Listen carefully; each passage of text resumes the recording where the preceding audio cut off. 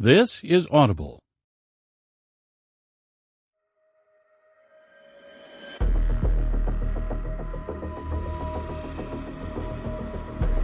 Hachette Audio presents Children of Memory.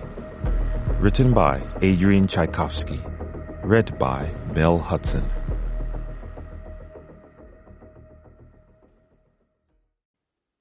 What has gone before?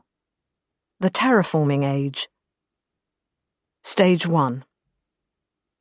Thousands of years ago, the humans of Earth reached out to the stars.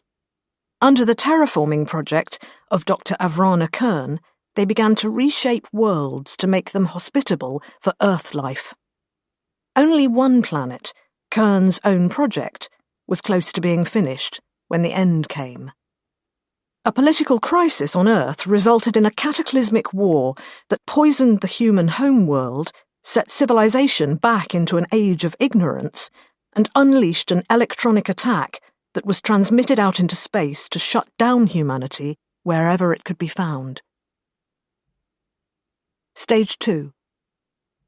On Kern's world, her facility had already fallen victim to sabotage, and she preserved herself as an uploaded artificial mind watching over the planet she had remade. An uplift nanovirus that had been released onto the world, intended to raise up primates she'd never had a chance to install, instead began its work on a variety of invertebrates, most particularly one species of spider. Stage 3.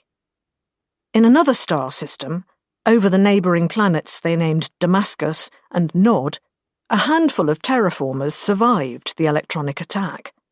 One, Dizrasenkovi, used the same nanovirus to uplift octopuses to build a civilization on the water world of Damascus. Irma Lante and others instead went to Nod, finding there an alien ecosystem, the first truly extraterrestrial life humanity had ever discovered. Stage 4. On Nod dwelled a composite microbial life form capable of recording all its past experiences within its cells. After discovering and analysing Earth biology, the Noden organism then colonised Lante and her followers, devouring and rebuilding and becoming them. In a tragedy of misunderstanding, the entity next spread to Damascus and destroyed the octopus civilization there while trying to understand it, leaving the octopuses living in orbit and space and in crisis. The Second Dawn and the Age of the Ark ships. Stage 5. On Kern's world, over many generations, the Porteid spiders developed a complex society, including organic technology and computing performed by colonies of ants. Stage 6. On Earth, humanity clawed its way back into space, rediscovering the records of its predecessors and the coordinates of the terraforming missions. The after-effects of the war had left the planet a poisoned wreck, so in desperation, Ark ships were built, fleeing outwards on the promise that there were other worlds out there prepared for human life. Stage 7. The Ark ship Gilgamesh reached Kern's world and encountered both the Porteids and the artificial intellect of Avrana Kern.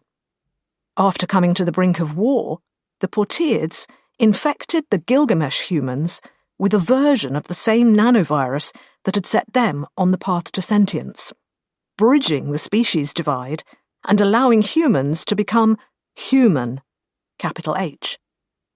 An uplifted species capable of recognizing the Porteids as fellow sentients, with whom they can share their world. The Age of Exploration. Stage 8. Generations later, a human Porteid vessel carrying an uploaded instance of Avrana Kern reached Nod and Damascus, encountering both the octopus civilization and the Noden organism. Kern found the latter desperate to experience a wider universe, now that contact with humans had shown it the true scale of existence. Kern convinced the entity that communication would provide it with the stimulation it needed, whereas devouring would only ever reduce the universe to copies of itself. Peaceful accords were reached between the inhabitants of Kern's world, Damascus, and Nod, the tentative beginning of a cross-species interstellar society. Stage 9. Later, after having had access to research previously off-limits due to the risk of Noden infection, octopus scientists tested out a refinement of a starship engine. This permitted faster-than-light travel within the bounds of relativity, allowing the new combined culture to travel swiftly between the stars. Their missions are now many, but chief amongst them is to search for and reach out to other life, whether alien, remnants of the terraforming age, or even ark ships from ruined Earth still trying to find a home. Dramatis Personae. Terraformers and their worlds. Avrana Kern, Kern's world. Dizrasenkovi, Damascus. Irma Lante, Nod. Boltil Rani Lortis, Nod. Renee Pepper, Rourke. Alex Tomasova, Rourke. Mikhail Elesko, Rourke. The crew of the ark ship Enkidu. Harest Holt, Command. Helena Garm, Security. Ulf, Engineering. Mazarin Toke, Science. Essie Arbandier, Classicist. Dustin Gemble, Science Second. The crew of the portiered vessel Skipper. Bianca, portiered Spider, in command. Avrana Kern, uploaded intelligence. Miranda, interlocutor. Portia, portiered Spider. Fabian, portiered Spider. Paul, octopus. Jodri, human. Gothi and Gethly, corvids. The people of Ymir. Lif, a child. Her parents. Moulder, her uncle. Garm, guard hog. Arkeli, counsellor. Yotta, a child, Lif's friend. The widow Blisk. Miranda, a teacher. Portia, a hunter. Fabian, an engineer. Paul, an artist. Part 1. The Ancient Mariner. The Ark Age. Long ago. Chapter 1.1. Not with a whimper, but a bang. The ship had shot Harest Holt full of all the right drugs to ensure a peaceful re-entry to life, but he hadn't been ready for what sounded like the end of the world. It had only been a subjective moment since they'd all been gathered in command, discussing the target, celebrating their success. Essie Arbandier, their chatty classicist, had even brewed up something alcoholic and drinkable from the Enkidu's ancient printers. Their success? Being further away than any of their people had ever gone, older than anyone ever was. A fragment of Earth that was, against all odds, going to live on. The ship was still holding together, and although Ulf from engineering had been dolorously tallying the failures and dead systems, the simple fact that he was alive to speak and they to hear seemed to cheat all probabilities, to cheat even certainties, up to and including death itself. They'd survived. They'd made it. Almost 2,500 years in silent, cold transit across the void. And now they'd even collected data. Back then, in that previous waking, Holt had been given a wealth of hope. The star system that they'd set their sights on was there, and if that shouldn't have been too much of a surprise, well, the planet was there too, immediately detectable. A system of 14 worlds tugging at their mother, the star, and one, fifth out from the sun, that the ancients had chosen as enough like Earth to transform into a paradise. Or that was what the classicists claimed, and what else did poor, fugitive humanity have to work with? As the drink flowed, the half-dozen of them had speculated about just what might await them there. Ulf talked about a pristine world, built for them by their unthinkably distant ancestors, and then left like goods with the wrappings still intact. As though somehow the ancients had been prescient, knowing of their own upcoming downfall, as well as that Holt's people would come to succeed them, eons later. That they had rebuilt a planet as a just reward for those who were to come, and then quietly left. And with that drink flowing, the thought hadn't seemed so outrageous. They'd toasted it. Essie, the classicist, had chattered away about what else the ancients might have left, the intact machines, the archives of lore, the wonders of their lost age. The ancients themselves, perhaps, living in some perfectly regulated society which would welcome their penurious relatives. "From Earth?" they'd say. "Why, we thought there was nobody left. Come in and partake of our plenty." Science Chief, bald old Mazarin Toke, well, they were all hairless as eggs, out of suspension, but he'd been bald before they went under, had come out of sleep blind and with one arm and leg withered. He wasn't taking it well. They'd printed him a mobile chair, and he had his second, Gemble, to act as his hands and eyes, but the drink had made him mean and dour, even as he celebrated with them. The ancients, he proclaimed, who would probably still be there, but having been cut off from wider Earth, they'd have degenerated into savages, living like beasts in a world designed to meet all their needs and present no challenges. "We'll probably have to hunt them for meat," he'd declared, with sour joy, and everyone had rolled their eyes, but toasted with him anyway. Only Helena Garm hadn't appeared at the impromptu table, cheering on the future. She'd been trying to glean more about the planet, their destination. It wasn't her job, they called out to her genially. It was, she said. She was security head, and what greater challenge did security have than the planet itself? She wasn't worried about beasts or atavistic ancients. She was worried about incumbents on the new world who wouldn't take kindly to a failing boat full of their distant relatives pitching up out of the black. "They'll have their own problems," she'd said, "of which we'll just be one more." And so she'd sat there trying to bootstrap the ship's instruments to full functionality while the rest of them celebrated. Once, just once, she claimed there was a signal, a transmission coming from that distant orb. But the ship hadn't recorded anything but static, and she couldn't repeat it, and at last she'd given up in disgust. They'd gone back into suspension eventually. Ulf had forcibly sobered himself up and run through all the proper checks. Engineering's final report had been sobering for the rest of them. The ship was in the red on almost every metric. "We almost didn't make it," was what they'd told each other. But they were so close now, just a short step across the icy abyss to their new home.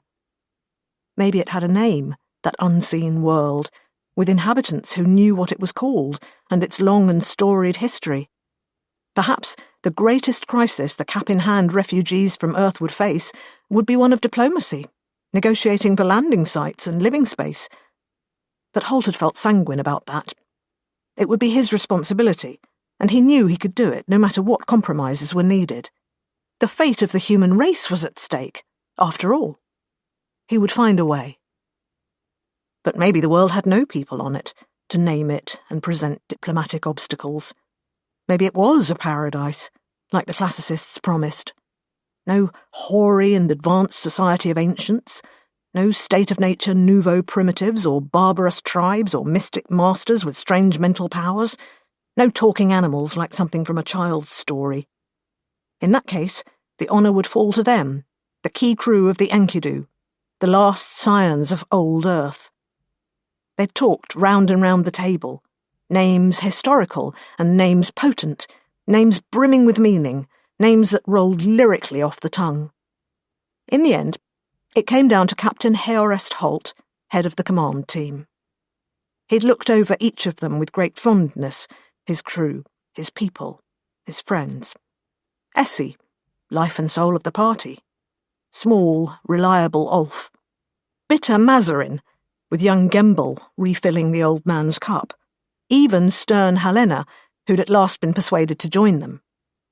They had trained together, all save Gembel anyway, who wasn't allowed to get a word in edgeways to make himself known. Unlike so many of the Ark ship crews, they'd been given time to reshape themselves around their colleagues until they fit like puzzle pieces. They were a team, and they'd done it. They'd piloted this Gallimafree of failing systems across actual light years, based on nothing more than fragile maps recovered from millennia-dead orbitals. And the star was there, and the planet was there, and hope was there. "Ymir," he'd told them all, raising his glass. Honestly, by that point in the proceedings, he couldn't have said exactly why. He just looked down his long nose at them and told them it was deep and significant and meaningful, while having the vague idea it was from some old story he'd read once when he was a child. A story with talking birds and strife, and new life being built upon the ruin of something vast and terrible. And Ymir seemed good enough to everyone, even to Mazarin Toke, and so they'd toasted that. Then it had been time to get sober again and back into the beds in the suspension chamber. If he'd wanted to sit and wait until their arrival, then the grandchildren's children of the children he'd never have would have grown old and died before planetfall. And now here he was, moments later, centuries later, in the middle of waking with grace and composure, about to set the new world to rights. But something had detonated. Abruptly, all the air in the suspension chamber was very keen to be out of the suspension chamber, and he, Holt, sitting up, yawning, was ripped from his pod and spilled across the floor. He felt a dozen hoses and ducts of varying degrees of intimacy yanked out of his body, and he knew he was going to die. Yet he didn't die. The air howled past him into nowhere, and then stopped doing that just as he was sure there was no air left to go anywhere. The deck beneath him shuddered to the thunderous closure of bulkheads. The lights died. All he could do was lie there, collecting himself, scrabbling for the last rags of that grace and composure he'd felt so full of a moment before. And he was command. He should be leaping into action, telling everyone what to do. Except he didn't know what to do. He didn't know anything. There was a light, just a little red one. He tried to get to it, managed to find his feet, then find the wall the hard way when he misremembered the dimensions of the suspension chamber. Found a bank of switches under his trembling hand. His fingers remembered how to open a channel, which was just as well because the rest of him had nothing useful to contribute. "This is Holt," he said into the staticky void. "This is command. What's going on?" After too long, the jagged, broken-up voice of Ulf came through. Engineering, the one department Holt really, really wanted to hear from. "Captain," from Ulf. "Hearest. Stable. We're stable. I think we're stable." And as if needing Ulf's reassurance before venturing out again, the lights in the suspension chamber came back on. Holt looked around, shrugging out of the open-backed gown he'd slept in, fumbling in the lockers for a ship suit. Ulf's pod was open, the lid now hanging off at an alarming angle. His own had slapped shut after ejecting him. Barefooted, he stumbled over to look at the others. Helena's was empty, the lid almost shut but trailing hoses caught in it. He couldn't put any good interpretation on that. Oh, perhaps she'd got the jolt at the same time he had, but had just gotten her head together more quickly. It seemed more likely, though, that Ulf had felt a stronger need to be secured than commanded first off. Essie and Mazarin were still under. Nothing needed science done to it, apparently, and everyone knew the classicist would be the last to be woken, unless one of the ancients was staring them in the face. Except, while Essie's readouts were all within tolerable amber, Mazarin's were either in the red or just out like blown candles. Ulf had fitted a new pod for him, after the mess the last one had made of the man, but perhaps the failing systems had been integral to Mazarin, and not part of the ship at all.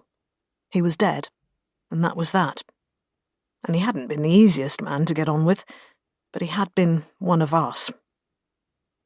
Holt started Essie's wake-up procedure and sent remotely for Gemble, the new science chief, too. While they were woken up, he liaised with Ulf about how bad things were, because he didn't want to go do his job without a full key crew, because he didn't want to even think about coming back here to find more red lights and fewer friends. Ulf looked smaller than he had been, shriveled in on himself by suspension, his ship suit seeming to pool around him as he perched on his feet. "Deceleration," he said. "Captain. Heo. I did everything I could. I ran all the checks." "We know," Holt said. "Just tell us." The Enkidu had survived all those long light years from Earth, coasting across the vast and silent depths of space with minimal system activity, just baseline power and the suspension systems. All the many thousands of pods, keeping alive the tiny crew, plus the vast population in the hold. The minuscule proportion of the population they'd been able to get off Earth. And things had gone wrong along the way, of course. Ulf and Holt, and a varying selection of crew members, had come out of their long death sleep to fix them. But overall, everything had proceeded as planned, because although space was full of hazards, it was mostly full of nothing. And that nothing didn't push the tolerances of the ship to breaking point. Then they'd finally reached the system they'd been travelling towards for longer than the recorded history of their civilization, and had been forced to slow down. As the Enkidu had fallen into an arc around the sun, using the drag of the star to save on fuel as they decelerated, something in the vast old vessel's vacuum-eroded hull had fractured. We've lost, Gemble was saying, high emotion and a natural stammer collaborating to choke his words off. 11,094 units of cargo, sir. 11,094, sir. Creator, forgive us! Essie Arbandier, now out of her pod, put a hand on Holt's arm, and he touched her fingers. And he shrugged her off. He shrugged her off because he had to, and asked, "How are we now? Hull integrity? Can we even make orbit?" Ulf was nodding, working with the Enkidu to model the damage and how much worse it would get the moment any more stress was applied to the ship. The stress of slowing down. The stress of altering their trajectory from a line into an orbital curve. The killing certainties of mathematics. "Going to hurt," he said. His projections sprang to life on everyone's display, and straight away Halina Garm started tampering with them, conjuring a deployment of their shuttles, their haulers, even the automated drones, how they might act as buffers to keep the battered old Enkidu together, spending their own integrity to protect the mothership. Holt slumped in his seat, the pair of them bickering back and forth, as he ran through all the other reports. Before the detonation, Ulf had already been trying to evacuate some of the cargo. He'd seen the problems, just not how bad they were about to get.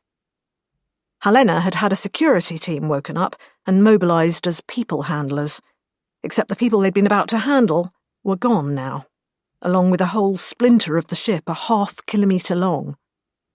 11,094 units of cargo, meaning suspension pods, meaning people. Essie had her own models, using the same vessels Helena was positing as structural buttresses. She was trying to save the lost cargo. Except the vast majority of that cargo was already beyond recovery, shattered, splintered, depowered, dead in their sleep, with their last memories an embarkation on Earth over 2,600 years before, objectively speaking. Maybe there were worse things, and maybe there would be more, because the ship was all flaws and vulnerabilities now, the hull and all its internal spars and struts and walls riven with weaknesses. "No," Holt told her. And she stared at him, betrayed, eyes red, but without tears because the suspension dried you out. "We save what we have." And he went through Helena's amendments briskly, with a commander's dispassionate efficiency. Yes, yes, no, yes. He authorised the expenditure of resources, when those resources were a finite thing and made up their world. Keep it together. And he kept it together, which in turn meant they would keep the ship together. Only later could he let himself fragment, when the single thing under threat of fragmentation was himself. They lost another 1,700 units of cargo to the final deceleration and approach, individual pods and fragments flaking away like the scales of a moth's wing. They also lost 3/4 of the fleet that Helena had mobilized, sacrificial offerings for the ship that launched them. They lost, and they lost, and they lost. And Holt and his key crew stayed awake and did battle against maths and the universe for 37 hours. Rowing against the wind, he thought, pulling against the tide, recasting the jagged claws of hostile physics as dark rocks and the stuttering instruments as sporadic lightning that simultaneously threatened them and lit their way. There were specialists and experts in that lost cargo. There were dreamers and poets and musicians. There were genius innovators and charismatic motivators and hard workers who would have made a difference had they ever been allowed to. Human beings, each and every one of them irreplaceable. It didn't matter that there were over 30,000 still showing green lights on the board. That didn't mean he hadn't failed. But he remembered his training. They'd been prescient, his teachers. You will fail, they'd said, and here he was, failing. You will fail, and when you do, you must do everything you can to fail as little as possible. Don't let the failure get its teeth into you. You will make decisions that come with a cost. That is command. Do not let the cost consume you. He had sat alone, like they all had, all the prospective ARC captains, hearing that cold party line, being told that he could care on his own time. But when he became the commander, then he had to decide instead. Decisions that meant lost cargo, dead crew, dead friends. Because something must survive. He'd made the decisions, and something had survived. Most of them had woken to see the Enkidu claw its way into stable orbit. Most of the cargo was still alive, oblivious, sleeping. Half of the required remotes and automata were intact, and following Ulf's repair protocols, triaging the human race as best they could. Most of the rest of the crew were also still alive, ready to be woken and take up the slack. Most of Heorest Holt was still a functional human being, and the parts that wanted to scream and beat at the walls were locked away for now. He told them, well done, even though he knew they didn't believe him, and he didn't believe himself either. Even though the scale of their losses was so great, almost 13,000 hopeful colonists who had survived 2,600 years of space travel, only to be murdered by the simple act of trying to slow down. But he had to look at what was left and tell himself it could have been so much worse. Back behind them, along that curving course they'd cut, between star and planet, was the very definite possibility that exactly 0% of either cargo or crew would have survived. They had rushed towards those rocks and poled away from them as deftly as was humanly possible, and they had lived, for a given proportion and value of they. That would have to be enough, because it was all they had. Every department was waking up a second shift now. He was about to hand off to his own deputy too. Only Essie was still doggedly plodding on with her work, because her role would become relevant now that the actual danger of disintegration in hard vacuum had been staved off. She was preparing for the possibility of contact with the ancients, revising her lexicon and composing initial greetings in a score of different dead languages, just in case. And that was probably a good thing because it kept her mind off everything she hadn't been able to do in the crisis. Well, shit, said Halin Agam, right out there and loud enough to snag everyone's attention. For a moment, Holt thought it was something new and catastrophic about to happen to the ship, but it turned out there were bigger things that could be broken than the pummeled old Ark Enkidu. There was the planet. Just as with the 13,000 lost hopes and dreams, it could have been worse. But these were supposed to be worlds that the ancients had walked on and remade. with their unthinkable technology, of which Holt's own was a mere shadow, an echo, a joke. That was the promise held in the star maps which those intrepid tomb robbers had recovered, and paid for with their lives in many cases. These were the homes their common and distant ancestors had prepared for them, all ready for the arrival of whoever actually survived the trip. It seemed Ymir was a drab dust ball, however. The poles were icy. The equator was desert. There were seas, and the seas were water. The temperate zones, where the climate wasn't inhospitably hot or cold, was rock, and a gritty substrate that wasn't soil because it didn't contain enough organics. "What's alive down there, though?" Holt asked, and for a moment he dreaded the answer. Nothing. There was something, though. The ancient terraformers had got just so far and no further. There was a kind of phytoplankton in the seas and a kind of lichen forming patchy sheets on the rocks. On the fourth try, Helena was able to get a remote down there without it coming apart during the stress of entry, and that gave them a little more data. As he said, they were engineered organisms. Not even an ecosystem, but the definite fingerprints of a process that would have resulted in one, had it moved on into a variety of other stages. But because the organisms at work were artificial and had been responsibly designed, they'd never evolved beyond their engineered state. Not in all the intervening millennia had these microscopic workers ever thrown off their shackles. "What have we got down there?" Holt asked, because this was how you did it. This was command. You did not mourn. You moved forwards. "Breathable atmosphere," Helena told him. 17 to 19% oxygen based on sampling to date, and that's it. There's nothing down there we can eat. Whatever we want, we have to make it ourselves. Chapter 1.2. Standing in command up on the Enkidu, looking over the first survey data of the planet Ymir below, Captain Heorist Holt had set his crew to find a solution. Brainstorm it. No idea too mad right now. The Enkidu's orbit was faultless, at least, and despite the damage to the ship and ongoing repair efforts, they'd been left with a workable manufacturing capacity. For small to medium-sized projects, anyway. Loss of the major factory bays meant nobody would be manufacturing a new shuttle or anything of that magnitude. While engineering patched holes, science tried to build a future with the broken pieces fate had left them. Then science told security, who weighed in with how people might actually live in it, or fail to, and everyone went halfway back to the drawing board.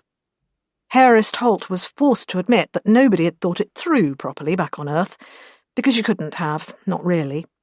Not being as ignorant as they had been of what was waiting out among the stars.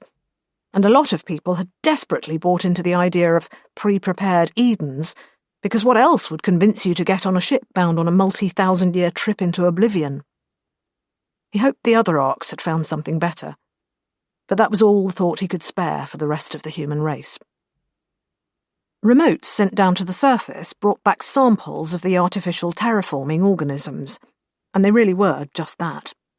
Gamble went into stammering rhapsodies about how elegantly engineered it all was, but that same sophistication meant there was nothing to them but their purpose. Plankton, microbes, and lichen set about with tightly controlled genetic limits that all this time hadn't served to break. No threat to human life, at least. Nothing that was going to poison them or infect them. Little machines, really, with even their populations controlled by the way they were designed so they couldn't run mad and cover the world in a festering microbial crust. Other than that, it was a world deader even than dying Earth had been when they'd fled it. Seas without fish, land without grass, skies with no birds. Not even the paucity of species Earth had been left with, the opportunists and the scavengers, when humanity had finally given up on their old homeworld. The Enkidu had a meagre library of genetic information and the ability to engineer some species. They thought life would be something their hosts would provide, but someone had at least laid in a little stock of knowledge against a worst-case scenario. They had some plants they could seed, some animals, livestock. It wouldn't exactly be an ecosystem, but it might be a cradle that people could live in, for a time, until something better came along, until they cracked some secret that turned Ymir into a paradise. Gembel had converted a chamber in the Enkidu into an Ymir terrarium, an Ymirarium, and was trying to get things to survive in it. The chemical balance of the dusty earth was wrong for Earth life. Not so wrong it would kill them straight off, wrong enough to have all sorts of long-term impacts. Could he breed plants that would filter out the wrongness and give them something to eat? Maybe. Research was ongoing. Gembel hadn't expected to be heading the science team, of course, save that poor Mazarin hadn't woken up. And Holt was asking the man to get a lifetime's worth of research done by yesterday, which was particularly harsh, given that Ymir's days were somewhere between 15 and 16 hours, a routine they were all trying to adjust to, and mostly failing. The years were just over 300 short days, and the axial tilt greater than Earth's, so the planet wobbled like a top, and the hemispheres traded harsh winters and parched summers, separated by what Helena described as lightning season. There was also a too-big moon, which had its own moon, making the tides a wild riot. This meant settling anywhere near the sea would be a fatal mistake. So much for maritime aquaculture. Gembel and Helena were both constantly devolving jobs to Essie Arbandir, on the basis that, in the absence of any ancients to chat to, she had basically become everyone else's stand-in.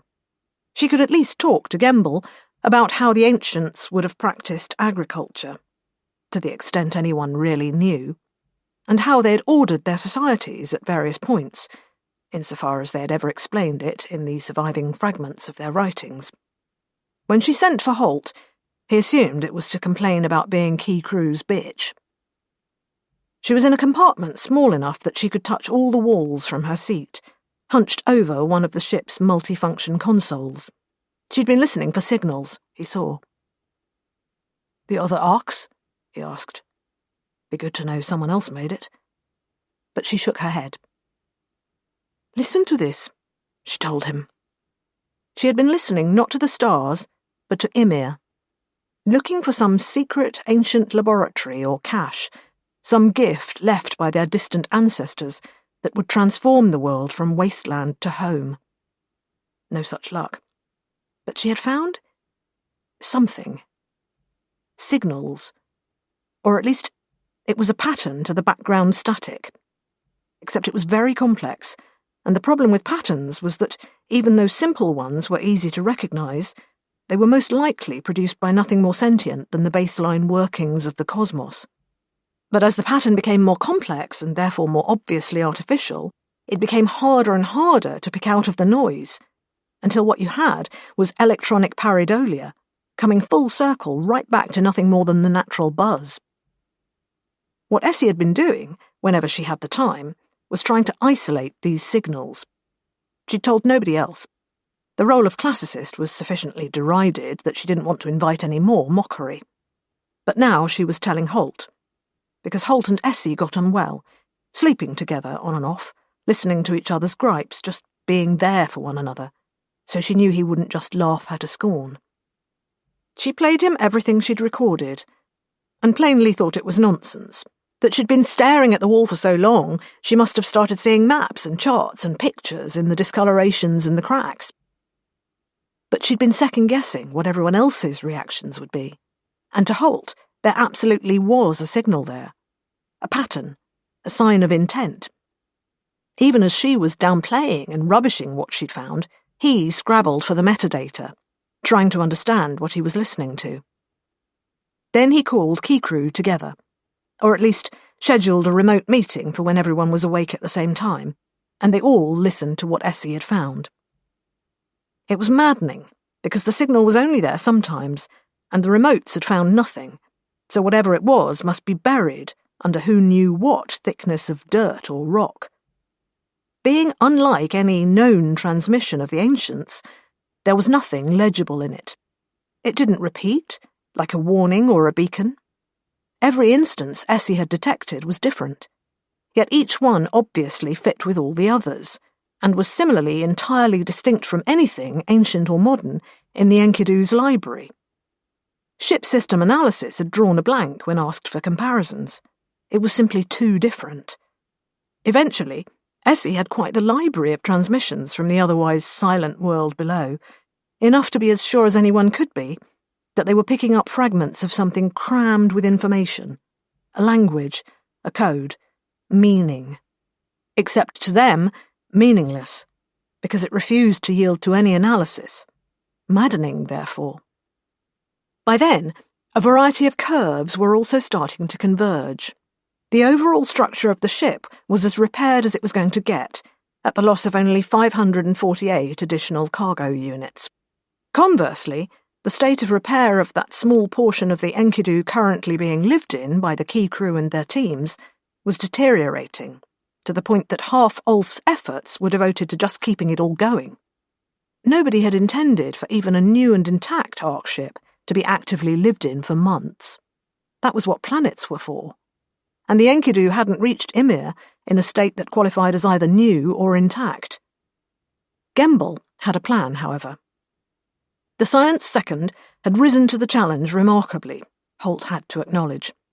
He was a terrible communicator, not just his jerkily impeded speech, but a general inability to convey anything with an awareness of other people's perspectives or existing knowledge. But he could delegate the presentation work. Where his abilities had turned out to be gold dust was in the area of crisis ecosystems.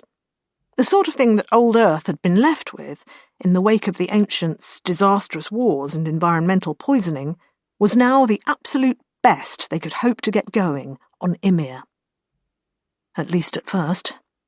Let's have some hope that we can make things better. Gembel had a dozen plants and 24 animals he could reliably recreate, grow and breed, and even prosper in his Ymirarium. Together, these species, given a chance to gain a foothold on the planet, would provide the living basis for a colony. A small colony. At least at first. With drone work devolved to security, Helena Garm had been running the planet-side survey. After Essie's discovery, she'd ended up as the classicist's own subordinate, trying to track down the source of the signals with the surviving remotes and their inadequate instruments. In the end, all she could do was call a virtual meeting and inform their various images, spread across the ship as they attended to their own tasks, of the best she could do. That she could just about narrow it down to a single region of the planet. A plain between the fluctuating banks of a river and some hilly uplands that looked, to the remotes scudding overhead, like a dead giant's knuckles. Geophysics scans suggest maybe something buried under the hills there, was her absolute best guess. Except we don't have either the power or acuity of gear to be sure.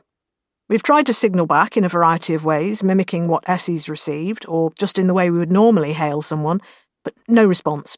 And it's not a priority. Surviving is our priority. Frankly, let our children look into it, when we've built enough of a future to have children in. Holt let the thought sink in. That if they worked really hard, they could carve just enough purchase in this barren world to make it a place in which there might be children, who might then endure another generation of it, and another, and another, and better, more and more. Except the thought still nagged, of something buried there that might hold... what? All the plagues and terrors of the ancients, locked up and incompetently trying to tell them to stay away? Or some vast cornucopia of wonders that would revolutionize the lives of those hypothetical children if they could only get to it? A lamp full of obliging genies. All the paradise they had been promised, which the ancients had never quite got round to releasing onto Ymir. And we looked for them everywhere else. There had definitely been ancients, the old empire, on this planet, or in orbit over it.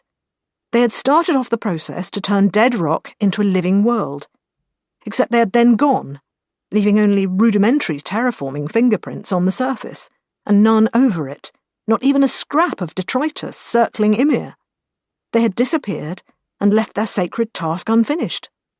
Now, Here was the Enkidu, with its systems failing and its diminished cargo, desperate to find somewhere to live that didn't require continual maintenance every moment of every hour of the day, however many hours that might even be. Go far, far away from the source of the signal, he told himself. But in the end, he couldn't make that call. The safe call. The proper decision a responsible commander should make. Because Essie had sold him on the promise of that fleeting signal without ever trying to. Because he believed in wishes and magic, elder gods and deus ex machina salvation. What if, buried down there, was the machina from which that deus might arise? "I've been going through the cargo roster," he told them. That was how he'd been taught back on Earth to refer to all the helpless frozen people they'd brought all this way. "I've produced a list of those to thaw out and prepare. People with skills. A first wave of colonists. Limited. We'll need to feed them for at least a year on what the Enkidu can provide. That limits colony numbers. And after that, if Gamble has done his work, we might have a harvest." The unfamiliar word, exotic on the tongue. "But we will need every pair of hands working at full capacity, and no more mouths to feed than that. The tolerances are very strict." A shorthand summary of all the days and nights he'd spent, short days, short nights, but they still added up, compiling this list of personnel that would give the new colony its absolute best chance at survival, that would give humanity its best chance. From key crew to their teams, and from their teams to the wider draft of lucky cargo who would be allowed to wake and live, and work, and die. The rest would continue to sleep, until Holt and his chosen few had hacked out that future from Ymir's inhospitable surface, enough that they could wake and step down onto a planet fit for wider human life. "I'm very proud," he told them, key crew and their aides and his own subordinates in command. "We've come all this way, and you've all worked so hard to make this even possible. Now, the real work begins. Start waking them up. Start loading up the heavy lifter." The Oceanabi, the one heavy lifter Ulf had been able to patch up after the carnage wreaked across their little fleet of launches in the process of just getting here. "You've picked a site?" Helena asked, because Holt had been holding out on them. He didn't want the inevitable mutiny his decision would spark, and he knew such a mutiny would be exactly correct, after which he'd have to backtrack and do something more sensible, and doom his children and all their children to a future of drudgery without hope of relief, without even the outside chance of magic, every lamp and bottle empty, not a genie to be found. So he showed them. They were to go down right near the source of the signals, hard up against the foothills, good open land where Gemble could get his hand-picked plants established, close enough to the river that they could try to seed some aquatic life, but not so close that the frequent tidal bores would scour the land clear of them. Perfect, unless the thing, if there was a thing, if it even mattered, was a problem. He looked at them, and they looked at him, and he saw they'd all been husbanding the same bad idea. The planet beneath them was 99.9% recurring hard toil, and no real chance of anything better. Just a tiny fragment of a percentage point of hope. They'd all wanted to go for that fragment of possibility, but knowing it was a bad idea, had not said anything. And now he was granting them this hope. Essie even said, on his personal channel, should have called the place Pandora. And later on, when they were together, he asked her to explain the reference. Some ancient's story he'd never heard. It didn't change anything. And anyway, those old stories were no more than that.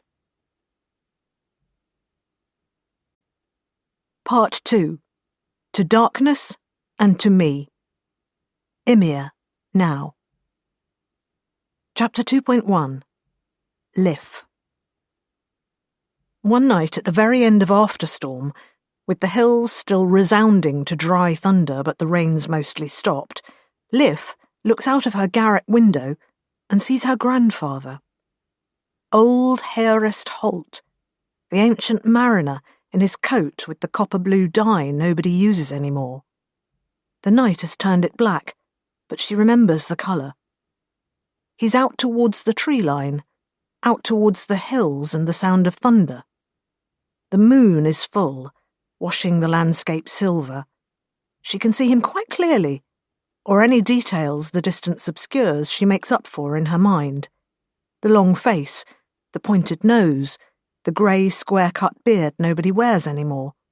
A man out of time, standing there before the trees that hang on the hills like a dark tide, forever about to rush down and obliterate landfall.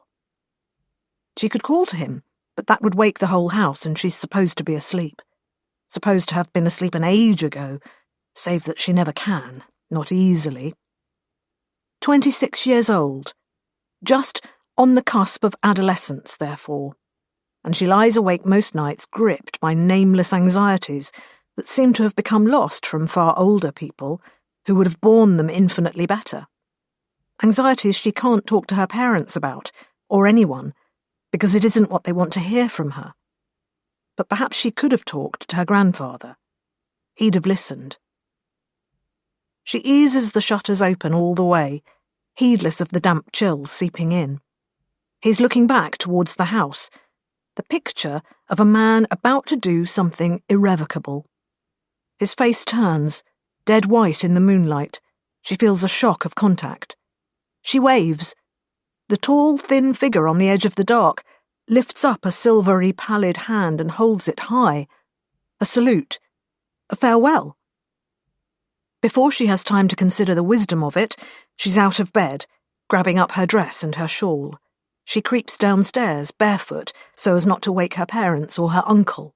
Shuffles into her shoes, the wood and pig leather cold and clammy against her bare skin.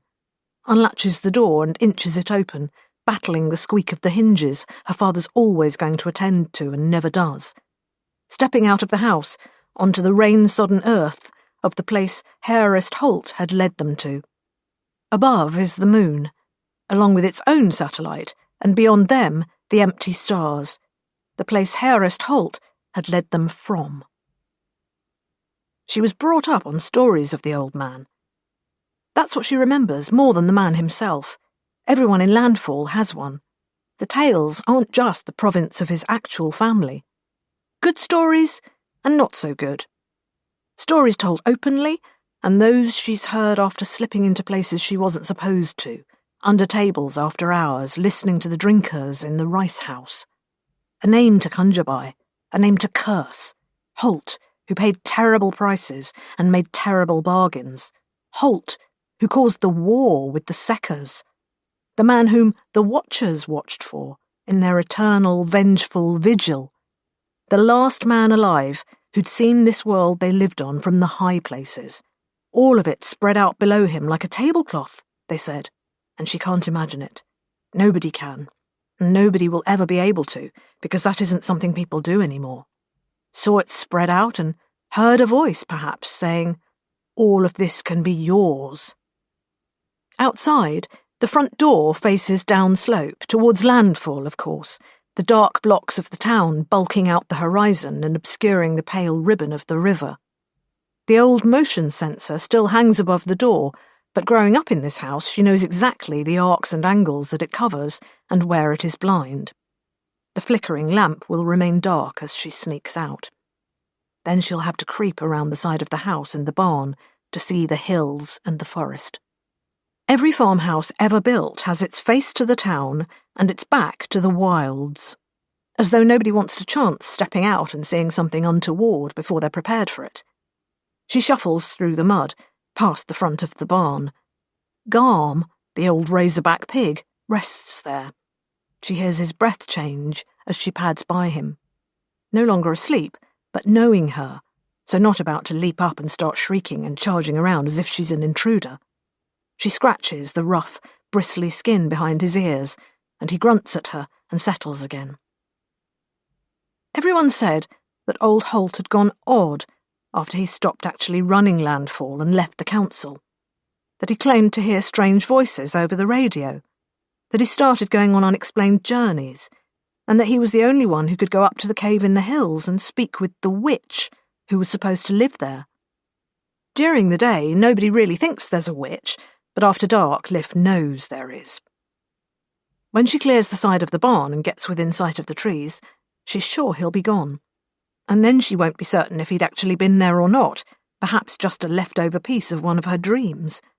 But there he is, a dark slice of a human form, before the far greater darkness of the wood, waiting for her, waiting to wave one last time before turning and walking and being swallowed by the trees. She runs, then stops. There is a wide swathe of grazing scrub between the house and the trees, which is the moon's domain, and she can see every curl and dagger of grass, every shrub, sharp and colourless but clear in the light. The trees are complete darkness, though, as if they had reached up and touched the night sky where it hung between the stars and invited that freezing void down to shelter beneath their branches where the moon can't reach. It's more than Liv can do to brave that dark. Grandfather did. He braved the greater dark, the real dark that dwells between the stars, everyone knew. But that was why he'd left the council. All the stories about mad old Harest Holt said the dark got into his head in the end, or else it had always been there from his journeying, and he'd brought it down to them, sheltered inside his skull. Then maybe it had escaped, unable to climb back out of Ymir's gravity well, and gone to hide within the trees. Maybe that's where the witch came from, whom nobody believes in, and everyone knows is there. The next morning she tells her father and mother and uncle, at breakfast, bold as the sun, about seeing her grandfather. The humdrum conversation of pigs and repair work and council matters stills, and they stare at her, the sole child at the table. Liv's mother wrinkles her forehead, exchanging that familiar look with her father. Liv's said something wrong again. "You can't have done, sweeting," she says, in that gentle, fragile tone her parents always use when they're worried about her, that can turn into shouting so very easily. "It must have been a dream you had," from her father, even as he looks over at her shoes, skewed by the door and still caked in mud. Liv shakes her head adamantly, so that Uncle Moulder snorts into his greying beard and makes that little finger circling in the air people do when they want to show someone isn't all there in the head. Liv's father glares at him, his brother, and nobody's favourite relative, but family is family. For a moment she thinks the whole business will be forgotten against the resurfacing of one of their regular familial stress lines. She'd rather it did, despite the shouting. She shouldn't have said anything.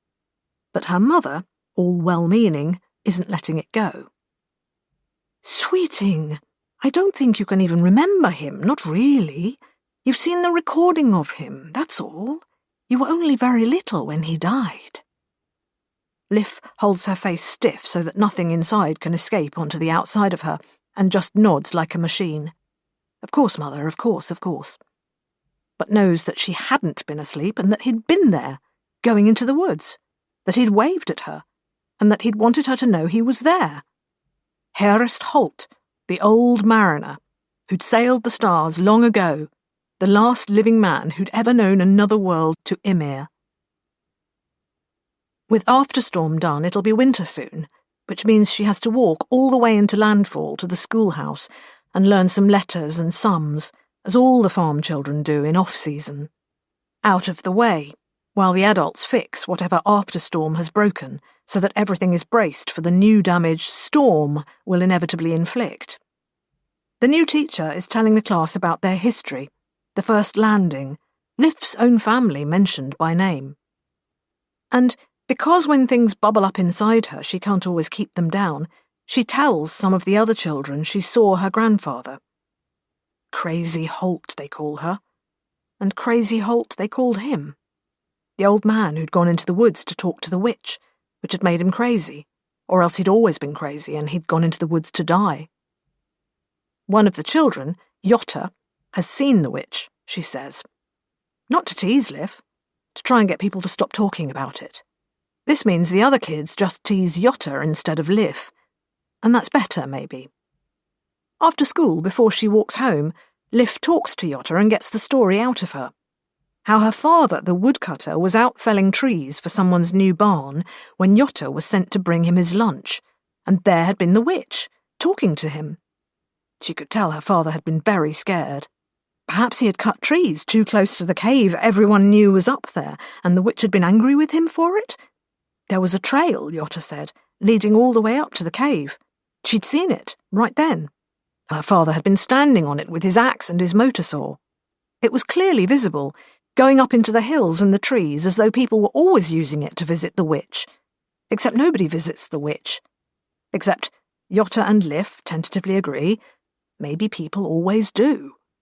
Because she's a witch, so when there's a problem nothing else can fix, maybe that's when you have to see if the witch is really there, because maybe she can fix even that, for a price. And everyone knows old crazy Hairest Holt had a lot of problems, which was maybe why he went into the woods to see the witch so many times. Maybe that's where he was going last night. That afternoon, Liv prepares for an expedition. The adults are all working on the barn, shoring it up from the inside, shout of voices and grumble of ailing machinery. They'll probably expect her to be within hollering distance in case they need anything brought or held, or some other small help that her small hands can provide. But if they holler and she's not there, they'll most likely not think too much on it.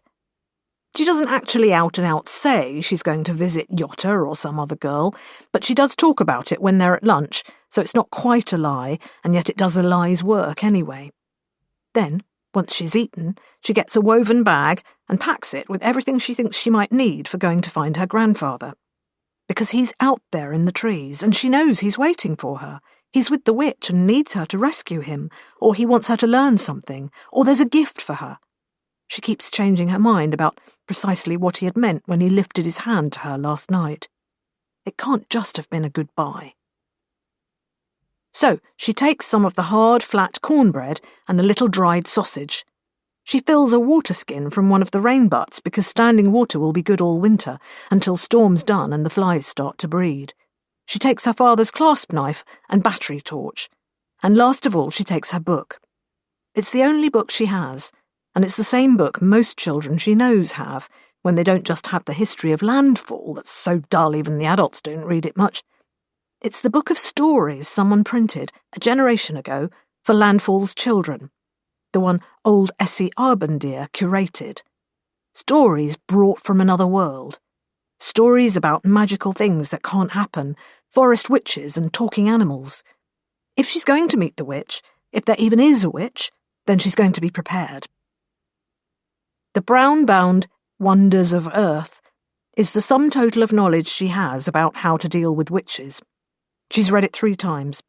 Witches always hate people, and yet resourceful little girls can win their grudging respect. Witches are always very clever and yet very stupid at the same time, each in very specific ways. They're always tricking people, but they can always be tricked. They're fenced around with rules that don't apply to normal people, but which they can't break. And if you know the rules, you can command them to do what you want, as well as use their great powers at your whim. That is how the stories go. Although sometimes they use words other than witch for the thing the story is about, such as genie or demon or artificial intelligence. Jota said the witch looked like a pale, strange woman, but Liv knows that doesn't mean anything. Witches are tricky that way. And so, with all the adults busy, she sets out into the woods with her bag and her book and searches for where Jota had said the trail was, leading to the witch's cave. She's never noticed a trail there before, but it's where Jota told her. Just a winding path that feet have made between the trees. Not many feet, not often. And while Ymir's impoverished ecosystem doesn't have much to obscure such things, the torrential rains of afterstorms should have obliterated it, washing these slopes clear of anything without a good clutch of roots to hold it in place. Once, nothing had roots, and these slopes were a constant battleground between erosion and what her teachers call the basal system, the things that were here before people came. And they are still here, making it possible for people and trees and pigs and rice and catfish and flies and the dozen or so other species to live on Ymir. The trees have done well, for a given value of well. Ymir doesn't really suit them. If they had a voice, they'd complain that the summers are too hot and the winters too cold, and the intervening seasons too wet and riven with lightning. Yet without competition, they've spread to carpet these hills, a sparse-spaced conifer plantation now self-replicating out from its original site in every direction people will let it. Seeds flying with the wind from opened cones when afterstorm comes, new seedlings taking root in any patch of ground that will take them, from here to the horizon and beyond. They say her grandfather planted these trees first. Or that's what her family says, anyway, and old Herest Holt is something of a lightning rod for firsts. She wonders what he thinks now, seeing that initial work spread so greedily across the world. Not greedily, but desperately, like a parched man searching for water. The trees all look half dead, compared to the pictures in her book, but that's what trees look like, earth trees on Ymir. Their lower branches are bare, and the bark peels away from boughs like exposed bones. A carpet of needles is beneath her feet, busy with worms and beetles that digest it all and turn it into better soil which the next rains will try and wash away. She's not allowed to go into the woods. In the stories, there are beasts that prey upon girls who do just that, and sometimes they talk, and sometimes they just devour. On Ymir, there is always a loose community of escapee pigs scratching a lean living on pine cones, but nothing more. What there might be are seckers. Liff imagines gaunt, starved-looking men and women come with knives and vengeance to do evil to the good people of Landfall. The threat everyone talks about, but nobody's seen. Because they look like us, she thinks. Because they're already here, pretending to be from the far farms, pretending to be us. But that's Uncle Mulder talking after he's been at the Sake. Liff doesn't really believe it. Besides, if she's in one of those stories, then she's the resourceful girl who can outsmart the talking animals and impress the witch, and maybe save her grandfather from whatever trouble he's in and bring him home. That would make her mother happy and show Uncle Mulder. And she would have a story to tell at the schoolhouse. She would be Liff Holt, worthy of the name she inherited from the first human being to step onto Ymir, the very first off the shuttle, Captain Herest Holt. It's around then she realises the path isn't there anymore, gone so utterly and without trace that she wonders if she ever actually found it earlier. She'd never seen it before Yotta mentioned it, after all, not in all her wanderings. Perhaps it was no more than a runnel of rain, rather than a road into the deep woods up into the hills to a witch's cave. There aren't any witches after all. What there are lost girls in the woods. Unlike witches and talking animals, that's something the real world can stretch far enough to accommodate. She stops walking, stands very still. For what it's worth, she takes out the clasp knife and cuts an arrow into the nearest tree, telling her where she was when she realised she was lost, and which direction she was moving in. She looks for her own footprints, but the carpet of shed needles has swallowed them smugly, the seething beetles the rain hatched out devouring them like little corpses. She looks for landmarks. There is one lichen-encrusted rock that the trees have grudgingly had to grow around rather than unseat. It is almost as tall as she is, rolled here by the rains an age ago, and now a permanent resident, penned in by trunks.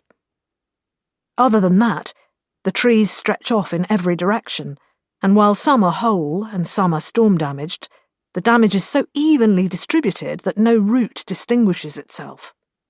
She has only her carved arrow to cling to, and who knows what direction she was actually travelling in lieu of a path. Downhill, she tells herself. Downhill is home. But she finds her feet had been taking her downhill already, and the problem with hills is that they go up and down anyway. Uphill, she tells herself. Uphill until she can get high enough to see where she's going, and where the real up and down are. She isn't panicking. She is Herest Holt's granddaughter. He found his way all across space to deliver his people to Ymir. she will find her way out of a wood. So she goes uphill, but there seems to always be more uphill, and she never gets high enough to see past the infinite perspective of the trees. She moves downhill again, but somehow there's always an uphill past the downhill, as though every step can only take her further from home.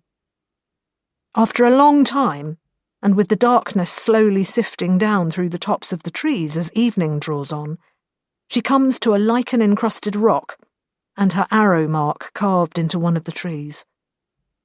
Only then does she surrender and seek help. She drinks some water and eats some bread, thinking of the one story where children in a wood leave a trail of crumbs, and wondering what woods those were, without the ravenous beetles that are even now queuing at her feet for anything she might drop. Then she stands up and starts shouting, calling for help, just making a noise. Right now, even if the Seckers turned out to be real and turned up to catch her, at least she could talk to them. She could be the clever girl who tricks the monster into letting her go and falling into its own cooking pot, rather than the stupid girl who walked out into the woods and never came back. Her voice echoes back from the hills and is simultaneously muffled by the trees, but she continues to yell and scream as loud as she can, for her parents, for her grandfather, for the witch and the roving bands of Seckers. Aren't they supposed to steal wayward children? Why are they passing up on this golden opportunity? Then she's hoarse and raw, and very, very certain that her voice hasn't carried as far as home, or anybody's home. Only the beetles hear her, and none of them turns out to be the useful talking sort the stories are so fond of. When she turns around, there are 2 people there. She screams again, seeing them. They're only a couple of meters away, having snuck up on her as she made all that noise. 2 people in long coats, as though they've been travelling in the rain. Strangers, with sharp noses and dark eyes. One of them is standing, the other sitting on the rock with knees drawn up to chin, bringing their heads to almost exactly the same level. Their faces are very similar, brother and sister close. She isn't sure which is which, until the seated one speaks, sounding female. "She isn't supposed to be here, Gethley." She cranes forward to pin Liff with her sharp black eyes. Gethley, her brother, has no expression on his face, compared to his sister's look of piercing inquiry. Liff has never seen a face quite that drained of all animation on a living person before. "Gethley," the woman says again, eyes never leaving Liff. "She's new." "Can we eat her, Gothy?" the man asks absently, and abruptly Liff is the girl in one of those stories, knowing that she will have to be very clever indeed to escape these 2. Clever, because she knows just running won't help. And even as she has this thought, the woman is off the rock and right at her elbow in a flurry of dark cloth. She examines the mark carved into the tree. "New," she mutters, cocking her head on a neck that seems too fluid, staring at Liff. The man is at her other elbow, again very still after so sudden a movement. The woman starts picking at the sleeve of Liff's coat, at her back, fingers feeling the cloth even as she stares at everything she touches. Neither of them make eye contact with her, though they are constantly looking at each other. "I'm going to visit my grandfather," Liff gets out. "I'm taking him these." Torch, knife, book. Breadcrumbs. All that's left of the crust she brought. And then, because the admission costs her nothing but pride, "I lost the path." "Path?" the woman echoes, looking to her brother again. He hasn't actually looked at Liff once, but now he says, "Yes, the path. You remember. From that time there was a path." He sounds like he's making a joke that Liff isn't supposed to get, and his sister Gothy doesn't seem to get it either. "Path," she says again. Then, with a shock, Liff realises she's been looking at the path all along, staring at it but not seeing it amongst the needles and the beetles. A trail worn by a few feet since the rains. Maybe her grandfather's feet, and now hers. But the dark is closing in, stealing between the trees and trying to cut her off, and she suddenly doesn't want to meet the witch, not even to save her grandfather. She wants to go home, and thankfully, some clever girl has cut an arrow here into the tree to tell her the way she was going, so she just needs to head the other way, and it will lead her out of the woods and home, so long as she keeps to the path. So long as there is a path.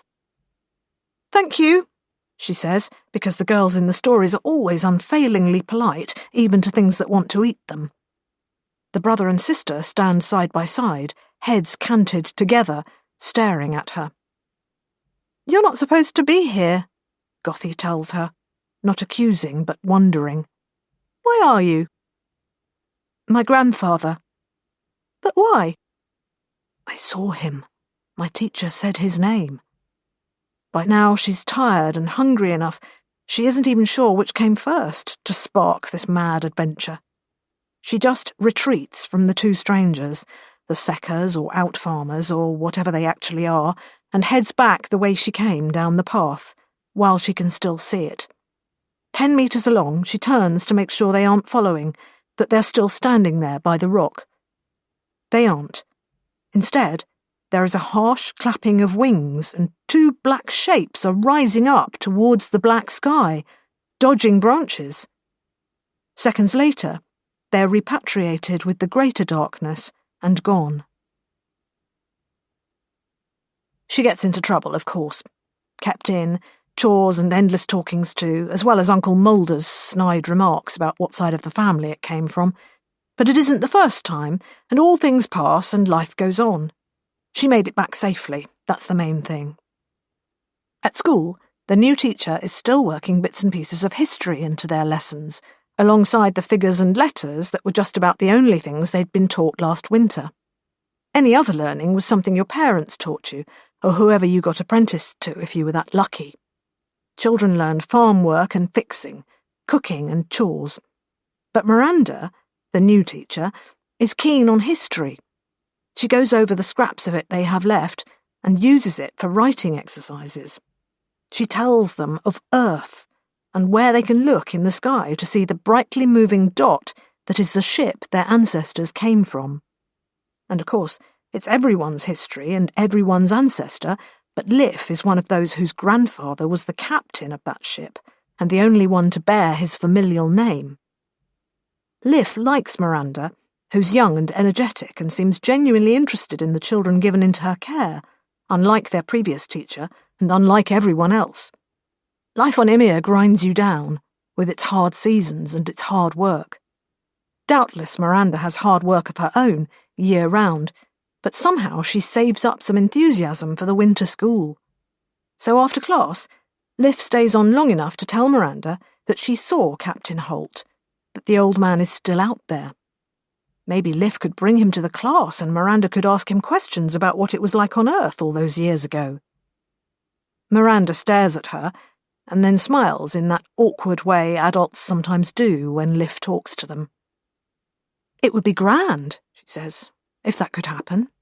Think of what we'd learn." The light in her eyes outshines the wording of what she's saying, and Liff looks on her even more favourably for that. She sees the looks Miranda gets from other people, though. A young woman, unmarried, come to landfall from one of the out-farms, hence no family in town.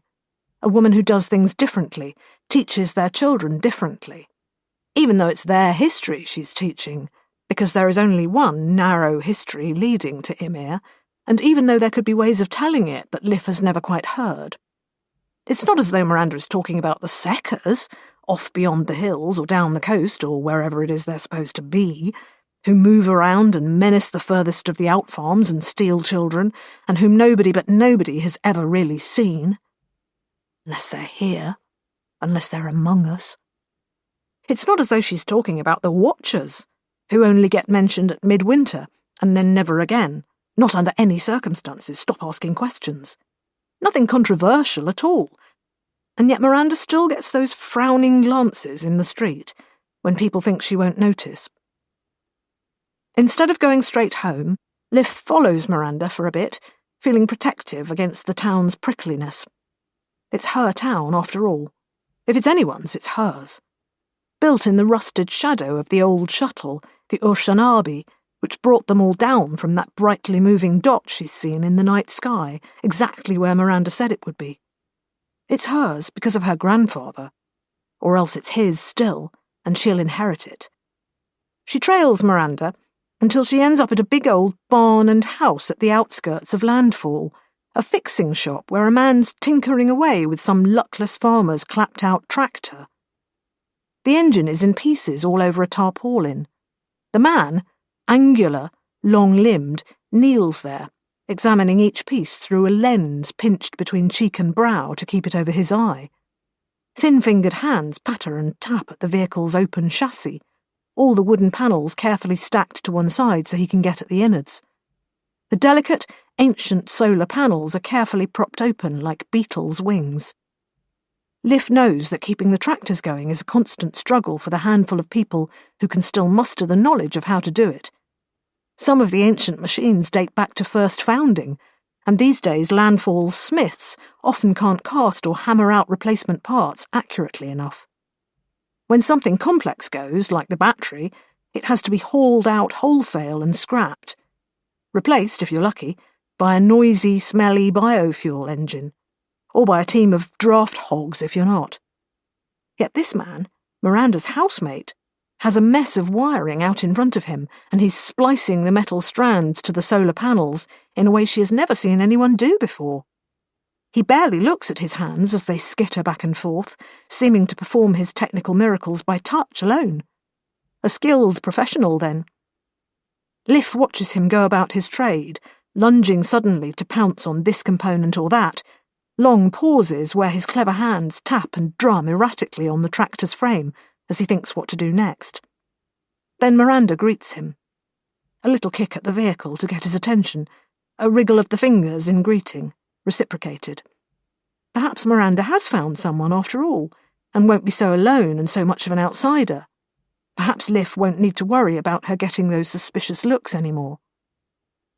Except Liff finds someone who lives nearby, pretends that she has a father with a tractor in dire need of repair, and asks about the fixer. More dark looks. He's new, come in from one of those out farms that couldn't scratch a living. And yes, he's bringing trade to this part of the town. He's useful, he's clever with machines, but he's not local, and they don't know him, and that means they don't like him. Liff wonders if he and Miranda came in from the same failed out farm, because otherwise it's two strange people meeting together in the same house, out of sight. She feels that would be worse, in the eyes of the long-time Landfall residents. Clever little man, though, able to breathe life into a dead machine that everyone else has given up on. Almost as if there's more knowledge in that squat head with its tousled hair than someone should have. The neighbours seem resentful, even, of the fortunate after-storm winds that blew him into town. Bring him a radio or thresher or call him out to your generator, they say, and Mr. Fabian'll have it working again. They don't like it, however, as though he's one of her storybook goblins that can spin straw into gold but at too high a price. Midwinter means remembrance. On the coldest, longest night, everyone ends up standing outside in the centre of Landfall, around the great, gnarled trunk of the first tree. And it is everyone, or it seems to be. Liff climbs up the porch of the rice house and sits on its roof, looking out at a sea of heads, clumped into families, neighbourhoods, trades, drinking buddies, whatever little cliques people naturally fall into. There's the smell of sausages and bacon on the air, because a few days before there was a carefully judged slaughter of the swine herd, cutting the throats of just enough animals to ensure the town will have meat and tallow and leather, and the fodder stock will last the winter. Now some of that meat is sizzling on the fire. This is the feasting night when everyone, no matter how lowly, gets animal protein. Liff scans over the crowd, picking out the families of the children she knows from neighbouring farms or from the schoolhouse. Many of the children are also perched up on anything that'll take them for a good view. Some of them wave. Some make faces. Then she sees Miranda, who's standing up against the schoolhouse door. Mr. Fabian's next to her, and a big scary-looking woman who Liff thinks is his sister. come in from the same out farm as him, but spending most of her time hunting feral hogs out in the woods. Liv has become quite the expert on her teacher's social circles, out of an obscure protective streak. Except everyone Miranda spends time with out of school hours seems to be some species of oddity or outsider, and that would be a worrying picture for anyone else to put together, the way people are these days. Then everyone's kindling their yellow candles, passing the lighters round so that the crowd becomes its own starfield. Councillor Arkley is up on the big grit block before the council house, reading out the old words. Liv reckons her grandfather probably wrote them. It's not something anyone has told her, but familial pride insists on it. Officially, they're just the words the founders said when they had their first remembrance, just as there are other words they say for Thanksgiving, which comes roughly before harvest, around summer's end. But someone had to have said them or written them down first, and for Liv, that means Herest Holt, boldest of the star voyagers. Thanksgiving is all about being glad they got here from Earth, that the engineers kept their ship working, and that the ancients made Ymir safe for people to live on. Basically, life is hard, but be grateful it isn't harder. Remembrance is different. Nobody really says why, and Liv listens to the words, or what she can make out of Arkley's voice over the susurration of the crowd, but they are obscure. They carry a burden that slowly stills the murmurs and the chatter, until by the end of the speech, everyone is actually close to quiet. Then she hears, "Hold to the memory of our pledge, that there are things we shall not abandon. Though our travails be hard, we do not forget. They shall not grow old as we grow old. There are no years nor seasons where they sleep, and when our long winter turns, and blooming brings us to the summer of our power—" Old words. Beautiful words, Liv thinks. Sad words, but she isn't sure why. She has asked. You can be sure she's asked. There isn't a question that enters Liv's head that doesn't exit her mouth. Only most of the adults don't seem to know, and that's par for the course for most questions Liv has. But uniquely, those adults she's found who do know, and it's anyone who's served on the council, her father included, won't say. They won't even really meet her eyes. Something bad happened, and the remembering of it is in spite of people's preferences, not because of them. It's a burden. Nobody wants it. And the uncomfortable solemnity of those who know creeps out into the crowd to infect all those who don't, until everyone's completely silent and still. One more year, and no more answers. That night, Liv has her midwinter dream. She never remembers she's going to have it, but when she wakes, she'll know she's had it for the last 15 years at least. Then by the end of the day, most likely she'll have forgotten it again, until it ambushes her once more the year after. In the dream, she's right there in the centre of landfall, just as she had been last night for remembrance. Only there aren't any crowds. It's the flat, clear light of a winter morning, dry as bones because they'll see little rain until storm comes in 60 days or so. Nobody's about. Every door is hanging open. She could go into anybody's house right now, see the insides of places she's never explored in waking. And of course it's a dream, so she never thinks to, though she kicks herself for the missed opportunity the next morning. But in the dream, it's not an opportunity. Having the town to herself isn't a good thing. She runs from place to place, impossibly fast, covering the distance from the first tree to her home, from there to the school, to the rice house, to everywhere she knows, and there's nobody. No sound, no animals, and the fields are barren. Nothing but the vacant, hollow buildings spread out from the rusted wreck of the shuttle that brought everyone's ancestors here. The buildings are all tumble down as well, as though there haven't been hands to fix and mend for years. It's just them and the silence and the big empty sky. And her. Just her. The last. The horror of the dream isn't that everyone's dead. It's that she's still alive. Then she wakes on the morning after remembrance, as she has done every year for most of her life. the dream perhaps brought on by the words and the strange covert looks of the people who know, and too much rich food too late at night, and an overactive imagination, no doubt. She's told her parents about the dream, but what are they supposed to do about it exactly? Except point out that dreams aren't reality. Uncle Mulder does that circling gesture with his finger again, and she stops telling people about her dreams. She's 26 now, which by the old classroom reckoner would be not quite 13 on Earth. Old enough to be drafted in for any task on the farm, too old for stupid questions or paying any heed to dreams. Except, when she wakes from the dream this year, there's something different. Something she doesn't even recall noticing while she was running through the empty dream streets of Landfall, but recalls in retrospect. That huge, yawning winter sky, the flat grey sky of the dead year, hadn't quite been empty. She'd seen 2 dark dots casting overhead, dark wings in a bright sky. After remembrance, Miranda moves on from history. Because, Liv realises for the first time, they've done history. There isn't actually that much to tell. There's the pittance anybody knows about Earth, and there's the journey, and there's the founding, and then there are the generations from her grandfather setting first foot on Ymir all the way up to now. Miranda even seemed to pad it out a little, adding details nobody had ever heard before, things about Earth that sounded more fantasy than history. Information about Holt's ship that Holt himself had never mentioned. Until some of the parents came to speak to her one day after school, and she stopped inventing new things nobody had ever heard. So that's it for history, boys and girls. Somehow Liv never thought about that before, how shallow the foundations of Landfall are.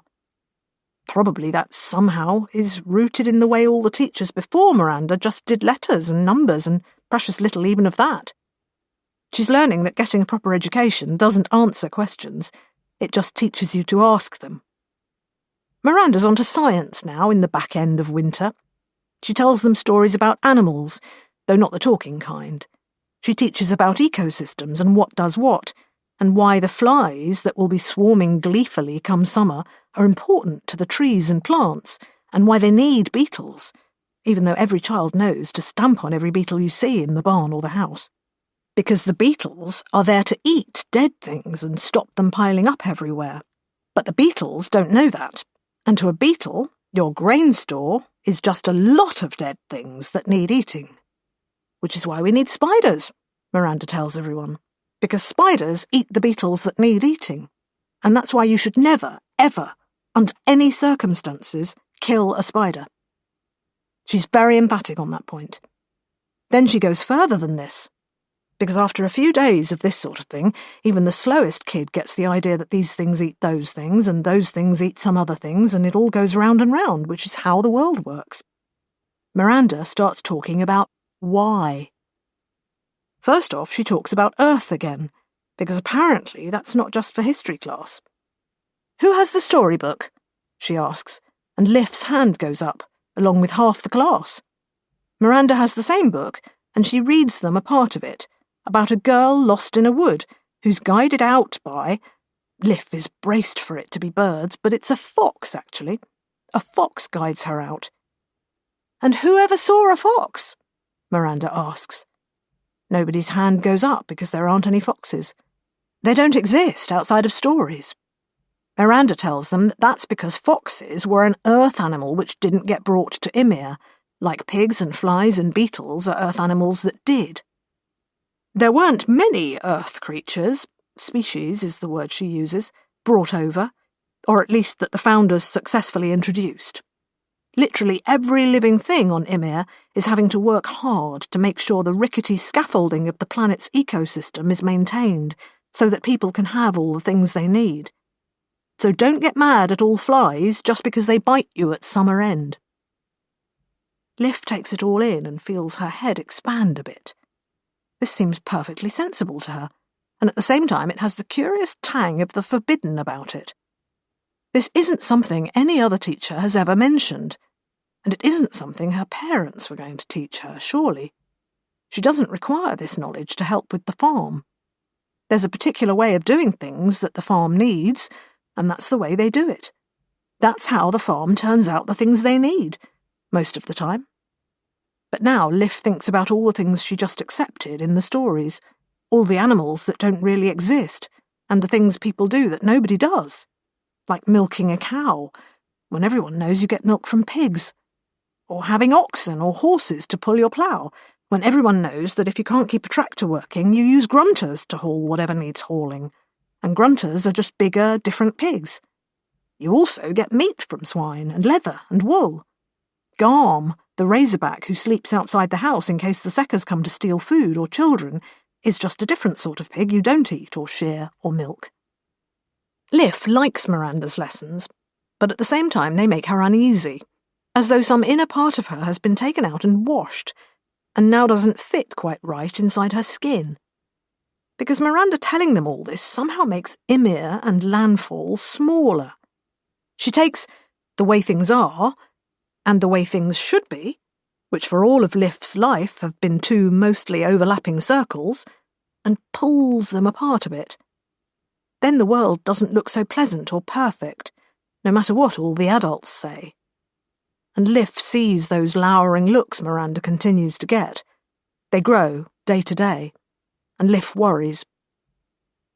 After one morning's lessons, she stays on after and helps her teacher clear up the slates and the chalk, and asks about the birds. "I'm afraid there aren't any birds on Ymir," Miranda says. "That's not one of the species they brought." "But I saw them," as the two of them leave the schoolhouse. "In the woods, when I was looking for my grandfather. Like I told you." That awkward look again, like adults get, but from Miranda it cuts deeper. "Liv," striving desperately for diplomacy, Liv can tell. "You know you can't possibly even—" "Look!" pointing up at the sky. Perhaps it's just because she doesn't want Miranda to finish that sentence, but Providence is there for her, this once. 2 specks, circling over Landfall, just like in her dream. Miranda squints up and her mouth opens to deny it, then shuts before the denial can venture out. "Damn," is all she says, and after that she won't be drawn. Chapter 2.2 Miranda. Almost fitting in. Enough that she's been here for a season without quite appreciating she hasn't, after all, understood these people enough to pass as one of them. Miranda, the teacher. The spy. They're on the lookout for spies, and that's just one of the things she didn't understand, which has set her just slightly out of sync with the rhythms of life here. Everyone, or at least most of the adults, keeps an eye out. On the farms past the edge of Landfall, they have guns and they have dogs. Or not dogs.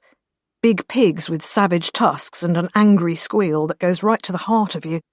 Intelligent as pigs and loyal as dogs, they'll set up a ferocious squealing racket if a stranger so much as pauses by the gate. Nobody talks about why. And the remembrance which just passed, as she stood awkwardly with Fabian and the others. Those curious words that were obviously just the words we say, beyond anyone's real comprehension or recall. There wasn't a chance she could just go up to someone and ask, "So what is the cultural significance of all this exactly?" Because everyone knew. And if you asked the question, you would suddenly become one of those people they were all covertly looking out for, although nobody was saying why. She didn't want to cross that line. She didn't want to find out what they'd do if they found out she wasn't an us, but a them. It was maddening, because nobody had quite said who they were. The preliminary education she'd had before arriving had hinted at a belief in a them, but she hadn't taken it particularly seriously. It was surely just an eccentricity of the locals, a folkway worthy of study. So the idea had passed under Miranda and the others' cultural radar for quite a long time. It was as though there was a bogeyman, a monster in the dark, a lurking presence out in the woods, and to name it would be to invoke it. Seckers. The occasional chance mention. A curse, sometimes. She and the others had sat down in the workshop Fabian had taken over and discussed it.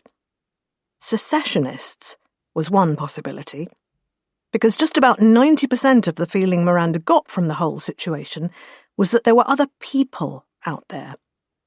Right up until she got to the reason why nobody ever looked at the problem straight or talked about it openly. If there was a rival community of people out there, competitors for resources or space or political power, or opposites in ideology, then you talked about it. That was just common sense. You used the threat of them to weld your community together. You defined us by not being them, and to do that, you needed to define them between you, reviling them and making effigies to hang up and all the rest of the circus. You did the same, and even more so, if there wasn't really a them, but you wanted to pretend there was to fake that same community cohesion. But that wasn't how it worked here in Landfall. Her fellows reckoned there wasn't a them, because they would have been able to hide, not only from the Landfall locals, but from the preliminary reconnaissance that Fabian had run before they'd arrived. In open discussion, Miranda agrees. Privately, she wonders.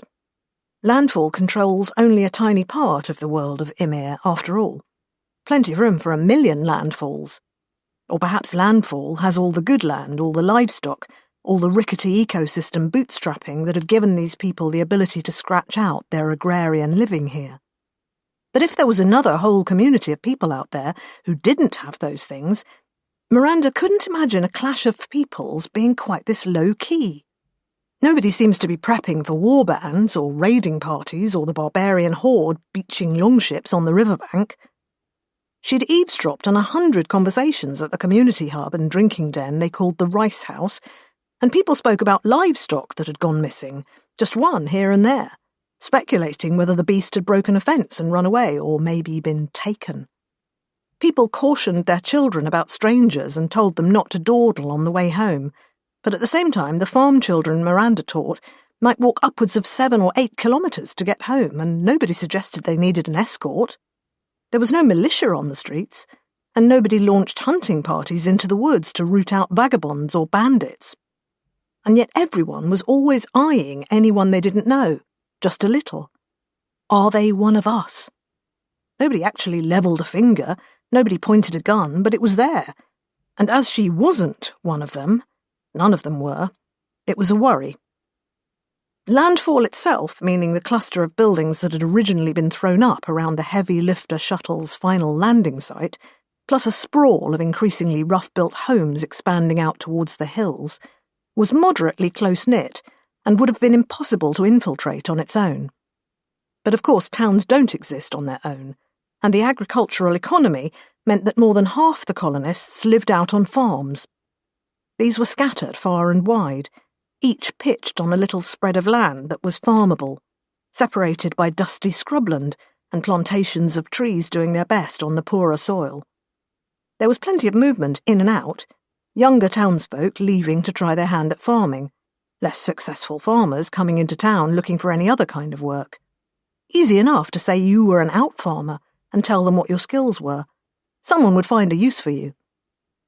And because all of Miranda's peers are somewhat vain and precious about themselves, to be frank, and nobody wants to be just someone's drudge, they've all ended up a little more prominent in the community than is likely prudent. Miranda is the teacher, for example, because those who are as comfortable as her with their letters are mostly the administrative body governing the town, and they have better things to do with their time than herd children. Fabian is already known as a good hand with fixing anything, making him simultaneously valuable and disliked, as though he is cheating somehow, which he is, given he's drawing on a well of technical knowledge entirely denied his competitors. And his sister has mostly given up on the whole town business and spends her days hunting escaped livestock in the woods. Because when swine go mysteriously missing from the farms, people might mutter darkly about thieves, but animals breaking fences is generally the explanation. She hasn't met anyone who looks like a secker to her, but then she doesn't know what seckers look like. According to those eavesdropped conversations, they could be just like a regular landfallen. Just like Miranda. That evening, after yet another awkward chat with Liff, She retires back to Fabian's place. He's closed the repair shop and is up in the living space above it, working on his current side project. It's not quite a cover-breaking thing, but she worries he's pushing it.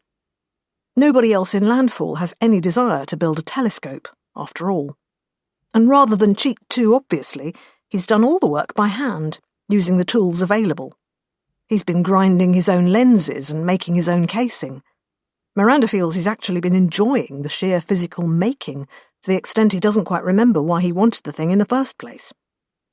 It's hard to do with human hands, which of course is an extra challenge for him to overcome. But tonight he's finally finished it and has invited everyone for a little private party to celebrate. He's pointed it out of the dormer window set into the slant of the roof, a design now used as a precaution for when storm starts, when it might snow more than anyone can plausibly deal with. She's seen where the original colonists' flat-roofed printed habitats were hastily converted in the same way to stop them being buried. But for Fabian, this simply means he has a good vantage point from which to look at the stars. Or if not the stars, the nearer celestial bodies. They're all inside when she arrives. Portia has brought food, because Fabian typically forgets all about things like mundane biological needs when he's in the middle of a project. Now she's sitting in one corner, ostentatiously sharpening a knife, while Fabian rattles on 19 to the dozen about optics. Paul has brought the children, all of them, and they're running wild about the room, each brandishing a different prize stolen from Fabian's toolbox. Paul himself is in one of his reveries, as per usual, neither engaging with anyone nor trying to govern his unruly horde. They make quite the picture, altogether. If a native landfallen wandered in right at that moment, the game would be up. No chance of pretending they were just 4 normal, regular people born to the hard soil of Ymir. Portia's doing the eco work, so Miranda sidles up to her, weaving round 2 of the children who are charging about with hammers. "Birds," she says. "You said there weren't any." "No birds," Portia confirms. Fabian is trying to explain something to her about focusing, and she flicks him hard on the nose, sending him off in a wounded sulk.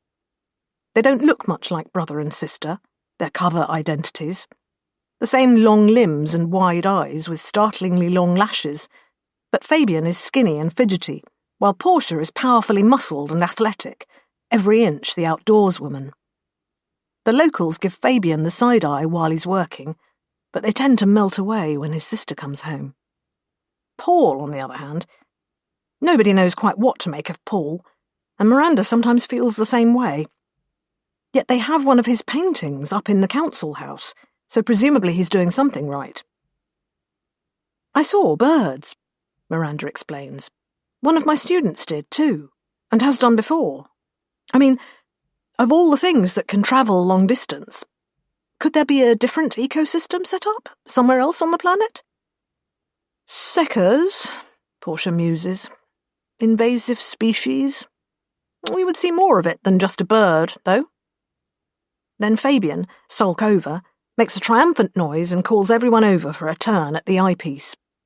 There's a bright point moving in the heavens, and Miranda wonders if that speaks to some deep-buried cultural node in his and Portia's own cultural inheritance. Under the telescope's magnification, she still can't really see a great deal, tracking the dot across the heavens until one of the children wants a turn. But Fabian is satisfied, and besides, they all know what it is. They got to see it a lot closer before they came down planet-side on this little anthropological jolly. It's a spaceship. The spaceship. The one that Captain Heorest Holt guided all the way to Ymir from Earth. Later that evening, after Paul breaks open a bottle of sake and Portia has the fire going, Fabian is still at the telescope, even though that piece of glittering history has passed beyond the horizon. He's looking for something past the lambent glare of the moon and its moonlet, and Miranda feels she should know what, but can't name it. One problem with setting themselves up in landfall is that, other than Portia in her capacity as loose livestock wrangler, they don't get to see how life on the farms works much. Liff, therefore, represents an opportunity. Plus, Miranda is concerned about the girl and likes her. Liv has an inquiring mind, laps up everything Miranda's taught her, and yet there's plainly something eating at her. Just as landfall is full of things people aren't talking about, Liv seems full of things that she can't say. She's more than happy to bring Teacher home to meet the family, though. And once Miranda is actually there, they can't really get out of inviting her in to have a little lunch with them. They're partway through the winter repairs everyone's busy with, making sure every structure and fence and tool is fit for use before the spring storms come, or just storm, as they call it here. Miranda offers to lend a hand, and that smooths things over a little. But even then there's the suspicious distance. They don't know her, and Liv's probably come back from school talking about all the new things Miranda's been teaching the children. Because she can't leave well enough alone and just give her charges the basic knowledge needed to run a farm's accounts and tally stock. She is living her cover, and her cover is as a woman who wants to learn and wants others to learn too. Liv said, she starts telling them later, as Liv's father and uncle try to get an ancient tractor running.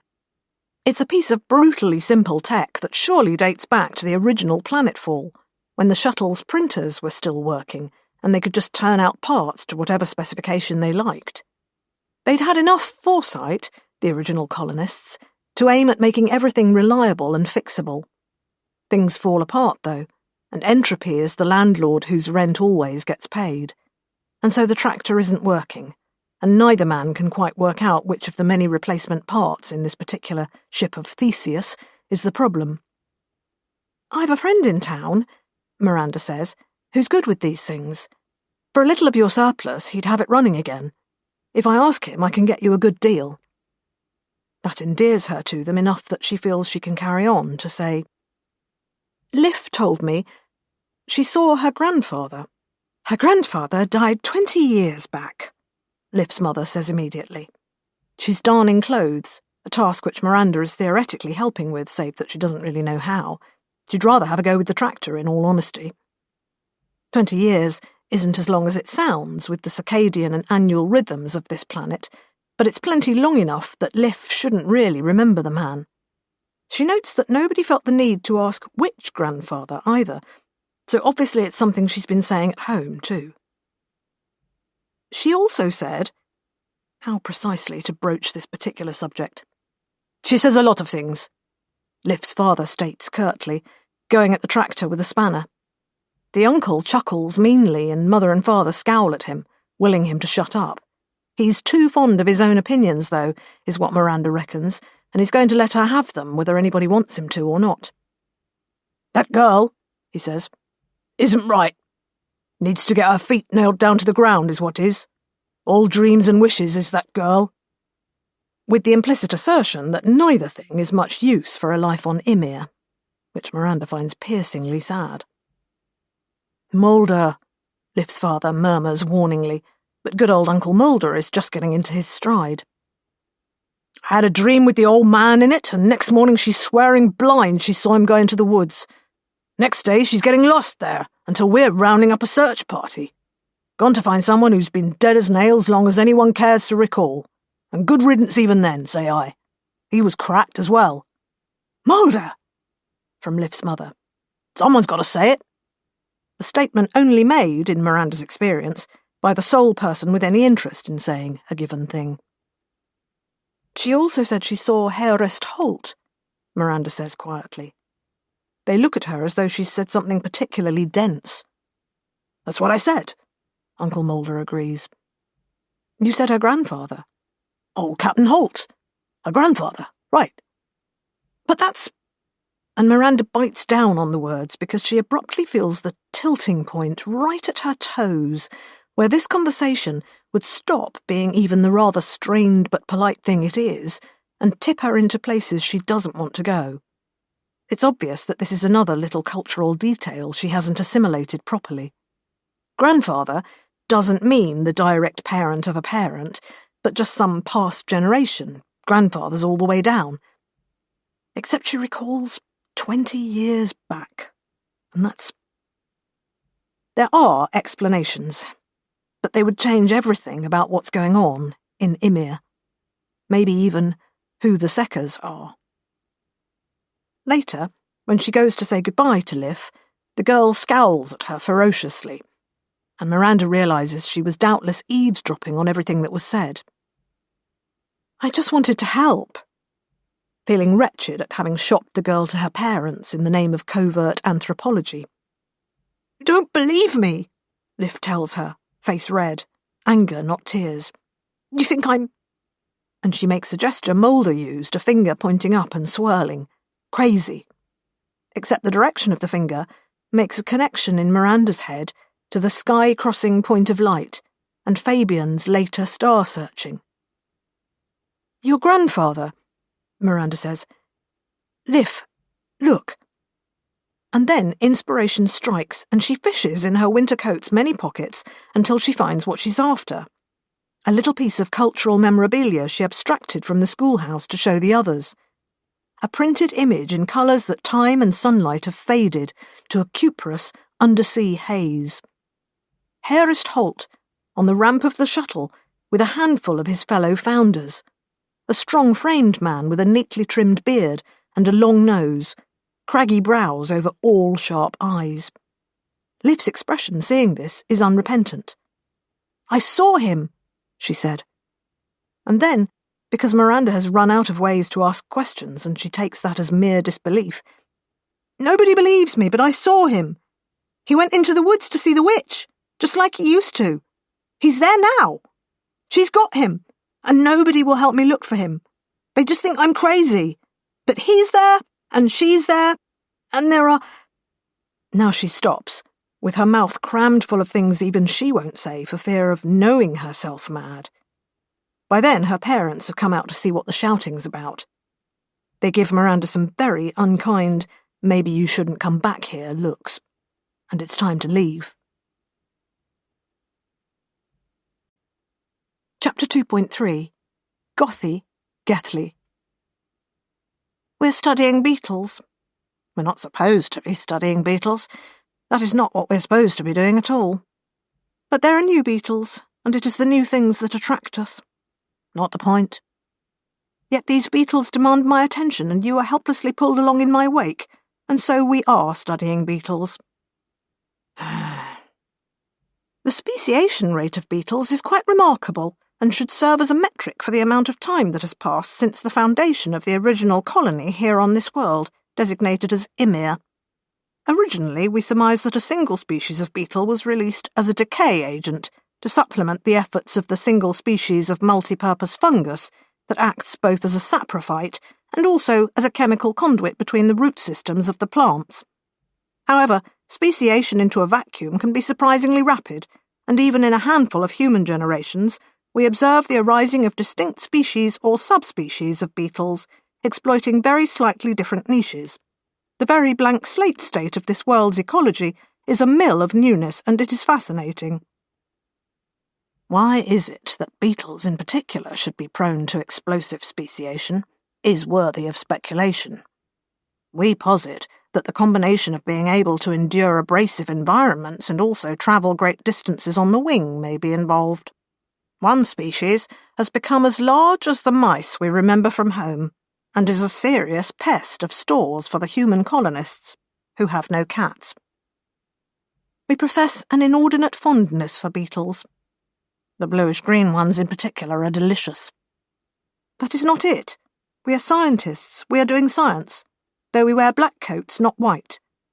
Given all proper reflection, we cannot possibly claim to be scientists. We are a scientist between us. That is how it is. I investigate, you analyse. Currently I am analysing these delicious beetles which have speciated on a world without aerial predators, and are therefore very poor at defending themselves. But delectable as they are, this is not what we are supposed to be doing. She will be angry with us. This is what we call mission creep. There is a world of newness. Shiny things, Gethley. Gothy. She will be angry with us. I can readily bring to mind past instances of this, naturally, and yet all the novelty of the world outweighs them. The future's yours to cope with. I'm all about the now.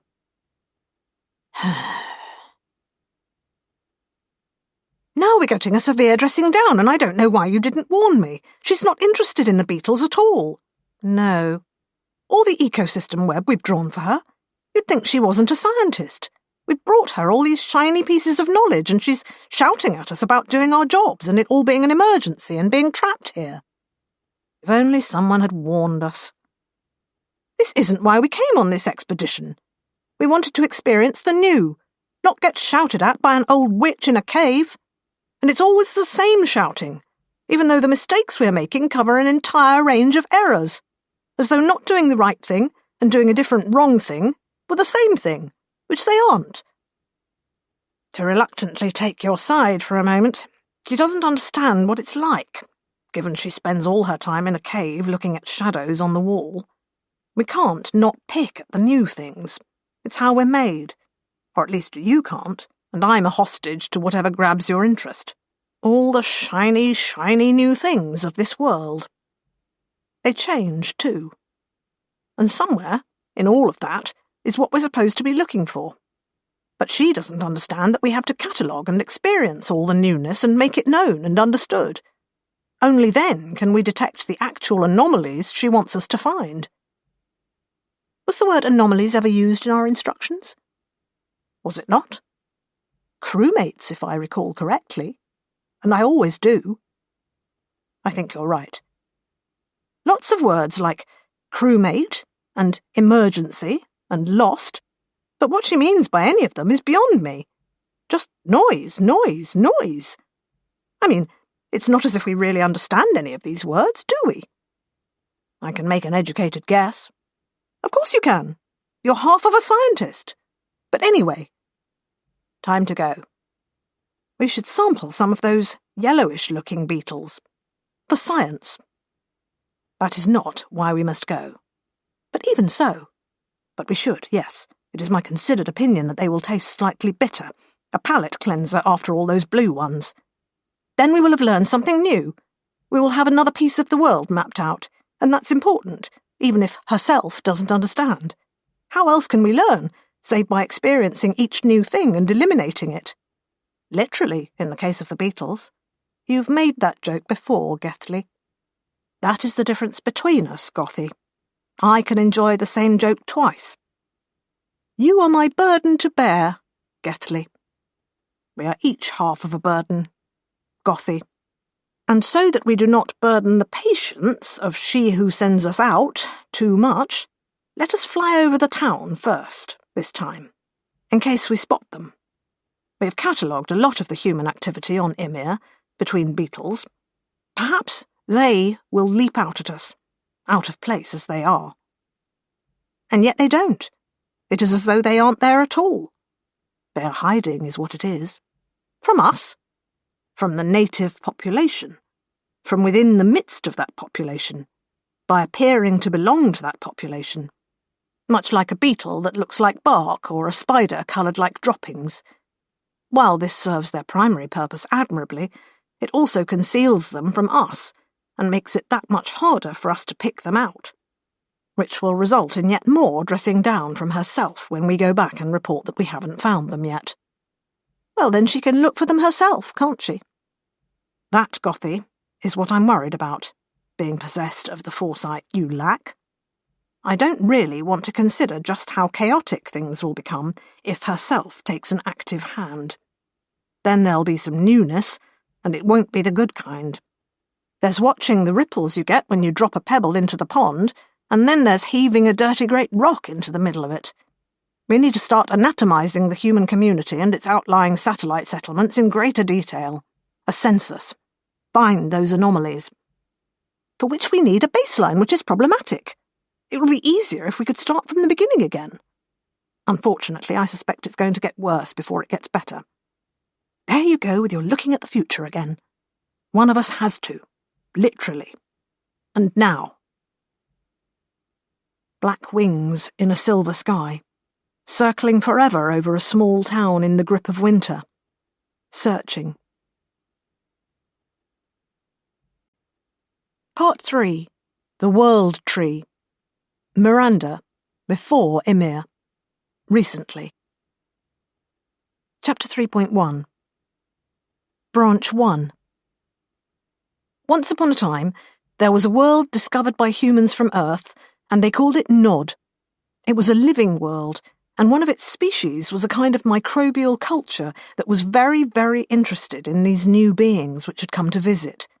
Each of the humans was like a universe, and so the culture set out on a great voyage of exploration until it found the human brain and discovered what thought was, and memory, and the wider reaches of creation. And some unpleasantness ensued after that. Branch 2. Once upon a time, there was a world discovered by humans from Earth, and they called it Kern's World.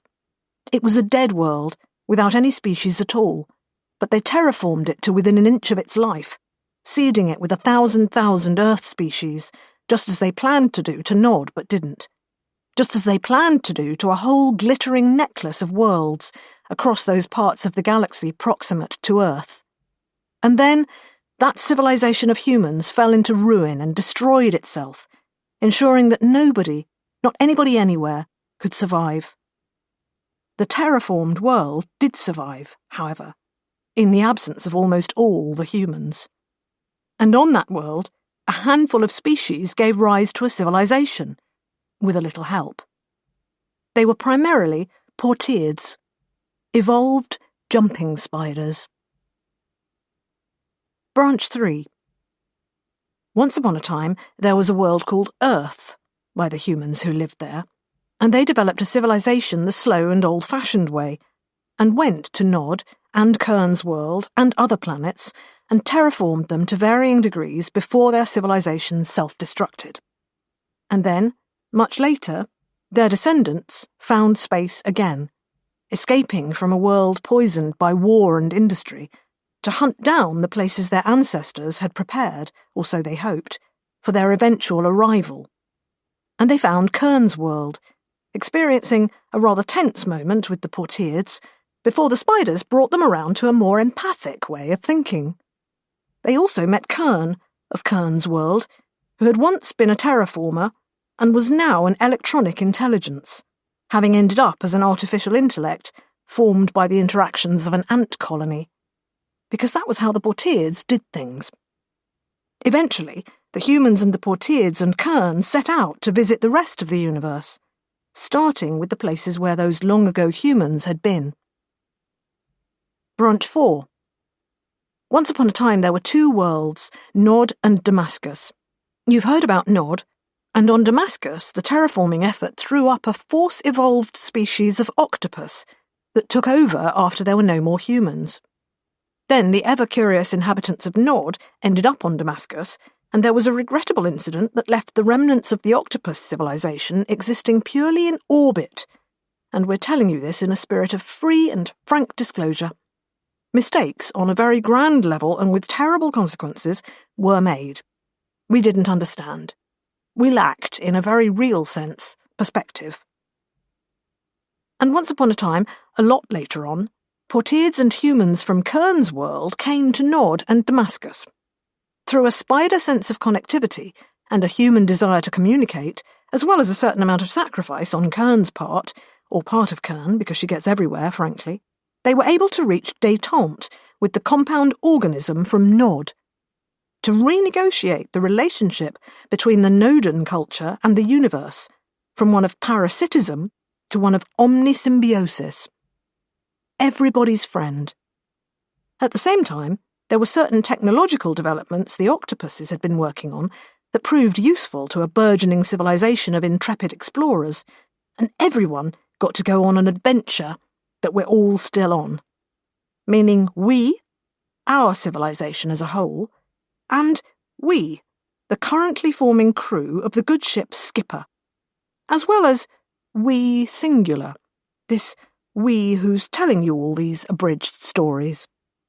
Because although we tend to interact with our fellow crew and the universe as a succession of I's, we are at heart a we. Branch 5. In our current incarnation, we are Miranda.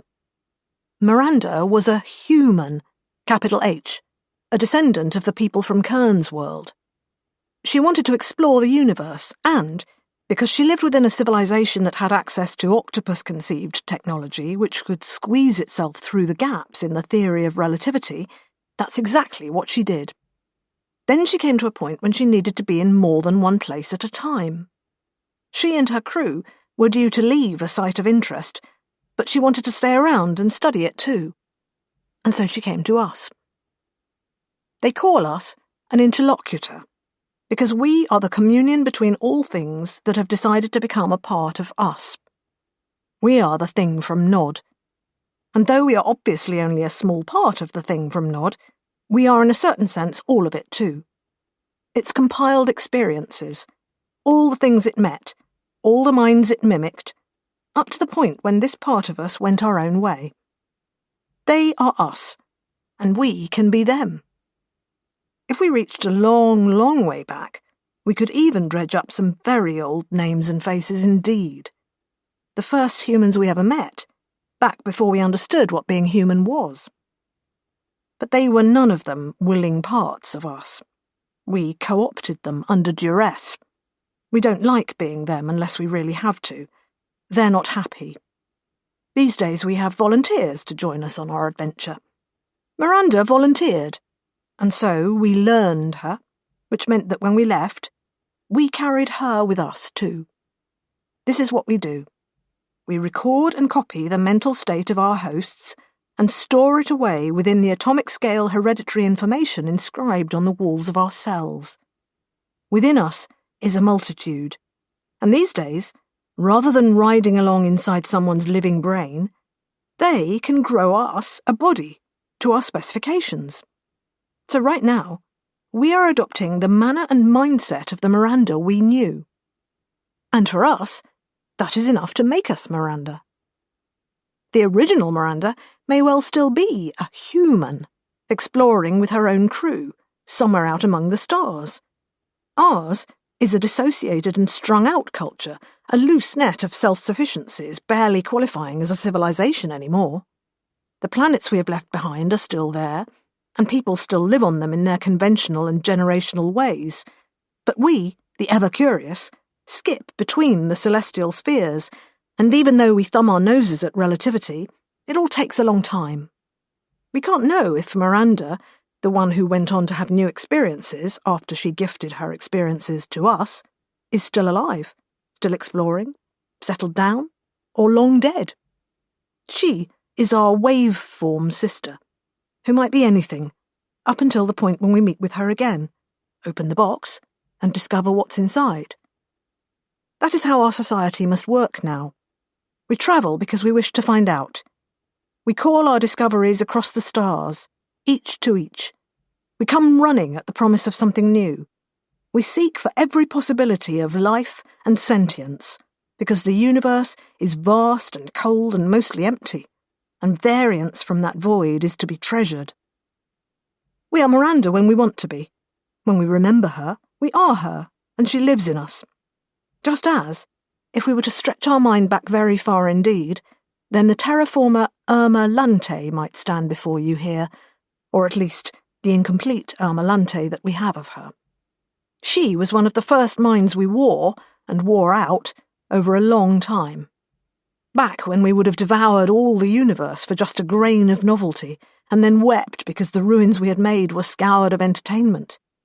That was before we knew what we were doing, and how other entities outside ourselves worked. Back before we understood that there were better ways. We are a thing of understandings. When we were a thing of sentience but no understanding, we did things we will not repeat. All innocent, in a way, but sometimes that's no excuse. Now we follow those better ways of discovery and experience, ready to embark on whichever mission the skipper turns to next. Chapter 3.2 Miranda, then. Because they chose to manifest as Miranda, they had a human body, a female body, engineered to match the remembered self-image of the Miranda whose persona they were currently inhabiting. They had tried other faces. Earlier, when the bioengineering had been cruder, they'd taken what they could get on the body front. There had been a disconnection, though, on seeing the wrong reflection. They could be Miranda, more immersed in the role than any method actor, right up until they saw the wrong face in the mirror. While that might be an unpleasant experience for a human, for them it prompted a fracturing of the self, because there was a world of difference between what they truly were and the woman they were mimicking, and to be Miranda was to walk a tightrope between those poles with no safety net. Seeing another face where that remembered woman's should have been shattered all their careful internal pretense. They lost who they were supposed to be, and older instincts resurfaced. As a result, the reservoir of their true nature, secreted within the vat-grown cadaver, had devoured quite a large section of that body's brain, converting it into more microscopic explorers, before it remembered who it was supposed to be and why they didn't do that anymore. Miranda's face was round, and her body stocky and compact, broader than the human average. She had large dark eyes and black hair that they remembered she liked to wear long and tied back. They could recall, as though they themselves had been there, what the woman's preferences were, as well as attitudes and pleasures. They emulated them, feeling the echo of that happiness, and did their best to make it theirs. They would ask Portia to comb out their hair for them, and relish the complex physical sensations it produced and the second-hand memories it evoked. It was an experience and an adventure, just as much as exploring the cosmos was. Portia was their friend and crewmate, a spider with a body the size of a human head and an intrepid, fearless nature. She was one of those who didn't blink, not that she could blink, of course, but the portiered equivalent was a defensive raising of palps, at Miranda's true nature. There were more and more who'd come to trust living alongside the interlocutors and the Noden parasite, even lending themselves to an ever-growing library of recorded personas. For Portia, who liked to take risks, it was the equivalent of backing up her life and understandings, in case anything happened to her. The skipper was a small vessel, currently preparing to take on new crew, or maybe crew, from the planet below them, and then to depart on a new voyage of discovery. They were going to be the first arrivals at a pristine world. Miranda could feel the swell of excitement within her at the prospect, and it was both their thirst for adventure and the original woman's love of discovery. Why else venture into the universe, after all? The new was the one great currency of a civilization that had developed beyond a need to scrabble and endure hardship. The entity from Nod had been driven by such a lust for novelty ever since it looked out through human eyes and understood that the world it had always known was no more than a drop of water. Miranda, the human, had turned away from living a comfortable life of family and peace on Kern's world, trading it in for the uncertainties of interstellar travel and a life lived outside any one planet's time frame, part of the grand diaspora of knowledge seekers. The same spirit had led her to gift her nature to the things from Nod. One central chamber made up the skipper's crew space most of the time. The vessel itself was mostly wings right now, vast filmy expanses turned to the local star to drink in its energy. At the heart of that butterfly expanse was a bead, and the bead was where they all lived and worked and slept. There were also engines, of course, both the reactive kind that used brute Newtonian force to move them from place to place, as well as the octopus-invented drive, which would take a volume of space around them and slip it through the universe faster than light could travel through actual space. The ship could reshape itself using portiered pattern organic technology, moulding and budding and even splitting if required. In its current state, there was a single central chamber with private alcoves off it, though precious little actual privacy. There was no gravity, so the walls were festooned with straps and ropes and loops that drifted and swayed like mermaids' hair.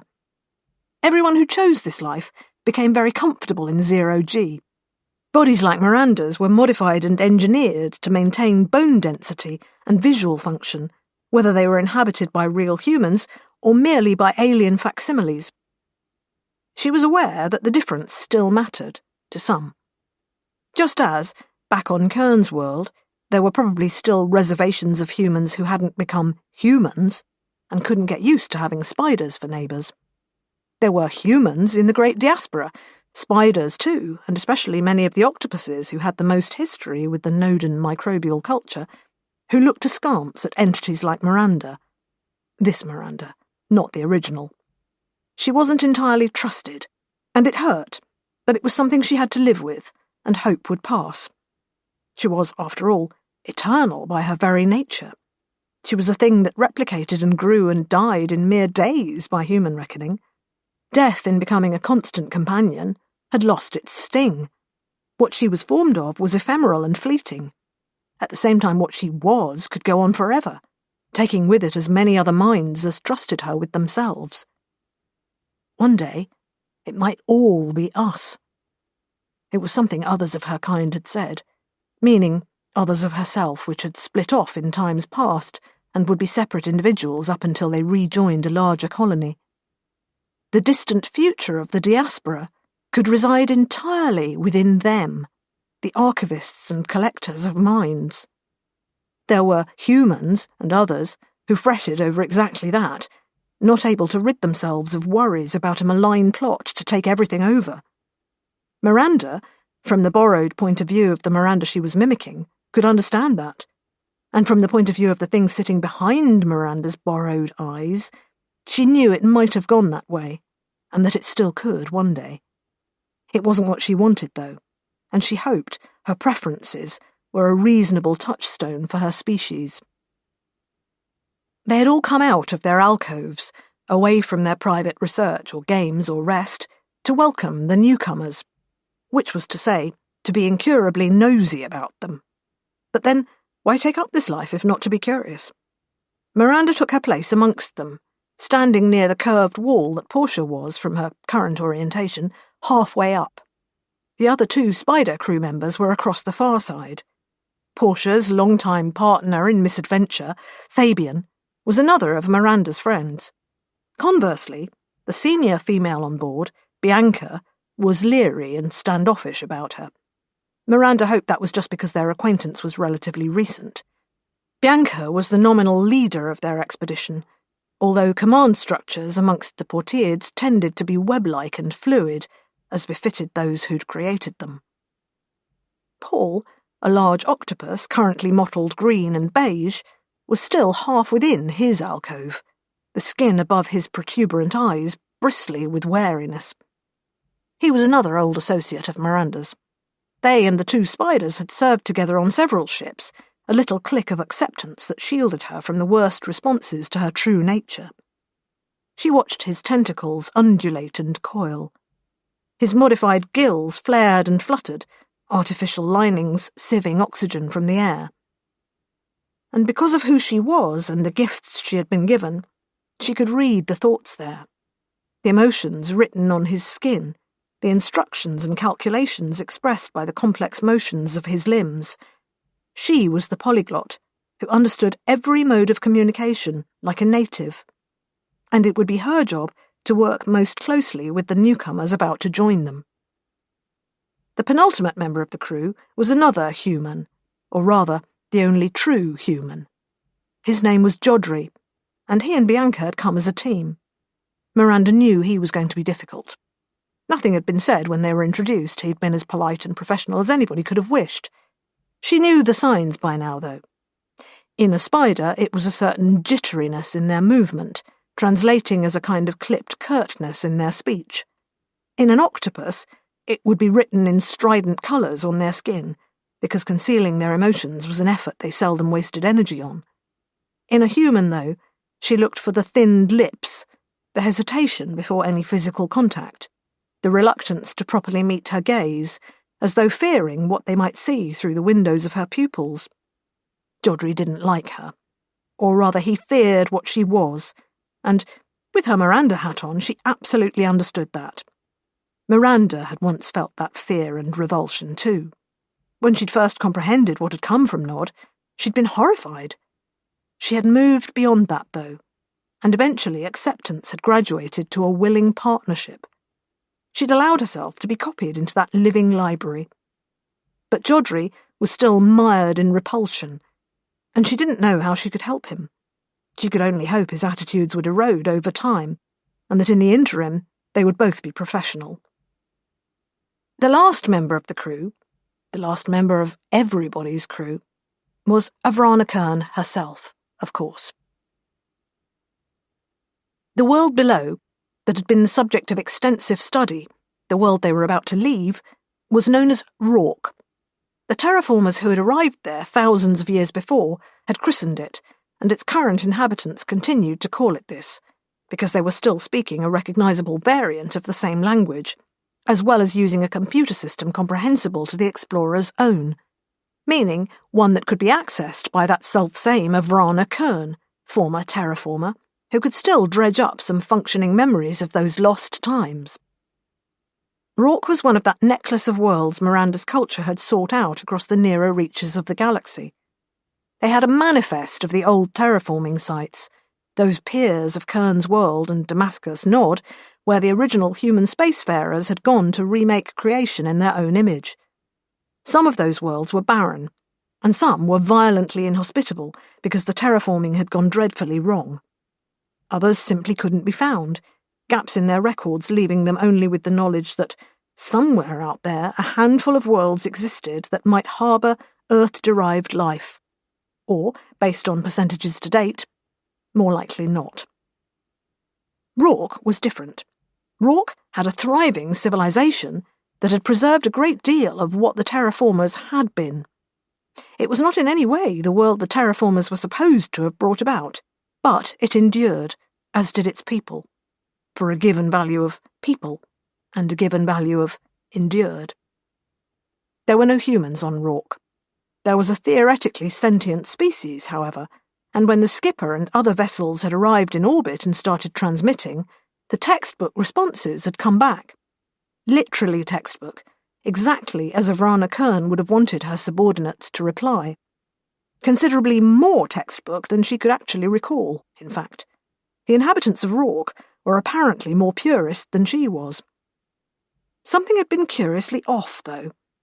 The responses all came over so hollowly pristine that Miranda, among others, had asked whether they were dealing with another ancient AI, some kindred process to Kern. Miranda, bursting with questions ingrained into the very genomes of her alien cells, raised the point that the planet's denizens were asking nothing. An alien visitation had come to them, and they were just going through the motions. The skipper had asked for permission to send an embassy to the surface, a request that was formally processed and affirmed.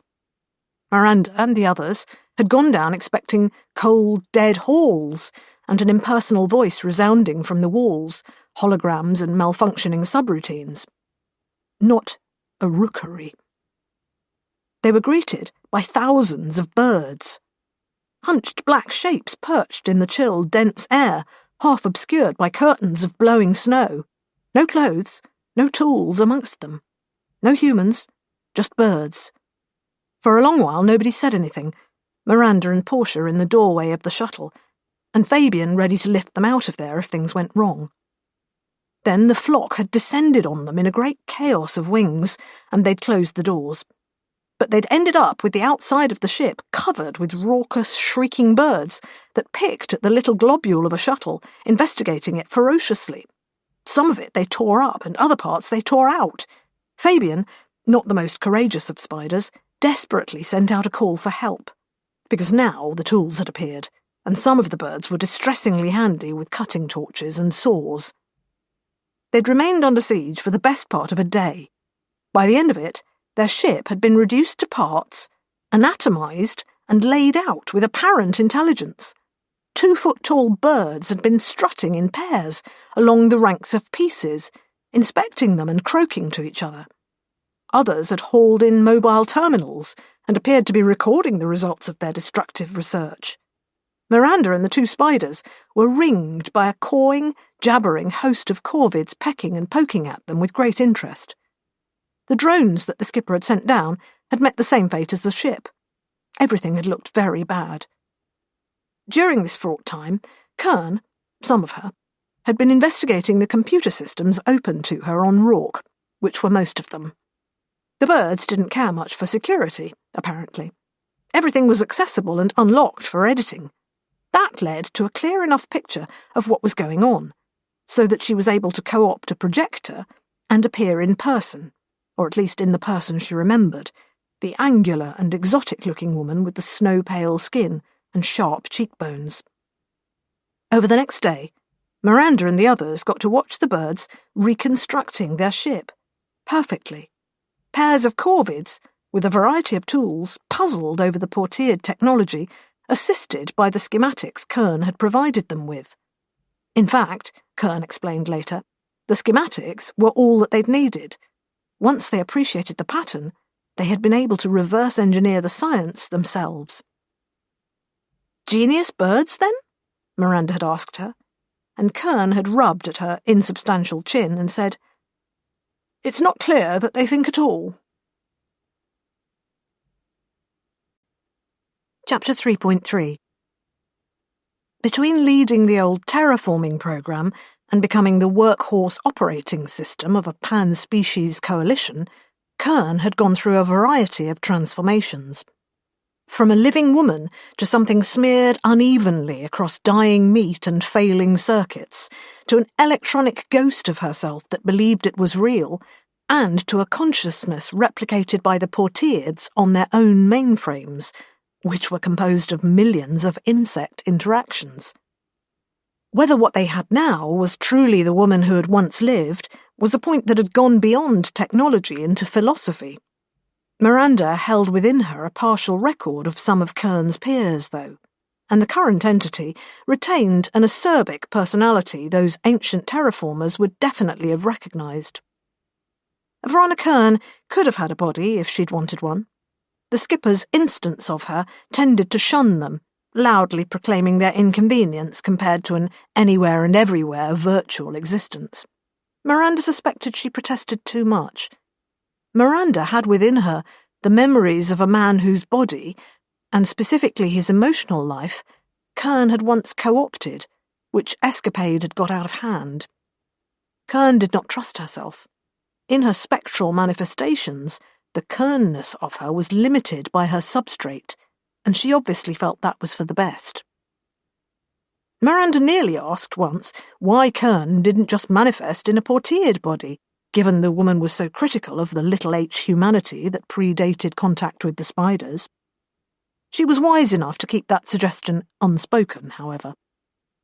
Kern's relationship with her original species was complicated, and there was a lot of hate there, after the betrayal of her mission, the destruction of her work, the end of her civilization. At the same time, one of the chief parts of the original to survive was her indomitable sense of self. She was who she was, and would accept no physical substitute. Kern was still Kern, an endlessly replicated and yet still relentlessly singular entity. Avrana Kern, then, who didn't really remember how it was back in the old terraforming days, but tended to believe that she did, until she was called on to give specifics.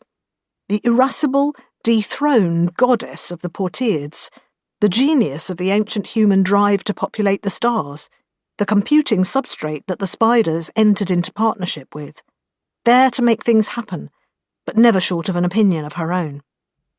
She manifested in holographic imago as a woman whose face spoke to ethnicities and genetics no longer in circulation. A little like Irma Lante and the others of that era, should Miranda cast her mind back down the well of memory. Not so much like Miranda, or any of the other current humans. But then there had been a long time, and some constricting genetic straits between Kern's era and the point when humans went into space a second time and reached the world she'd given her name to. Kern was showing them the shuttle pod arriving from the surface of Rourke, carrying the notional ambassadors from there. The new maybe crew members. It wasn't clear whether the two birds inside it really considered themselves ambassadors, even though they were happy to state they were, using all the old pomp and ceremony. It also wasn't clear they actually understood the new mission and purpose of the skipper, that it would leave their home star system very shortly and take them further than any of their species had ever gone before. They were a garrulous species, quick to hop onto a transmitter and chat, entirely comprehensible in the language they used, even down to old quotes and figures of speech that Miranda's oldest selves remembered. Every joke and meme was a cultural and linguistic living fossil, impossibly preserved. And yet, The ships in orbit had done their best to spy out the world below without sending anything intrusive down. Just as well, given the birds' propensity for deconstructive vandalism. There was an estimated population of about 500 million birds spread across the world, living in dense clusters and ranging widely. Their roots were mostly in little townships of domed buildings that both Kern and the old souls within Miranda recognised as being evolutions from terraform-era prefabs. They had a working technology: solar, wind and geothermal power, lights, heating, comms, and those immaculately preserved databases. There were whole teams of portiers and others up in orbit harvesting the information there and learning more about Kern's long-gone people than anyone had ever known, including Kern. The planet was like a time capsule, everything preserved except the people. And yet there was, simultaneously, little sign of a civilization. The birds built their dwellings, and some observers argued they were farming some of the other species on the planet in a fairly free-range way, sowing plants for them to eat and then culling the herds. They were certainly highly social, great squabbling rookeries of them gathering every evening and exchanging copious information. Except Kern remembered birds, and that was what birds did back on her Earth, or those species still extant in her time. Miranda had watched recordings of the rorke birds building new habitats for themselves, and the work was a vast, flurrying, inefficient mess of birds coming and going, arguing, losing interest, undoing each other's work. By the end, a functioning, highly intricate structure had somehow come together, though, just as it was when the Corvids rebuilt their ship. The solution to all of this would probably be unravelled by the other orbital teams over generations of study. This particular pair of birds, however, appeared to have offered to travel with the skipper somewhere very different, and after considerable debate and agonising, the crew had consented to it. The upcoming shuttle docked seamlessly with the skipper, hull merging with hull in a muscular spasm. The atmospheres found a happy medium between ship standard and the slightly denser air of rorke.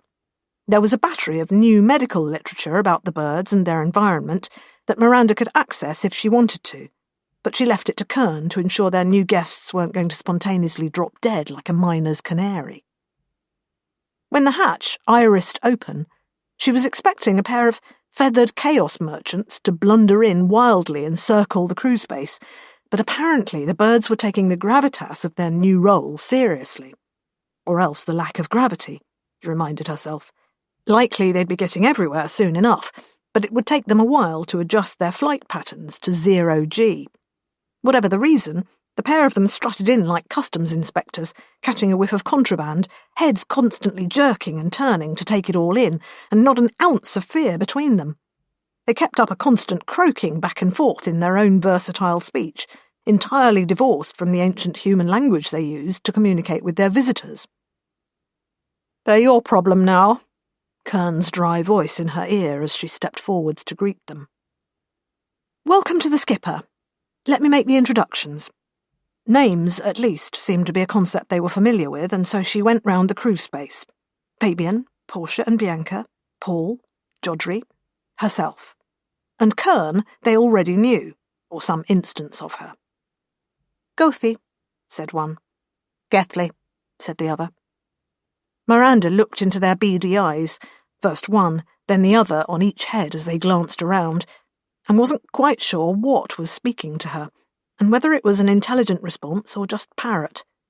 The birds conferred briefly, and then one said, "In the long-standing recognition of kinship between our two peoples, we gladly accept these gifts." The voice had only a faint husk of ravenness to it, an agile mimicry of the human. "I think they're hungry," Kern said dryly. The other bird, Gothi, Miranda thought, was already striding over to examine the nearest wall with a somewhat predatory air. Its folded wings gave the impression of an officious black-clad human, arms behind their back, trying to find fault with everything they saw. "Are they going to start pulling things apart again?" Fabian signalled, with a little drumming of his feet and some urgent palp-waving. The echo of Fabian that lived inside her allowed her to decode the portiered speech, even as Kern was providing translations for everyone else. something as autonomic to her now as breathing would have been when she lived. "I've provided them with a full schematic of the ship," Kern explained, "in the hope they will be less inclined to pry. Other than that, I will monitor and convert systems for added redundancy.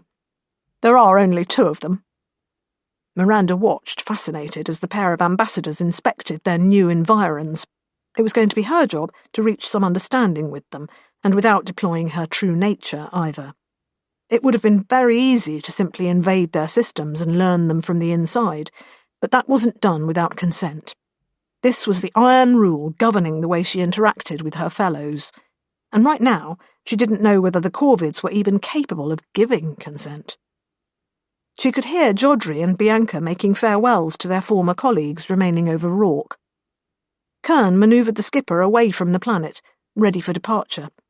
Miranda skulked over to Portia, feeling somewhat intimidated by the task ahead. "Fabian thinks they'll wreck everything," the spider communicated, as she checked over Kern's various safety protocols. "There are only 2 of them, like Kern says." "Tell that to the organics printer," Portia stamped out gleefully. Sure enough, the Corvids were already neck-deep in the innards of the device. One of them was pulling out components with abandon, the other was laying them out on the floor in careful patterns. Kern had quickly started forming a replacement printer across the cabin from them. Apparently, it was diplomatic comme il faut to let the ambassadors trash the place. Miranda saw Fabian agitatedly cleaning his eyes with his palps, like a human wringing their hands, and smiled. "Better you than me," was Portia's thought on the matter. "It's going to get tired very quickly if they keep at it.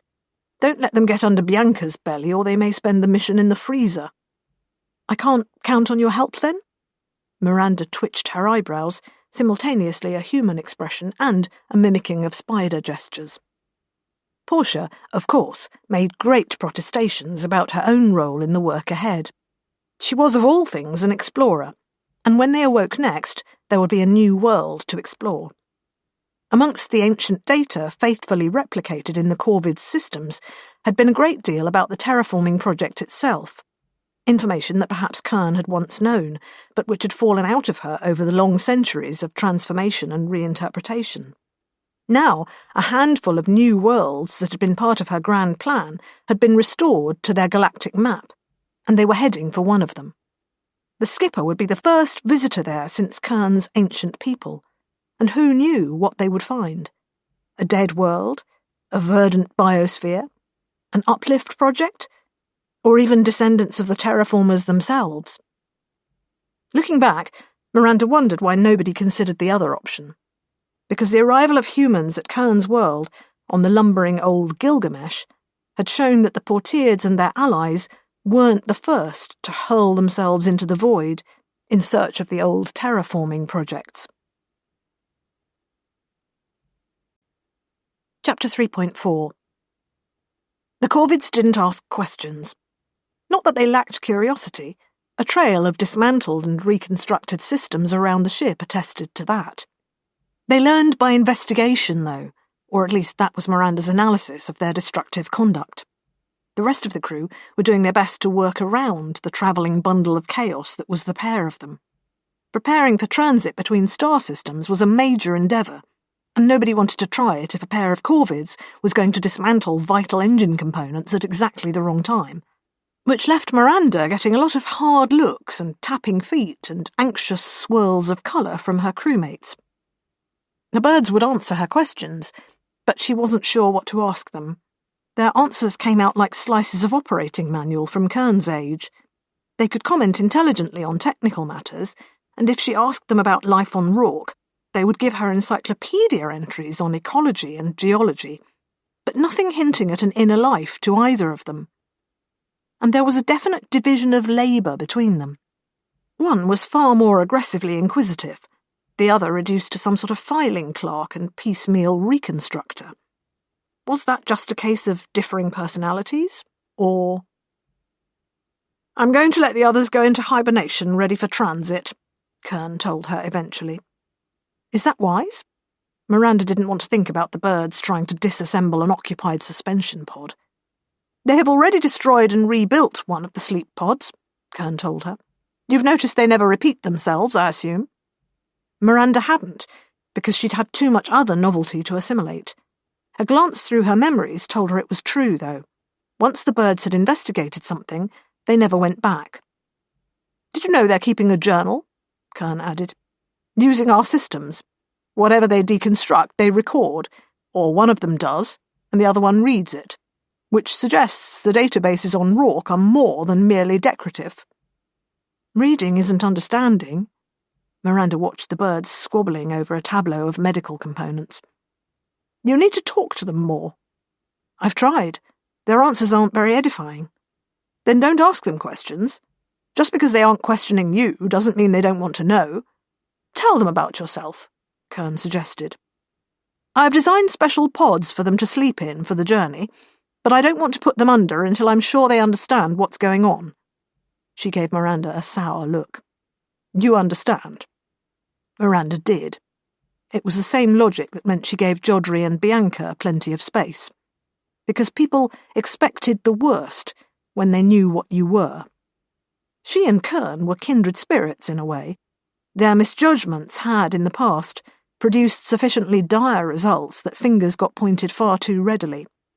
She didn't want to be an over-enthusiastic body snatcher. Kern didn't want to have some other instance of herself call her a kidnapper for taking the birds away from their home. And Kern was always Kern's harshest critic. So Miranda sat with the birds and just talked. The original Miranda had been the chatty, sociable sort, outgoing to a fault. It was nice to let it out, once in a while. She talked and listened to the sound of the voice this body had, not quite the same as the original's, despite everyone's best efforts, and the birds at least put in a polite pretense of listening. The original me, that Miranda, couldn't get enough of the new, she told them. The thought of becoming part of something that would always be seeking out the unknown, long beyond a human lifetime, potentially as long as there's life at all, she got over her revulsion. She was able to see it as an opportunity and not a threat. And she's probably still out there, but she knows she's in here, too. Part of something greater. That's our watchword, really. That's what keeps everyone together when we're spread so far apart. Does any of this make sense to you? The birds cocked their heads, regarding her brightly. Perfect sense, yes, said one. And the original you couldn't get enough of the new, from the other one. Gothy, she thought. Just parroting, she considered, but it hadn't been, not quite. Confirming you instead of the me she had used. A small alteration, but one with meaning behind it. It's something new we're after, you understand. A whole new planet. And maybe there'll be nothing there. Perhaps the terraformers didn't even reach it. But just maybe. Life is precious. There are 1 million dead rocks in the galaxy. We've only discovered one world where life evolved independent of Earth. My world. My true home. That's why your world is so precious too. That's why we keep looking. They understand, croaked Gethly. Life is precious. Renee Pepper understood life is precious, Gothy added. That's why she made us. Miranda blinked, then looked around for Kern. The AI declined to manifest visually, but she heard the clinical voice in her ear. Interesting. Renee Pepper was one of the Rourke terraformers. She was very fond of us, Gothy said. We were something new, and she didn't know what we would become. A whole new culture unless there's nothing there. Life is precious, Gethly put in again, but with a different intonation, not quite comprehensible, but Miranda could sense meaning there, trying to bridge the gap. My words. Or not her words, but as though they deconstructed her sentences and then rebuilt them from parts to convey a different meaning. Even the way they spoke was an eerie echo of her own speech patterns, the ones she had inherited from the Miranda. Playing the hunch, she started to tell them about Kern's world and the history that led to humans meeting spiders and becoming humans, large H. Rather than telling it like Miranda would have, she connected with her inner Portia, effortlessly converting the spider thoughts into the antique human language she shared with the birds.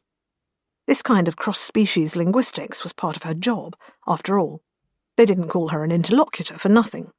And if she drummed her fingers on the floor or quirked her eyebrows a bit more than usual, well, that was just the original modes of transmission bleeding through.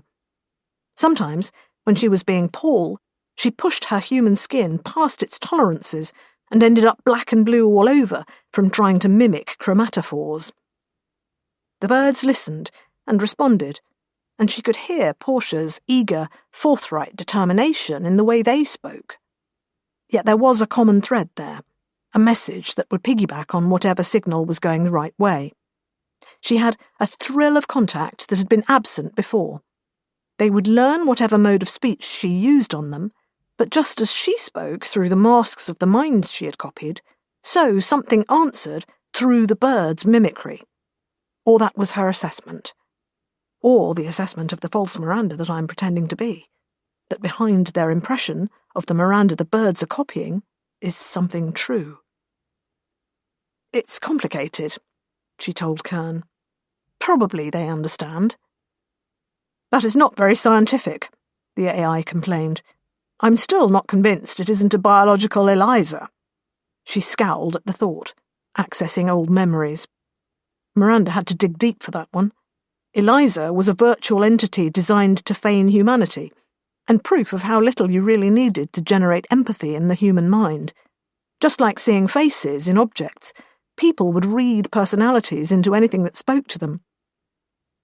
"We have to make the call. I think they understand. Enough for us to take them with us, anyway. Not enough for—" And she hadn't even raised that topic. She'd have to be a great deal surer about what sat behind the eyes of the birds before she started talking about her true nature and the immortality it offered. She felt the flinch then. It still came every so often. The base nature of Miranda copied into her and yet still fearing that copying. Thoughts of infection, disease, parasitism, mind control, the fungus that pulled the strings of its host.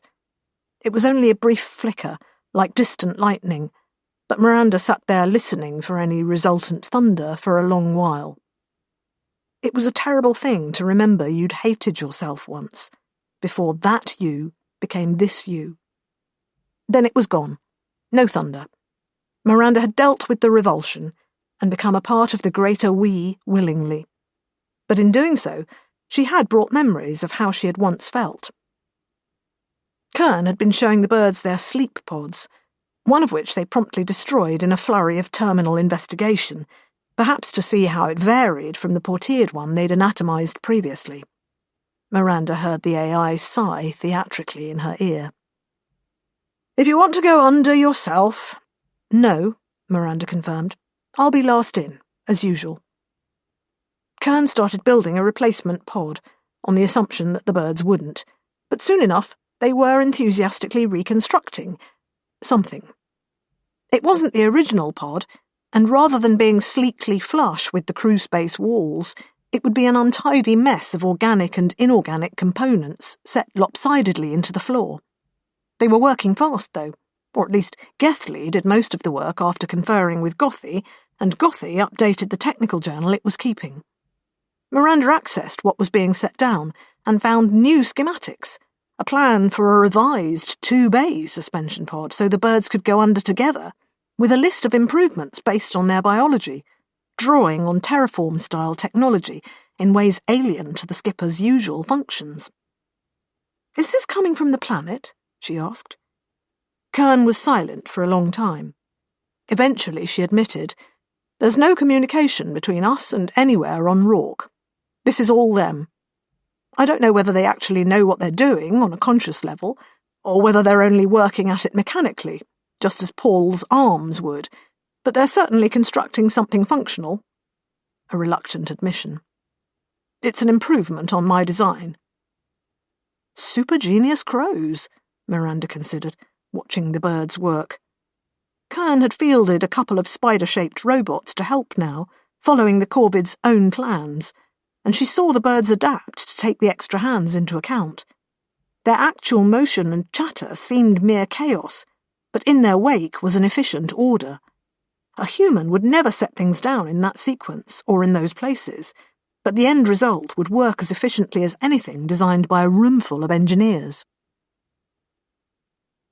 "They think," she insisted to Kern later, when the birds had been successfully convinced to enter the pod. They were sitting upright in it, side by side, clutching plastic perches, waiting for the hour to come round when they could leap out and begin their rampage around the crew space again. "I remain to be convinced." Kern was just a voice in her ear again, all non-essential systems powered down for the journey. "Not thinking like us, though." "Well, that's to be expected." "Wake us early, please. And if you can assimilate the data from Rourke on how the terraforming progressed, that would be ideal." Frustrating, in a way. While everyone else would be keen to get to see the new world, she'd still be getting to grips with the old one. But for this, portiered technology would come to her rescue. A cornerstone of spider cultural advancement was their ability to encode knowledge and experience for immediate incorporation into others. Human portiered science had bridged the species gap a while ago, and now Miranda could take on a chunk of information and have it be something she knew rather than something she would have to learn. Or at least it worked 2 times out of 3. This was odd for her, because that injection of knowledge felt like something akin to her own true nature. What she might have been, if the microscopic elements of her had evolved another way. Portiered understandings were like domesticated herds of dumb beasts to her sentience. Or, conversely, her true and philosophical nature meant that she could not be defined as a discrete entity at all. She was an experience that was aware it was being experienced. She was the eternal means, where all the other crew members were evolutionary ends. The thought made her dizzy, as though she'd peered too long into a mirror. Always a risk for her, who'd worn so many faces. Best just to make use of the understanding and not ponder too long over its nature. The important thing was, it was a shortcut to master the business with the birds and where they'd come from, so that she could join the rest of the crew in moving on to study this new world they were going to, however it turned out to be. She felt the old drive, both Miranda's and their own base nature, to experience more, to go on an adventure, in the most positive way. She bid farewell to Rourke, save for those 2 fragments they were taking with them, and retreated to her own pod, decanting herself out of the Miranda body entirely and leaving it a blank slate. Removed, the vast library of personalities and knowledge that was them could have been held within a cupped human hand. Part 4. Mere Anarchy is Loosed. Ymir, now. Chapter 4.1. Lif. That night, there's a big meeting in the council house. The room is packed out, and because Uncle Mulder and Lif's father are both on the council this year, the whole family ends up there. Lif's father doesn't feel it's safe to leave his wife and daughter alone. If someone comes, let them just take livestock rather than liberties. And of course, nobody's saying this directly to Lif. But she's 26 now, old enough to read between the lines and listen at doors. Nobody steals the livestock because Garm and the other Razorbacks are loose about the farm and don't take kindly to strangers, but the thought is still there that someone might. That they could turn up in sufficient numbers and with sufficient ill will for the tusks of the Razorbacks not to dissuade them. That they are out there, in the hills, in the woods, in the shadows, among us. The speaker for the council is old Arkely, whose beard is iron grey and cut short at the chin and woolly at the sideburns. A lot of the men have that trim now, a weird uniformity. Uncle Mulder does too. Lif has been thinking of it as just the way he does his beard, until she sees the style mirrored through the crowd inside the council house. Her father's is still the bushy draggle it's always been, but now that makes him look different, and uncomfortable because of it. Because Lif understands, without needing to know why, that looking different isn't a good thing.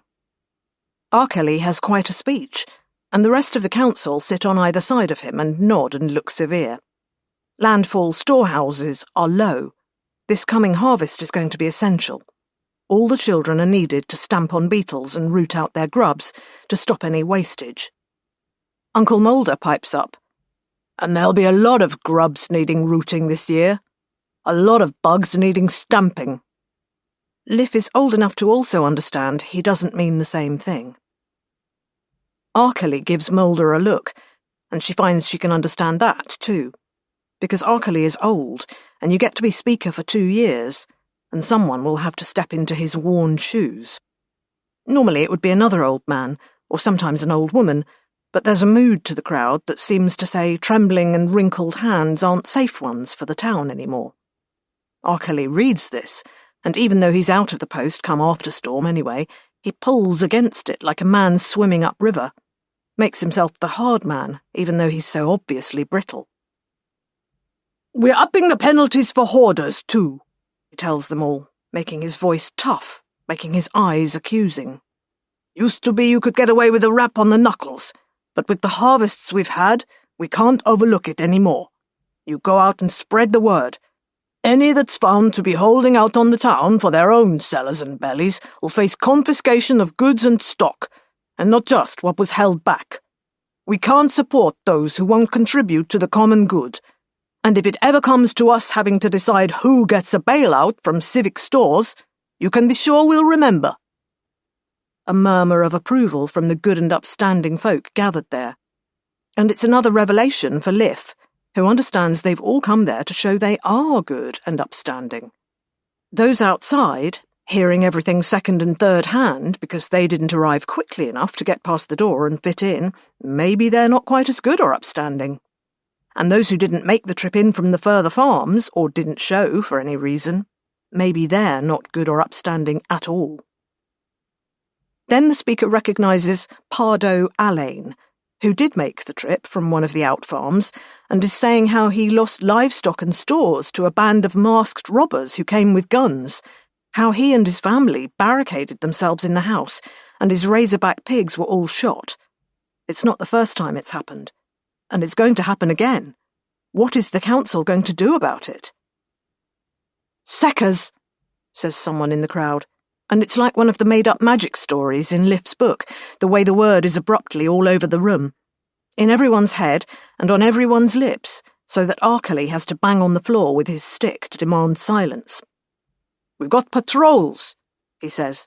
"The militia is out with guns. We're searching for their camps, and we'll find them. But harvest is coming, and we'll need all hands for that. Every man out with a gun is one less in the fields. We need to strike a balance." It's good sense, but when your back is up against a wall, good sense has a way of sounding weak. Uncle Mulder is weighing in again, out of turn, bullying his way into the conversation. "You've got to ask yourself how they know where to strike," he says. "I mean, which farms of ours are vulnerable? We all know, don't we?" Eyes roving like flies around the room. Liv hates him, really. He's family, but he argues with her dad, and he talks a good work day without ever quite putting one in. Now here he is, shooting his mouth off at the target of being the next speaker. He'd say anything. Liv can see it. Why can't anyone else? Instead, nobody's looking at Mulder. They're all looking at their neighbours or their neighbours' neighbours. Because he means spies. He means people the Seckers send into town so they can plan their raids and attacks. Even though Liv has never even heard of any attacks until after the last 2 bad harvests. She wonders if her father will say something, because he's always quick to shout down Mulder at home when her uncle starts talking like this.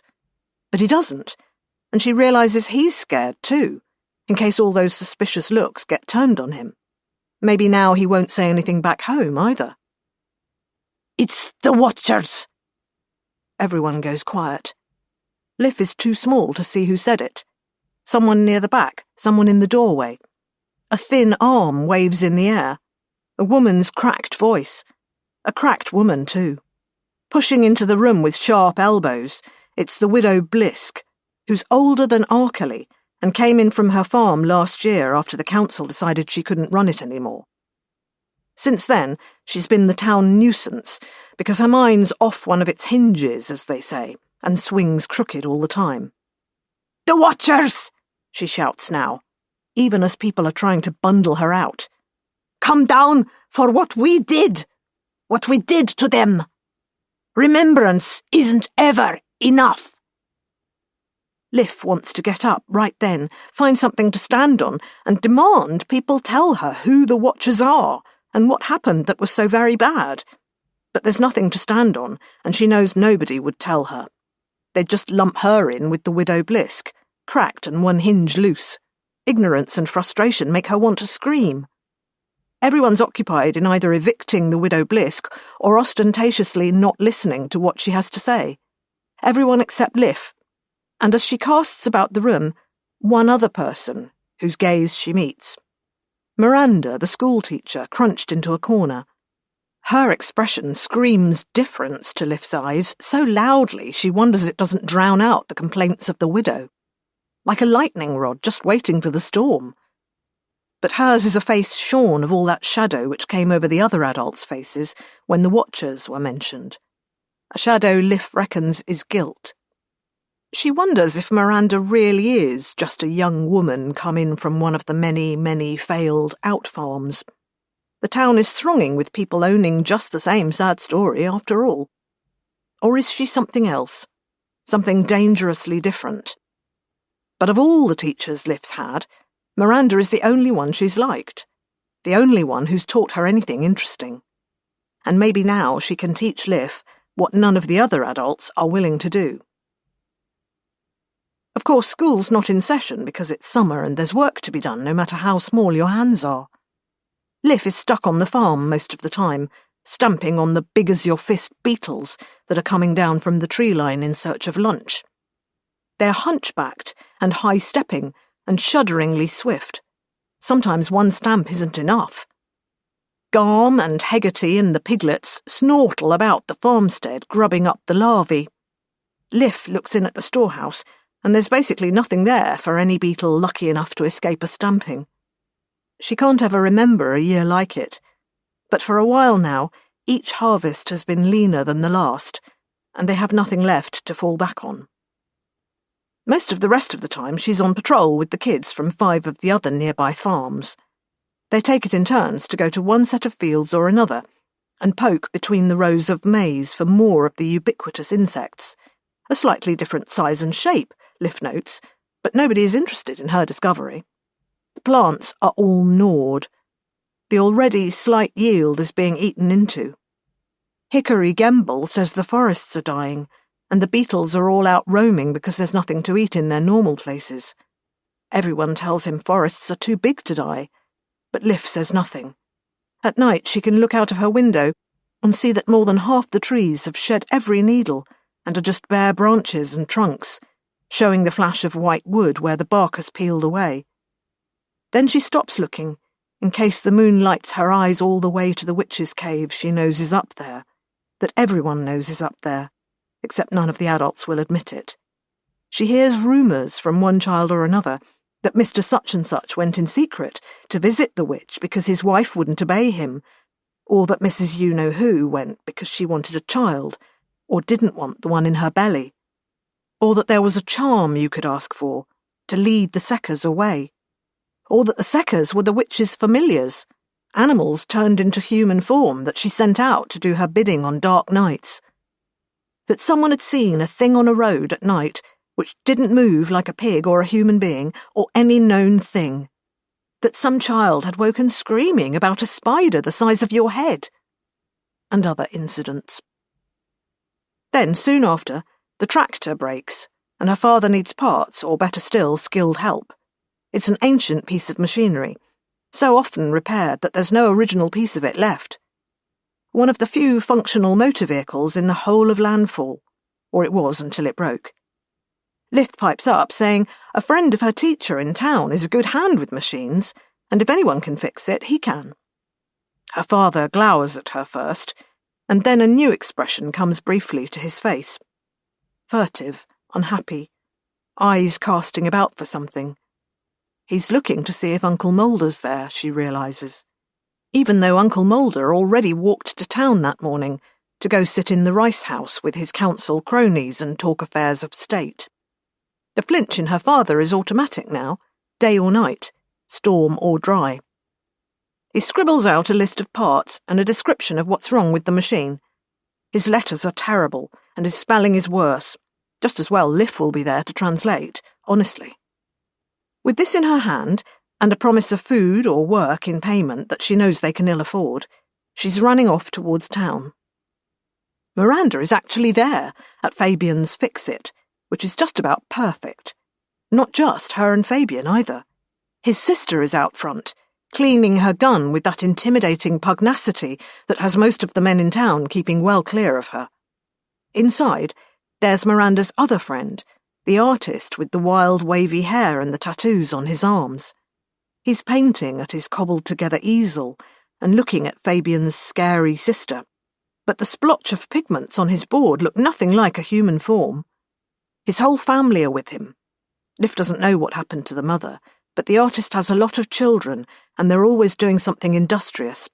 Some of them are helping Fabian with another broken-down tractor, handing him tools and fitting loose pieces of metal together in interesting ways.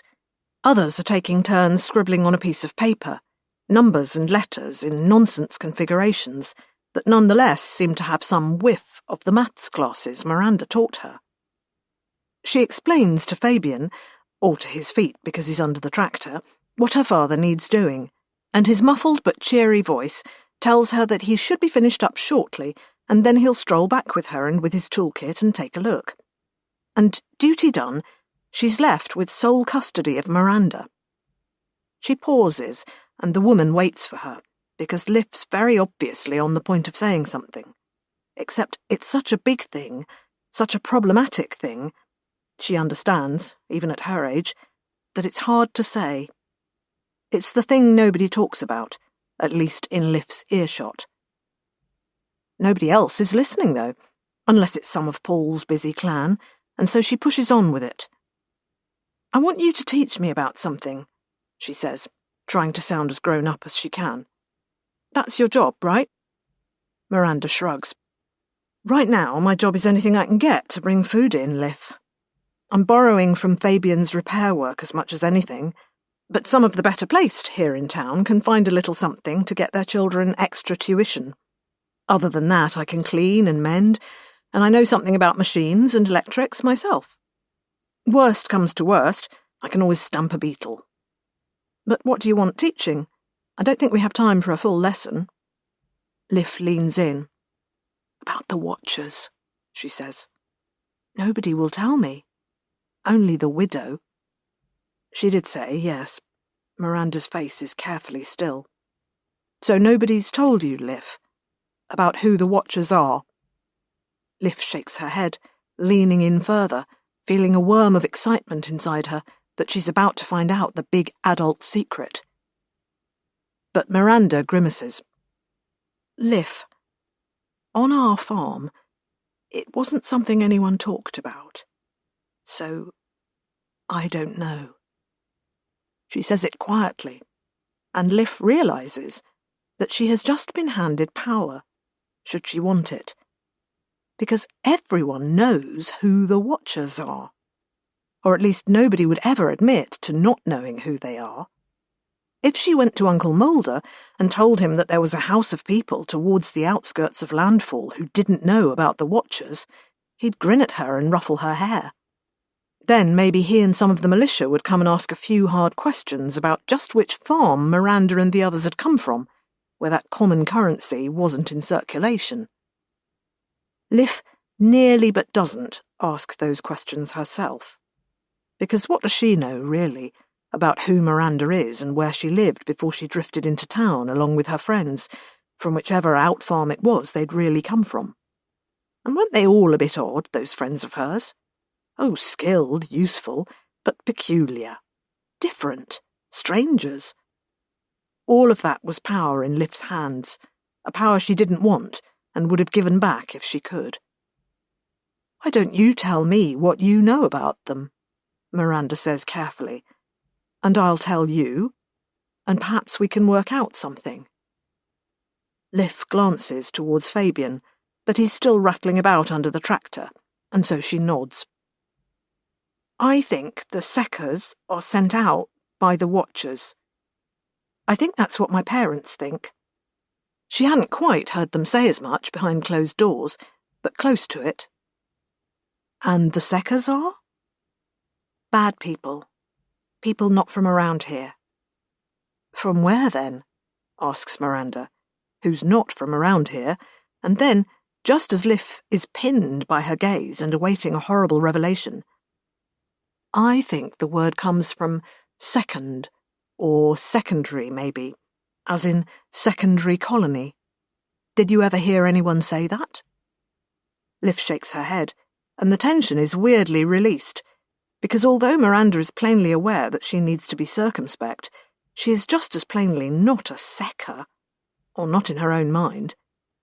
Some of the kids say the witch sends them, Liv says, pointedly distancing herself from the opinion in case it's stupid. The witch, Miranda echoes. Who lives up in the hills? Everyone knows.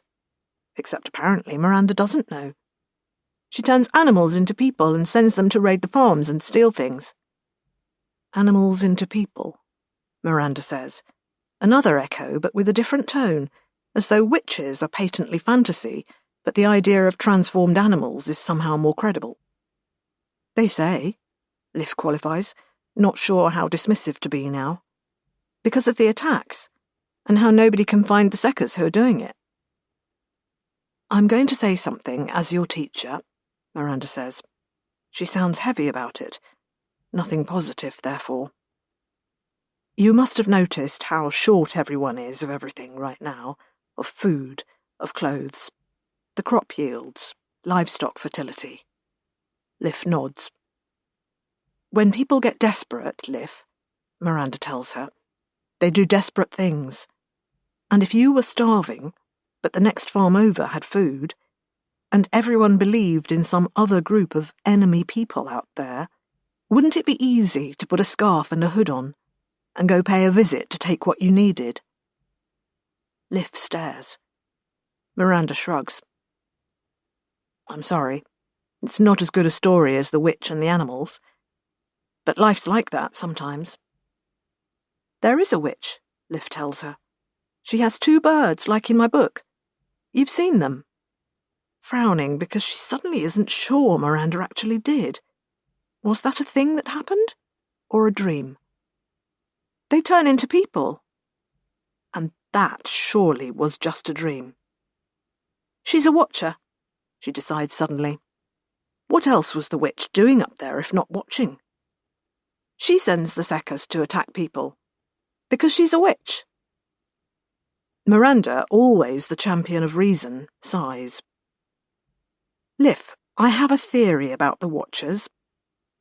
You must have noticed at remembrance, or even sometimes when the word gets used, people look up at the skies. To see if they're being watched on.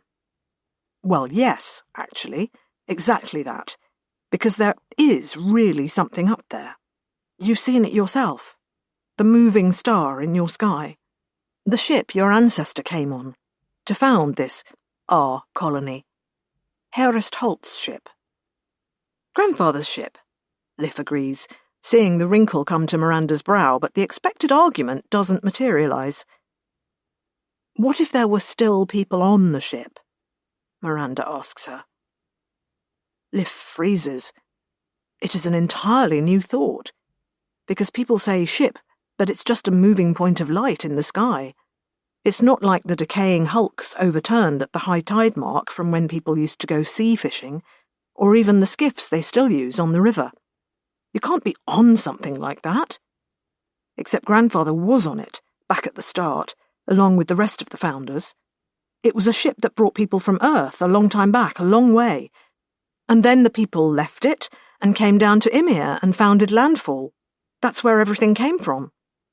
Unfolding with inexorable logic, out from that point, like a complex mathematical equation, until it comes to this point and this conversation between Liv and Miranda. But what if everyone didn't leave the ship? What if some people were still on there looking down, watching? One night soon after, they come tapping at the shutters of her window. Feeling as though she might discover at any moment that it's all a dream, she removes the bar and opens the latches, careful so as not to make a sound and wake anyone. Or wake herself. Expecting to see, what? Her long-dead grandfather? The forest that once was, that's been dying since before she was born? The witch? Or perhaps that other thing she sometimes feels. The big, hungry thing which crept from the pages of her book, as though she might look past those bleached trunks and see its back moving against the horizon, house-high, its teeth like white knives, its eyes red, the curve of its spine just like the rise and fall of the hills themselves. And it is the hills, she feels. It's within them, and a part of them, prowling about at the edge of her mind when she falls into dreaming. But instead, they're out there. 2 big black birds such as there aren't on Ymir, tall enough to come near her waist if they hopped into her room and stood there on the floor, which they do. She backs off to her bed, gets up on it, as if that would help in any way. Stares at them just as they're staring at her, first one eye and then the other. They are never still, heads constantly darting here and there, or preening at their feathers. They strut back and forth with their breasts puffed out like the militia. "The witch sent you," she whispers. "You're her familiars." "Which?" one echoes, and the other says, "Familiars." Their voices are just croaks in which the words muddle and mangle, but she can understand them. "You can turn into people," she says. They mutter into their feathers and confer in their rasping voices, and then she knows they can because they do. A man and a woman in dark coats, awkward in their new skins, exchanging almost embarrassed looks, as if to be fully dressed is like nakedness, plucked of all their feathers. "What do you want?" she asks them. She is simultaneously scared and sanguine. The whole episode is so obviously impossible that the fear has been left behind, leaping out at her only to discover she's already moved on into the territory of the utterly surreal.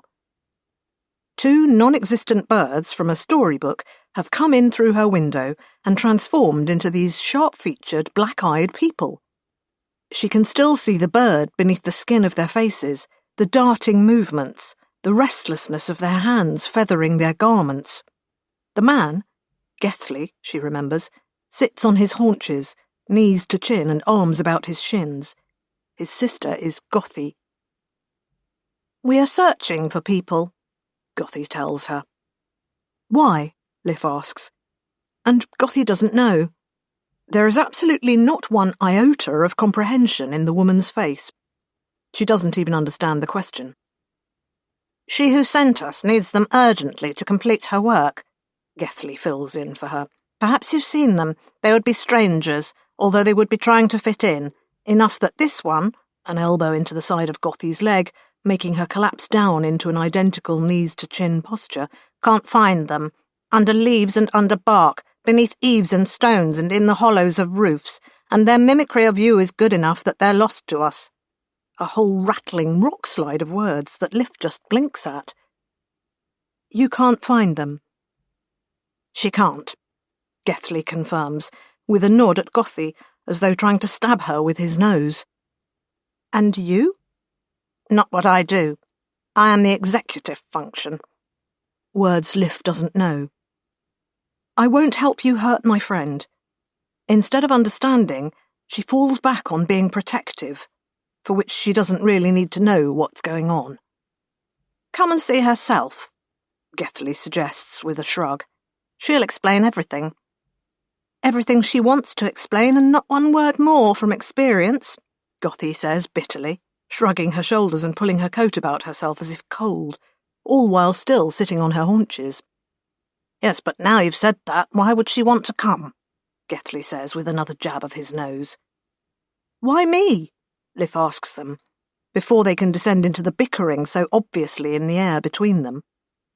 Gothy blinks. "Because we know you. We met you. You exist for us. You are familiar." That was just a dream. Just as this is only a dream, and Lif feels dizzy with the recursion of it all. Much more of this and she'll never be certain of when she's awake. But why me?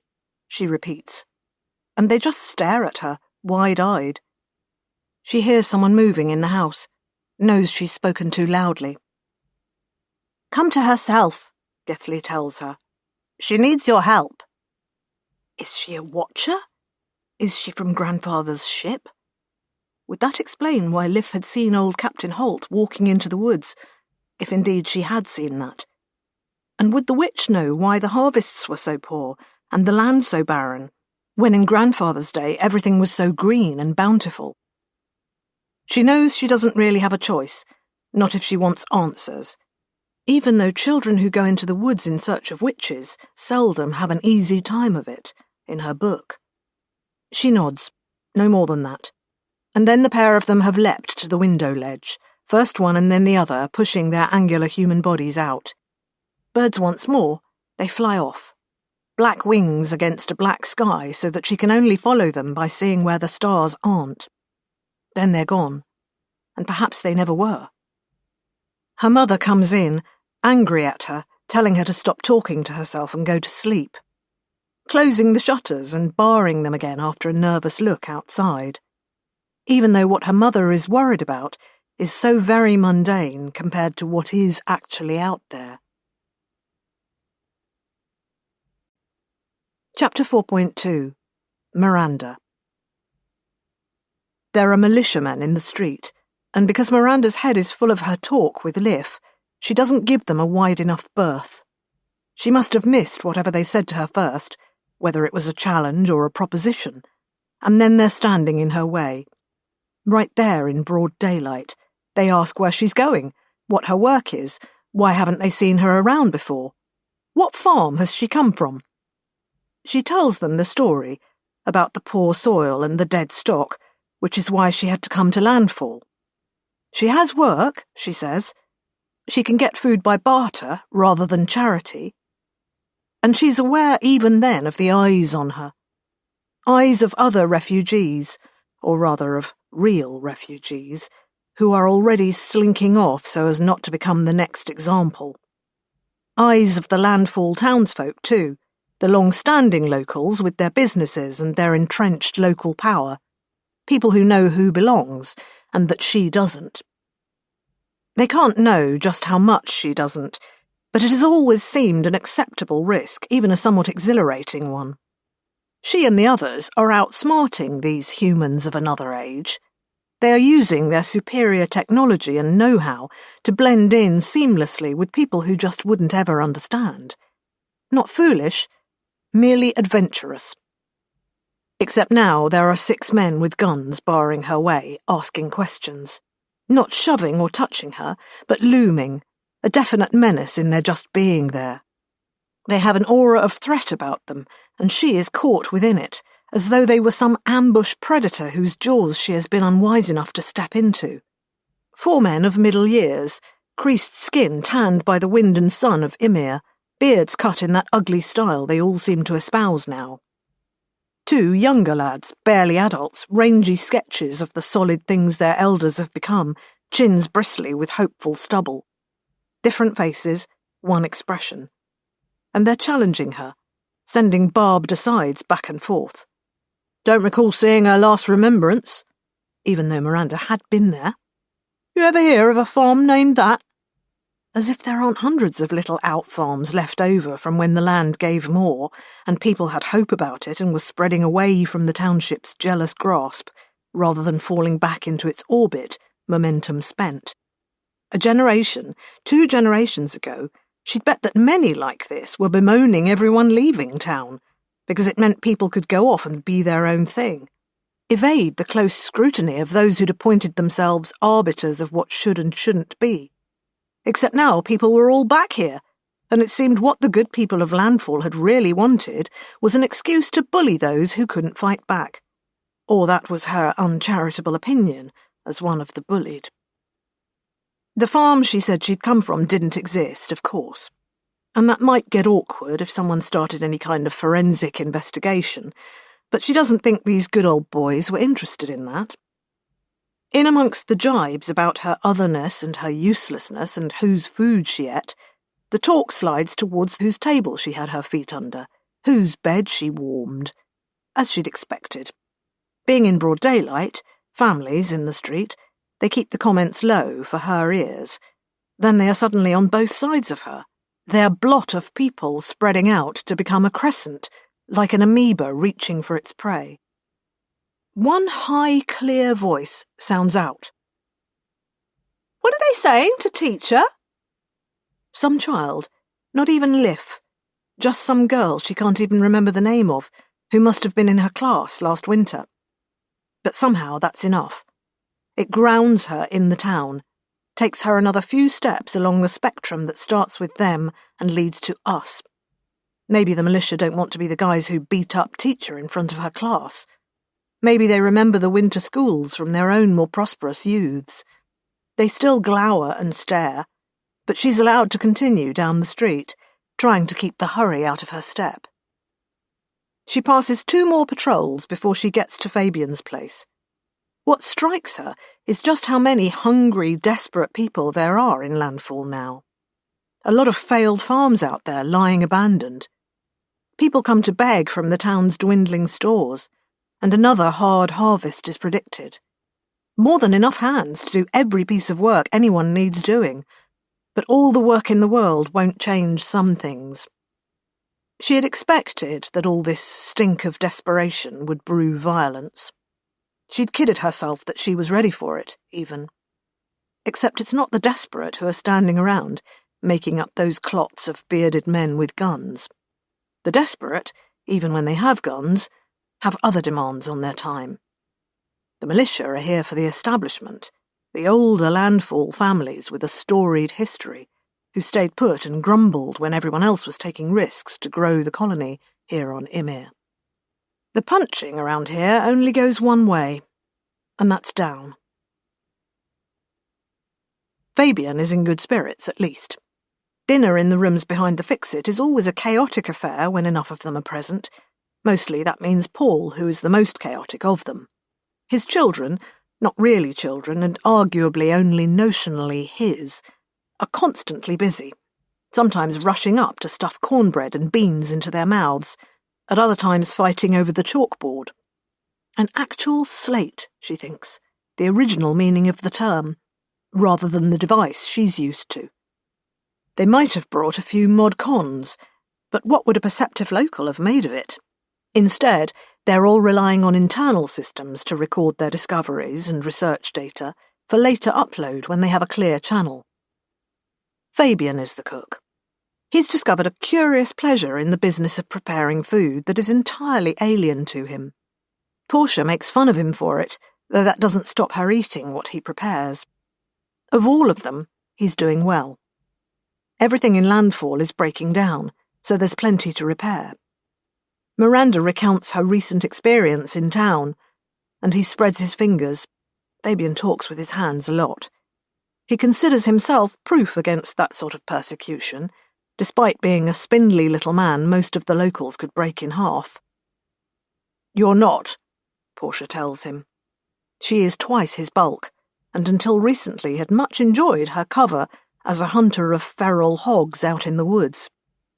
Now the woods are dying, and the feral hogs have all been hunted, and it's manual labour for her, what the locals regard as man's work. Able to lift and carry more than most of the men, she has a reputation as a tireless worker, and she's too intimidating for them to try anything with her, but she's worried for her brother, Fabian. "I've seen them looking at you." "What? I'm useful to them." Fabian, all blithe innocence, somewhat overdone. "Too useful." That doesn't make any sense." Portia talks with her hands, too, and now she makes little dagger motions at him with the first 2 fingers of each hand. It's a weirdly inhuman gesture, and quiets Fabian immediately, dominance established. "You think you're the only engineer around here? You're not. You think you're the best? You are.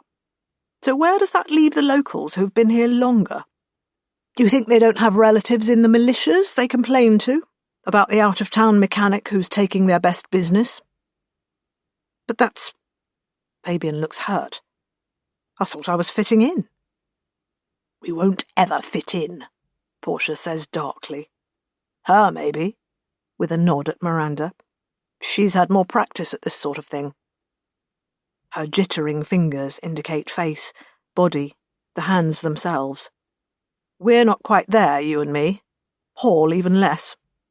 It wasn't so much of a problem before, but it's becoming one. Paul takes that moment to drift past the table, one hand filching a slice of the bread and a jug of the game-tasting, odorous milk the Emiri get from one of their pig breeds. He gives them all a vague, beatific smile. There's a canvas in one corner he's working on. 3 of his brood are currently clustered around it, staring at the abstract splashes of pigment there, browns and indigos and reds, now that he can't get anything brighter. The declining fortunes of the colony have seen his daubs fade into autumnal hues, a true chronicle of the age. Fabian clears the table and the children present themselves. They then go out as a stamping squad, with Paul meandering along in tow. They make themselves useful by eradicating the pests currently swarming in from the woods and wasteland, but they are also doing research, which they present neatly written in mathematical notation on slates and scraps of paper. Fabian and Miranda pore over them for a while, collating the data and adding it to their store. A more complete picture of the fate of landfall is being revealed to them. Remarkable it's lasted this long, really. How many generations since their founding crew first arrived? Fabian muses. Their own histories obfuscate the precise details, and nobody's family records seem to match up, annoyingly. Miranda has, in calmer times, tried to piece together a genealogy of the best-attested bloodlines, like Liff's own, the Holts, who trace their ancestry back to Herest, the original captain. She has stitched them together by marriages and interbreeding, and still been frustrated, because they reuse names a lot, and because if you pick at it long enough, you'll find an inconsistency somewhere. It's as if the people of Landfall hadn't been living their lives in the understanding that later on amateur anthropologists from another culture entirely would want to study them. This is looking bad, though, Fabian adds, drumming his fingers nervously on the table. I don't know how much longer they have left. If they actually pulled together properly, Portia says disdainfully, instead of which they're fighting each other. Reminds me of us, some of our own history. A collapse of the resource web leads to a collapse of infrastructure, which leads to the collapse of everything else. Except here there's no help coming from outside. There's no outside. Paul slaps his hand on the table and makes a circling gesture with his arms, disquietingly fluid at the joints.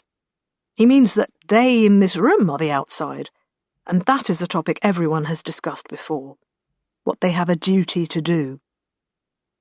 They believe there is an outside, Miranda says. Meaning what? Portia asks. Meaning 2 things. Firstly, if we suddenly unmask and tell them we're their only hope, they're primed to react badly to it. They believe there's a hostile other community out there, attacking farms and stealing stores. We'll become part of that narrative instantly. They won't trust us. Secondly, they really do believe there's someone else out there. You don't know, Fabian says. Do you? What if we've missed something? Miranda asks them. Look, for a while now, I've had the feeling that something isn't adding up here. The colony. The collapse. All perfectly explicable, Fabian says with an expansive shrug. They set up an ecosystem with basically a handful of species, some of them engineered into a dozen varieties, and they did remarkably well, honestly. It lasted for a long time, all those sticks leaning together, but mutation and evolution happen, and balances become unbalanced. Now the fungus that supported the forest's root network has gone into full-on rot-everything mode, and the trees are dying, and the forest ecosystem is relocating everywhere else, and just a cascade of problems that trigger more problems. The soil they started with has been exhausted by intensive farming because they farmed every part of it that was worth it. And further out, across the planet, it's still the original semi-terraformed base layer, which you can't grow anything on. They made some basic errors right at the start, and it's taken this long for them to become a problem. It's a shame. He glances at Paul and flinches. Don't look at me like that. A shame, Miranda echoes, because Paul would look it but not say it. They're people. Humans. They're humans, and yet not human. And because they're talking the language they are, the distinction he's trying to make doesn't really come out. Then Portia, already bored by the theoretical talk, is on her feet. I need to get back to the farm. There's still a cartload of stuff to bring in if it hasn't been taken by the Seckers already. Miranda is nodding at this, all perfectly logical, except then she's on her feet too, arresting Portia at the very door. Wait, the farm? Portia nods. Just tools, mostly, but we can use them as barter, although the market's flooded with failed farmers trying to offload their scrap right now. There is nothing in her face but herself. No suggestion this is some strange joke or figure of speech that hasn't translated, and Miranda finds herself taking a step back, frowning. Abruptly on thin mental ice, with a great roiling chaos beneath it. But there isn't a farm. That's just the story. We're not actually from a farm. Except maybe she's the only one who thought that. And all this time Portia's been maintaining an actual farm out there. Living the cover. And somehow Miranda never knew. Portia goes out the door, and Miranda turns to the others, trying to read their body language and knowing she can't. Not really, because those aren't their real bodies. A few days later, she's coming back into town from a long day helping out on a farm. Harvest season's begun, and she's been knee-deep in chill water in the paddies, grubbing for the last of the rice once the owners have moved on to the next. She's been helping the thin, ragged children catch a strain of beetle that's adapted to aquatic living, jolting about the water like frogs with a little jacket of trapped air. She wonders how many beetles fell in and drowned before some freak mutation provided the right organisation of hairs to permit this. And here it is, just one more plague for the tired people of Landfall. The beetles are starving, and yet having a bumper year, because their grubs do well in rotten wood, while the adults need other sustenance. A perfect biological storm, caused by the ecological cascade that is sweeping down on the colony. One of many. And they have to do something. They, meaning Miranda and her fellows. Saving people, even if that means they destroy everything that makes these people who they are. Isn't that the right thing to do? Miranda doesn't know. She looks on Landfall from a position of technological privilege and sees people toil and suffer when surely they don't need to. Except toil and suffering built this town, carved any kind of human occupancy from a world the absentee terraformers had absolutely not made ready for them. And now what? Swagger in with your high technology and your pan-species alliance and tell them that everything they did was just a big game and they can stop playing any time they want? What would that accomplish? It removes the pain. It saves lives. It makes them more like us. Or not even that. It makes them poor dependent cousins like the outfarmers come into town, caps in hand. So what are our options? She already has options, but they are complex and fraught with danger, and incredibly difficult to implement without being discovered. The Ymir ecosystem is failing, but Miranda could go and get some sort of high-techery to repair it, maybe. Introduce some new species to control the problems. Expand the planet's impoverished biodiversity.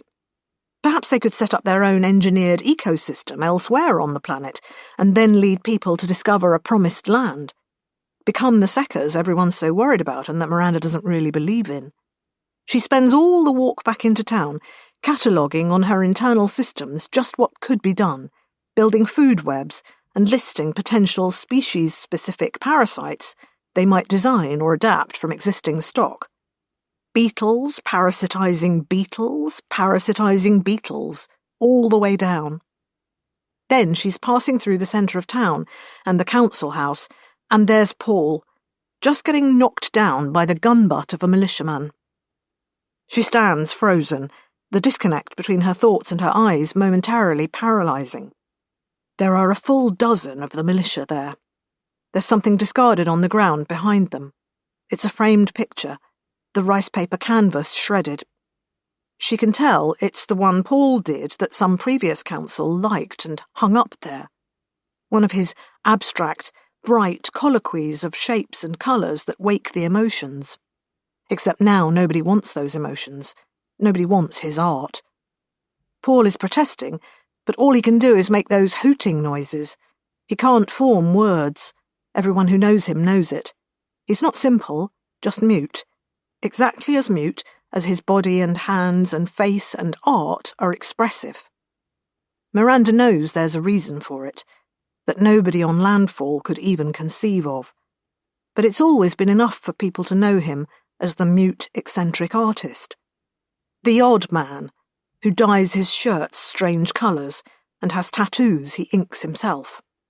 Who leads his constantly busy children about in an industrious mob ranging around him as he sets up his canvas. An outsider from the out farms, but someone people know, because it's impossible not to notice him. The colourful, blameless clown. Now he's on the ground with bright copper blood about his lips, arms up, not defending himself but flailing at his attacker. His children are there, swarming the militia, kicking, grabbing, climbing even. They get thrown down, and some of them get slapped, while others are grabbing up sticks. All their faces have the same blankness. Things are getting very out of hand. Miranda can see instantly how Paul's progeny, that are really part of Paul, are going to defend him without any thought for their cover here in town, and that may be problematic for all concerned, especially Paul. When 8 children fight like a perfectly coordinated pack to cut the throat of a militiaman in broad daylight, that will go very badly indeed. She rushes forward, waving her arms, shouting, "Leave him alone! He's not well! He doesn't understand!" Playing that card in the hope it will recharacterise how they see Paul, not that it would necessarily count as much of a shield. She makes herself the centre of attention, which was the other point of all that shouting. But then she gets a gun butt hard on the jaw herself, and next thing she knows she's sitting down. And everyone's looking at her. Everyone. The militia, the townsfolk, even the out-farm refugees there to get a meagre handout. Everyone's face says they don't know her, in that moment, that she doesn't belong. If anything, the other refugees' faces say it louder, because if it's her, it's not them. Because the best way to make yourself one of us is to find someone more them than you are, and put the boot in. The man who struck her didn't actually mean to, she realises. An instinct, a reflex, and now there's a woman half-stunned at his feet. Maybe he was already thinking things had gone too far. They'd just been throwing a painting out, and then this hooting lunatic had flailed up to them, and now he's gone halfway to breaking the jaw of a woman he didn't even know was there. Miranda makes the point by spitting out a tooth and wiping blood from her face. The tooth will grow back, though she doesn't share that little piece of anachronism with them for obvious reasons. In the moment's stillness that wins her, she helps Paul to his feet, the children clustering protectively around them. One of the little tykes has a knife, and she shifts over to block any sight of it. Nobody wants to see a grim little girl with a switchblade right now. She's been in town over a year. People know her. She's taught their children. She can feel the fabric of that assumed life pulling taut, tissue thin, nothing you'd trust your weight to, but perhaps just enough, this once, for the last time. Paul is up. He casts an anguished look at the ruined art, but he of all people should understand that art is transient. She gets him away, back to the fix-it. She doesn't stand there and shout at all those people about how she had just spent all the walk back to town thinking about how she had a duty to help and save them. She doesn't return to that inner argument, in case her hurt and anger have tipped those scales. She still doesn't know what the right thing to do is. Chapter 4.3 Liff. Her chance comes when Uncle Mulder has some of his friends from the council over. They're the younger, newer appointees, which means not particularly young, but not old men like Arkely. He and they monopolise the main room of the house, and Liv's parents are reduced to waiting on them, desperate to demonstrate just how unqualified their support and loyalty is. Liv knows from visits to town that everyone is looking at everyone these days. Even if you're the oldest of old families, if someone has a grudge against you, then maybe the rumours might start. Maybe you'd been bought by the Seckers, who simultaneously seem both to be so desperate that they have nothing, and to have unlimited means with which to bribe people. Uncle Mulder and some of his friends took one of the working cars, a great grumbling monster composed mostly of welds and patches and big armoured tyres, and did a tour of the farms immediately outside landfall. They were looking for Seckers, weapons caches, any signs of the enemy. He came back home with a quantity of bacon and bread and rice wine, all generous donations to the cause. Liv might only be 26, still on the edge of childhood, but she can see exactly what was going on. And she knows nobody will say anything, just as her parents won't say anything, because right now, if you stand up, then you're the nail, and men like Mulder have hammers. Her parents are actively keen to keep her out of the way. They don't want her near these hard councilmen, or maybe they don't want Liv to see them fawning and scraping, which means that when Liv packs her bag again and sets off over the fences for the tree line, nobody is around to stop her. She can always say she was stamping bugs with the other children, given how many bugs there are to stamp. It's mid-morning, plenty of time, and she has an idea that seeing the witch in the daytime will mean something, some nebulous protection. That's how the stories go, and she has little else to guide her. The trees are dying or dead. Their bark blisters back from pale wood, peeling like sunburn. The ground is a brown carpet of dead needles, and she knows that if she digs down a little, she'll find a wet, slimy layer of rot all the way to the roots. There'd be beetle grubs in their hundreds, gnawing away, and not realising they're signing the death warrants of their own future generations. "Well," she says, "I'm here." She's not going to shout and risk someone looking out of the wrong window back at the farmhouse. If the witch and her familiars want Liv Holt to visit, they can make themselves obliging. And then they're there, 2 black birds sitting on a dead branch, peering down at her. If this was one of her stories, she'd have to wonder if they were everyday real birds or magic talking birds. But Liv's world has no birds, and so they must be the latter kind. "Will the path be there?" she asks them. "To the witch's cave?" Because it comes and goes, she knows that much. She remembers it being at her feet, and then becoming just forest as though it had never been, or as though 3 years of storms had wiped it clean away. Forward, back, a dizzying revelation to think that both ends of time look the same, the ground showing no sign of human passage, and the path only existing as a brief moment of now between them. One of the birds shifts, and for a moment she imagines them both turning into people right there, the dead branch shattering beneath their combined weight and pitching them unceremoniously to the ground. She laughs at them, and in that instant they drop down on her and transform. Except it's almost as though they were people all the time, just crunched up into bird-shaped spaces. There's no twisting and shifting of flesh, just a trick of the eye, a visual illusion. "The path," says the brother, Gethly, just parroting, the words without meaning. "We remember when there was a path," Gothy says. "If you say so." He's not convinced. Liv stares at them, waiting for them to sort themselves out. It's as though they're still shrugging into their human clothes inside their heads, she thinks. But then a moment later, she thinks it can't work like that. "Where does the human go?" she asks them. "When you squeeze down into birds? The human inside?" Gothy and Gethly stare at her, and then the sister blinks and shrugs, and uses her sharp chin to adjust the fit of her coat collar, as inhuman emotion as Liv has ever seen. "It's not like that." Gethley doesn't sound offended or even bewildered. This is just us fitting in. And it's me, really. She'd not bother if it was just her. She'd fall back on what we know best.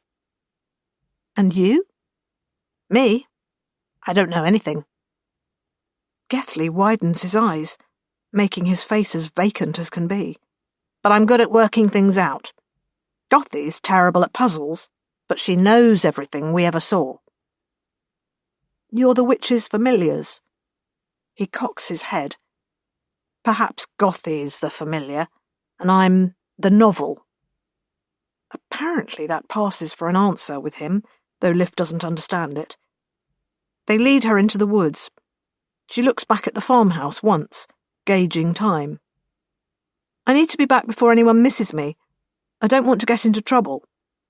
On the one hand, it's a stupid thing to say, and on the other hand, she's going to see a witch, and so stupid things are, as the council would say, very definitely on the agenda. The path is there when they get deep enough into the woods. She can look back and see it snaking between the dead trees, back towards the familiar fields of home. Even though it wasn't at her feet a moment before, she's sure. But that all seems as expected, to be honest. She's stepped out of her regular life and into something else.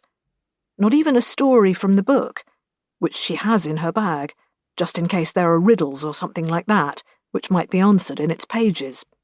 That would definitely be cheating, but Liv isn't above such a thing when dealing with witches. She has the definite sense of moving into something like a story.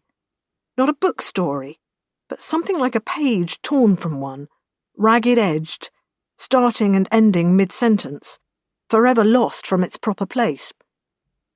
They're heading uphill, and Liv has to labour under the weight of the water bottle, food, book, and all the various tools she's brought, some of them specifically with anti-witch measures in mind. Up to where the trees are scrawnier and even more dead, and the dry needle footing is garnished with the crisp corpses of expired beetles, as though harvest's end has already come.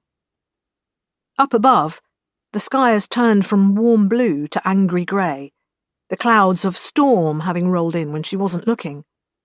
There's the anticipatory chill of rain on the air, and you don't want to get caught on the hills when the heavens open, because flash floods are a peril worse than witches. But then, when the girl goes to meet the witch in the story, there are always threats and challenges. You deal with them by pureness of heart and quickness of wit, rather than prudence or just not going because it's dangerous. Liv is aware she's maybe not making the best life choices, but that sort of thing falls by the wayside once you've decided to let yourself be guided by two magical talking ravens. Once, she feels the wolf, that other storybook staple. Her feet sense it, as though it moves through the earth. The trees hide it, though they are too sparse and bare to conceal even a girl like Liv. She stops dead, because a girl's relationship with a witch can be complex, but surely a wolf has only one use for her. There are no wolves on Ymir. And there were no wolves on Earth since long before the Enkidu set out, except they clung on in the stories, and now here they are, leaping from her mind and into the hills. It hungers, and if not for her, then she doesn't know for what. Gothy and Gethley cock their heads at her. "We're late," she says, and "Come on," he adds. Liv has a moment of vertigo because they, the birds in human skins, straight out of those same stories, do not know the wolf is out there. Somehow, it's more of her world than theirs. The cave is there, as she knew it would be. A cleft between rocks in a hollow, with a stream running out of it and carving its own little path. Not a path that leads home, but one she could follow and not get lost, worst comes to worst. There is one large stone set into the earth at the cave's mouth, which the stream cuts around. It has been ground down and polished smooth enough that Liv can see her reflection in it. How many years and decades and generations to work up that gleaming finish, to grind it flat enough to draw on, because someone has been drawing on it, or perhaps writing. The marks she sees there, are some halfway house between the two, a fantastical screed that seems to be as much calculation as narrative, where the author has expanded beyond any numbers or letters Liff is familiar with. The sense of someone trying desperately to express concepts far past anything Liff knows is very strong, as is a profound disjunction of mind. Shards and pieces of the writing are set at all orientations, jagged, clashing. The stone is whole, but the mirror is broken. In the reflections, Gothy and Gethly are birds still, even though she can look over at them and see their sharp human faces. Then there's another face in the mirror, a woman's, and it's exactly the same face the other way up, when Liff looks up and meets the witch's eyes. She's tall and far paler than anyone Liff ever knew. Her hair is short and dark, and her skin is smooth, but there is an impression of age to her, a tiredness about the eyes and within the eyes. She wears dark clothes of unfamiliar cuts and fabrics, not the ragged robes of the storybook witches, but simply clothes nobody ever wore. Liff is sharp enough to think, if I was dreaming this, she'd be like they are in the book, and then knows the witch is real. Real, but not pleased to see her. Come out to consult her magic mirror, no doubt, only to find a girl waiting on her doorstep. Maybe that means a free lunch to a witch. "What's this?" she asks the birds, and her voice is stern and harsh, and says the words in strange ways, with an odd spin to the vowels and a clip to the consonants. "The girl," Gothy provides. "What girl?" "We met. The girl. A girl. From the colony." "She might help," Gethly adds. "We thought it was possible that she might be able to help." "You did?" Gothy accuses. "I did, yes." The witch looks from her familiars to Liff with a certain exasperation. "What do you want?" she asks, speaking slowly and loudly as if Liff is an idiot. "I want my grandfather," Liff tells her. The woman doesn't know what to do with that. For a moment her face, foreign and lowering as it is just a person baffled by a child's non sequitur. So Liff asks, "What do you want?" The witch's eyes go wide at her impertinence, but instead of an angry retort, she says, "We're looking for something that's become lost." "What is it?" "A survey team," the witch tells her. Liff has the curious impression that she doesn't want to actually say any of this. Perhaps there is some sort of curse in play, that the witch must answer direct questions put to her. On the other hand, Liff has no idea what a survey team is. "We're having difficulty cataloguing the settlement owing to the complexity and rapid rate of change amongst the population," Gothy puts in. "Also, certain inconsistencies. However, we have encountered this child in several different circumstances. Gethly said she was significant." "She seems significant, yes," Gethly confirms. "She had been catalogued, and so we could find her and talk to her. She may be able to pass the chaotic system better than I can." Gothy is saying all of this, and her manner of speech is like the witch's, but Liff has the impression that the words are just words recited by rote, as if whatever is actually behind that beak-nosed face is saying those sentiments in very different ways, but they're coming to her ears in words she can, well, not quite understand in aggregate, but at least ones she knows individually. "My grandfather came here," she said. "He went to visit the witch. Everyone says. And I saw him." She finds herself frowning because right here and now it's hard to say how long ago it was that she did. "He went into these woods. He was going to see you again, to consult with you." The witch should be calm and all-knowing and mysterious, but right now she's also frowning. It's a regular adult's frown at this girl who's turned up speaking nonsense when she has important mirror things to be doing.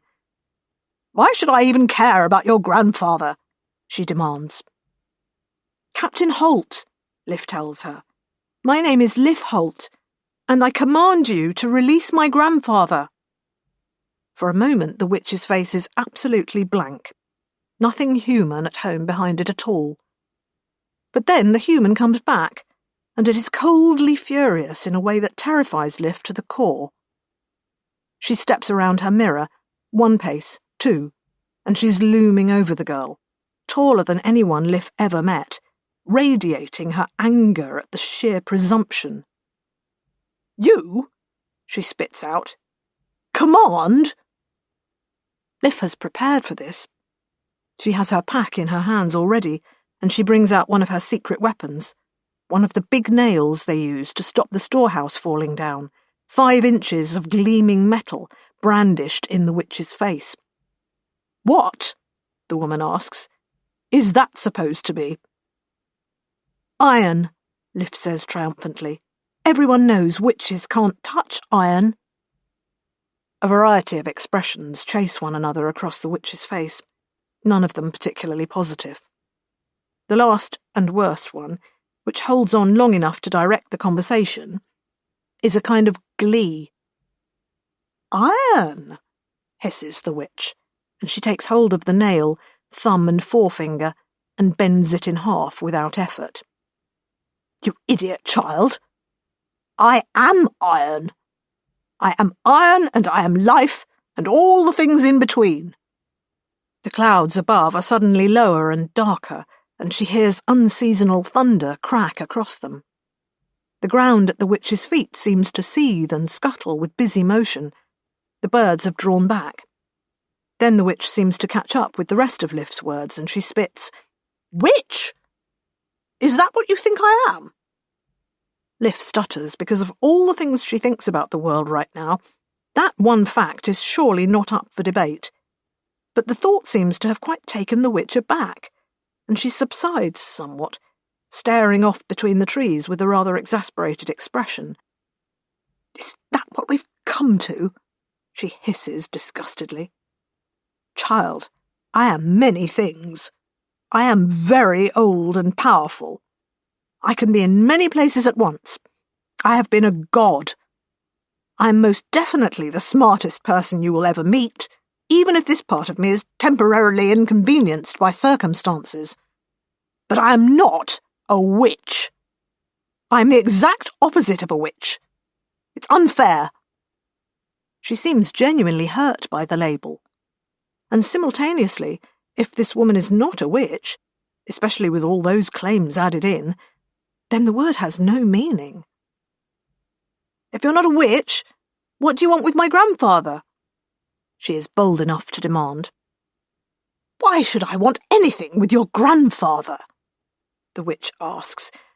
And then, "Captain Harest Holt," her face contracting into a thoughtful, penetrating stare, "cannot possibly be your grandfather, though." "You can't tell me who's my grandfather and who isn't," Liv says, reasonably. "Holt, the founder of the colony. And my grandfather." "How long ago did he found the colony, girl?"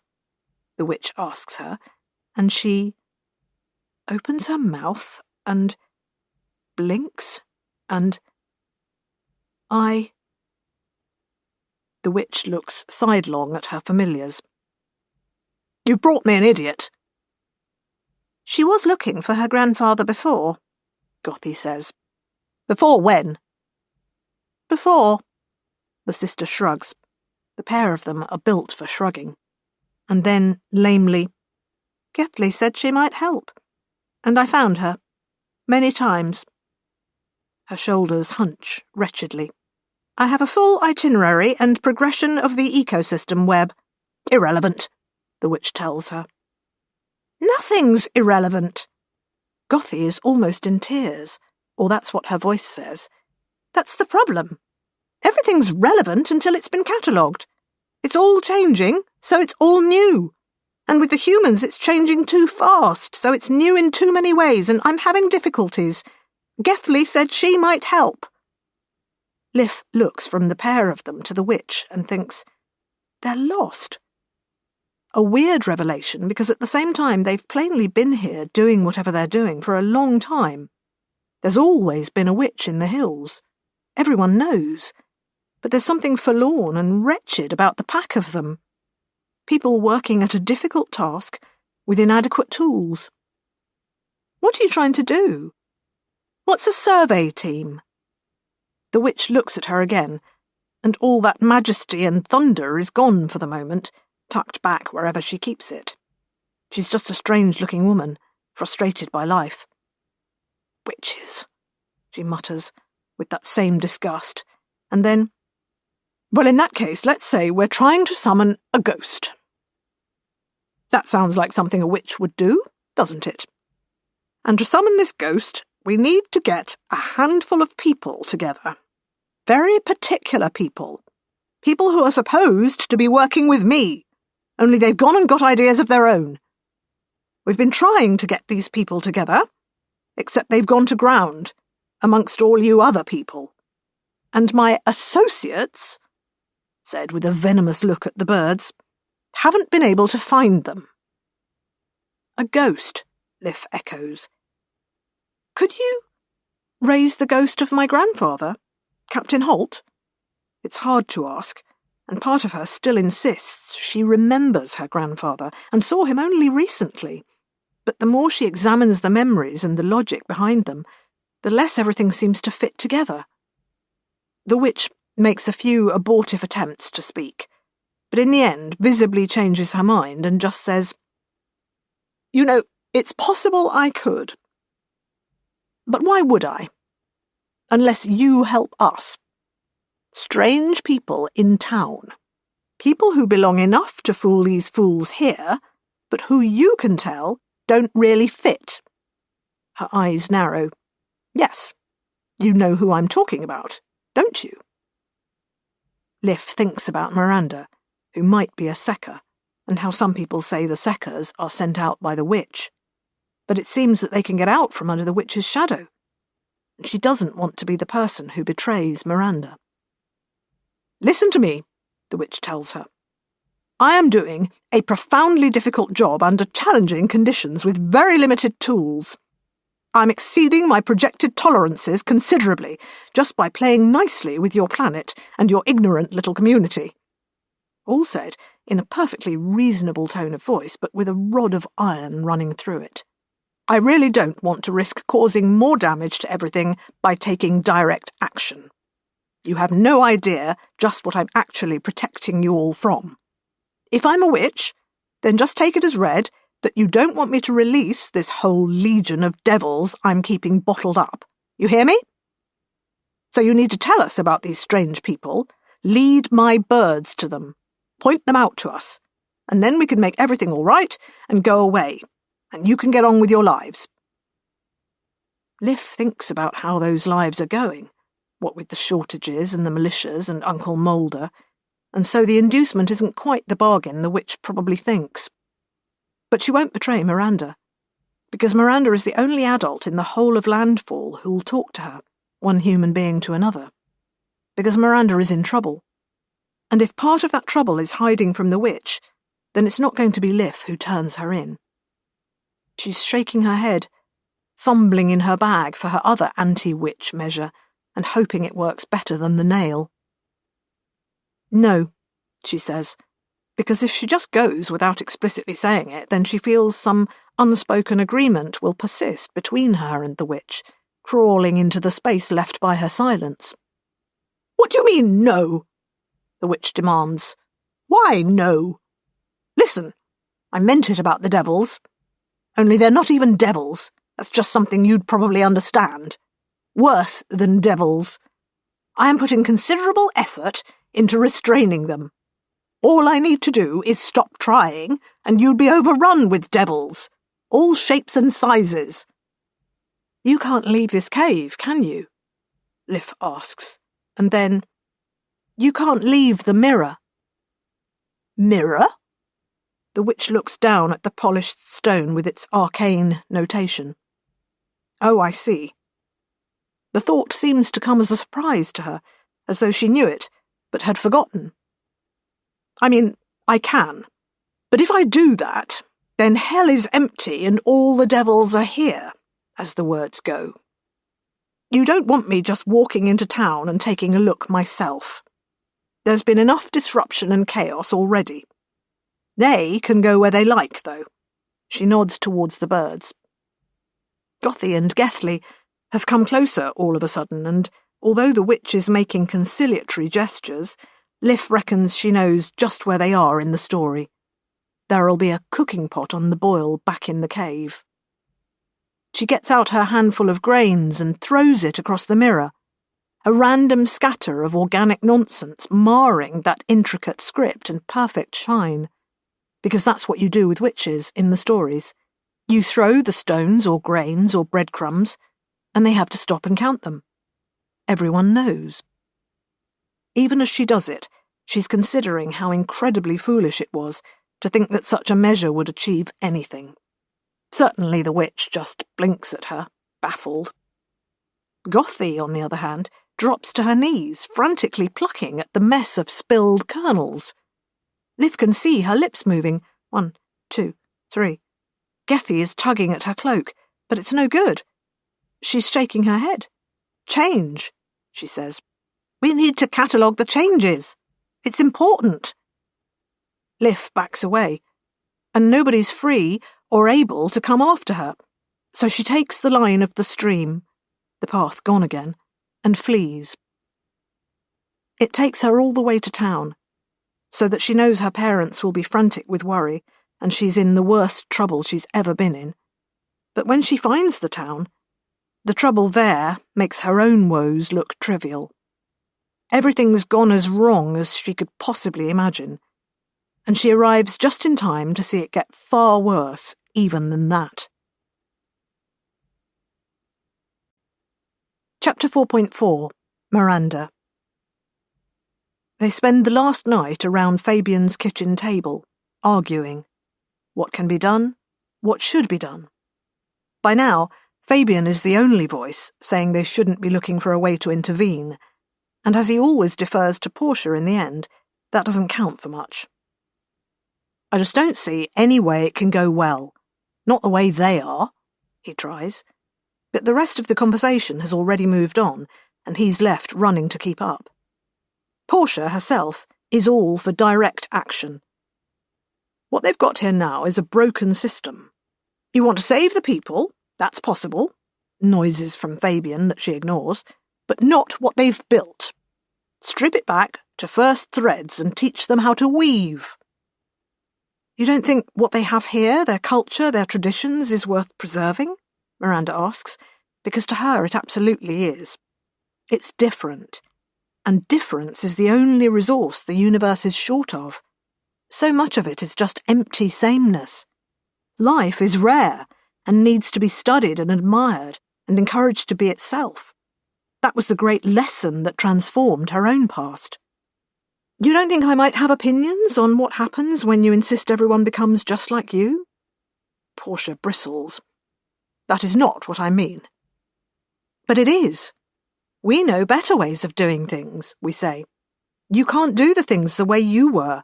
You have to do them like this, more efficient, more rational. And why wouldn't they, when their children starve and their world grows barren? Then in the end, all the ways they had and the traditions that arose from them, everything that made them what they were, is gone, and they've just become an imitation of us. They are broken, Portia insists. A valiant attempt at permanence, but the whole nonsense they have here is dying. You can't preserve it. It's not some millennia-old civilization. It's a failing colony we've arrived just in time to save. Paul slaps at the tabletop. His children are practically climbing on top of one another, presenting slates and scraps of written text, equations, sketches. Miranda snags one at random, knowing from experience that it won't matter which she takes. The characters there are not anything that the Emiri would recognise as writing. They aren't anything that she does either, but she has a dizzying moment of translation that leaves her blinking and frowning. Miranda? Portia is looking at her oddly. Your face. Paul agrees with me, she says. We need to preserve what they have. He's emotionally invested. You know how he is. She tries to shrug away what just happened. The notation had seemed to flow and shift in her brain until it connected with a benthic comprehension, sunk far down. A feeling of both recognition and disorientation she couldn't explain. Portia looks from her to Paul and the children, then back. His many progeny are all presenting the same determined facial expression, and most of them have their arms folded in a parody of adult seriousness. "What you want," she says disgustedly, "is a zoo, where you can come and look at the exhibits in their natural habitat. But what are you really preserving, then? Nothing except a means to sate your curiosity. You're not doing it for them at that point, just for you. That's unfair. There must be a way to repair the ecosystem, regenerate it somehow. Or Fabian had his plan to seed a new area of the planet. At which point they're still not actually being themselves," Portia points out. "They're being whatever you decide they should be, which looks a bit like the true thing they were, but is just as artificial as if we relocated them all to orbit and gave them free access to printers for all their needs." Miranda stands up from the table suddenly, powerfully frustrated, within and without. "It's not right. We don't have the right to destroy what they are. And yet the moment we do anything, that's what we're doing," Portia tells her, not unsympathetically but very firmly. "The only alternative is to preserve what they are, which is slowly dying out." The next morning Fabian has jobs to do, returning to one of the nearer farms to complete work on their machinery there. Almost time for harvest, and the meagre handful of still-functioning machines need to be in their best condition. Fabian can fix anything within reason. It's not exactly the sort of engineering he trained for, Miranda knows, but he seems to have genuinely taken to the robust physical elegance of it, fitting things together that are big and clunky and crude, and at the same time incredibly delicate, because the rules that determine whether they work or not are the universe's actual physical laws of friction, mass, energy, and entropy. Portia is out too. She said she was going hunting, though that's seldom the case anymore given there's almost nothing to hunt. She has restless feet, though, born of a long line of wanderers and pilgrims. She can't just sit in the house all day. Miranda can. And does, in fact, because going out into landfall right now brings no joy. Too many thin, pleading people. Too many guns and militiamen. And isn't it harvest soon? Why don't they have farms to tend? Except the influx of people means that cheap-as-free labour is plentiful, meaning the men with guns can stand about on street corners or monopolise the tables at the rice house and defend their way of life. So she stays home and tries to think of what she can teach the children once summer and afterstorm are gone and school is in session again. Political theory, she dreams idly. Astronomy. Speculative fiction about life from other worlds. Maybe that might be the answer, to prepare a new generation for the contact that was inevitably going to happen, that had already happened, save that the locals didn't know. Get them thinking about visitors from the stars with open hands, coming in peace. Well, maybe not hands, some of them. The first time someone's at the door, there's a family there, just arrived from an out farm. A man, 2 women, at least 5 children. Paul's own brood stand staring at them solemnly. They never play with other kids, only incomprehensible building and drawing games amongst themselves. Paul is far better with children than his own children are. This new family are begging, and Miranda has just enough time to warn them that the locals, the actual old family established locals, won't have any patience for that, before Paul brings them some cornbread and a hard knuckle of old ham. So, mixed messages there. The next time someone's at the door, it's the mob. Surely she heard them before she lifted the latch. But her mind was so full of what we can do to help that the world blindsided her. She'd forgotten that, deep cover as they are, All the advanced tech in the world won't protect them from some good old-fashioned community justice. They've got Fabian. He's hanging between two of the militiamen, and the bruises are starting to flower where they've beaten him. She just stares, because he fixes things. He can fix just about anything, botch job or repair past all reason. He's useful. They know him, don't like him maybe, and feel the outsiderness of him, but of all the household, he's valuable to the community. Except apparently that's not what counts. They've come for her and for Paul, and there's not really much she can do about that. The children try to get in the way. They turn out to be a remarkably effective defence for a little while, at least for Paul. They pry at hands and arms with unexpected tenacity and resourcefulness, so that he slips out of their grip again and again. The militia end up chasing him all over the house and have to haul him out of a cupboard so small he shouldn't even have fit in it. By then, various people have taken the children away from him, hauled them off individually, probably with the best of intentions, probably thinking they are saving them from the influence of the bad man, the madman, the hooting deviant. Paul cries out for them, as though the locals have torn away part of himself, and the children call back, a wordless, alien cacophony, putting into sound sentiments and demands that were never intended for the medium. To Miranda it sounds tragic. To the crowd, appalling. One of the militia bloodies Paul's scalp with a truncheon to get him to shut up. As for her, she does not fight. She barely struggles as they take her. She's too stunned by the speed with which everything has changed. She gets some sense of what has gone on as they're all marched into the centre of town. The first tree is there, dead now, of course, but she remembers it alive and verdant, spreading its branches in a symbol of all that the colony of Ymir could be. She is very afraid that, dead, it continues in its symbology. They're slinging ropes from its branches. The farm Fabian had been working on was attacked last night, she gleans, the closest the raiders have ever come to landfall itself. And by now she is sure that there are no Sekkers, or at least the raiders are not Sekkers. There has been a long-standing myth of a second colony, dating way back in Ymiri history. A fear that some others got off the old Ark ship and set up on their own. Rivals, foreigners, people from elsewhere. Miranda can only wonder how much she and the others inadvertently contributed to that. Well, no, because the belief is deep-rooted in their past, but a moment of discontinuity. The people believe in the Sekkers, though. All, perhaps, except those who go hooded and scarved at night to their neighbours' farmsteads and take livestock and stores and tools. And maybe even they believe it. Maybe they tell themselves, it's there to be taken. They can't defend their own. Better we take it than outsiders do.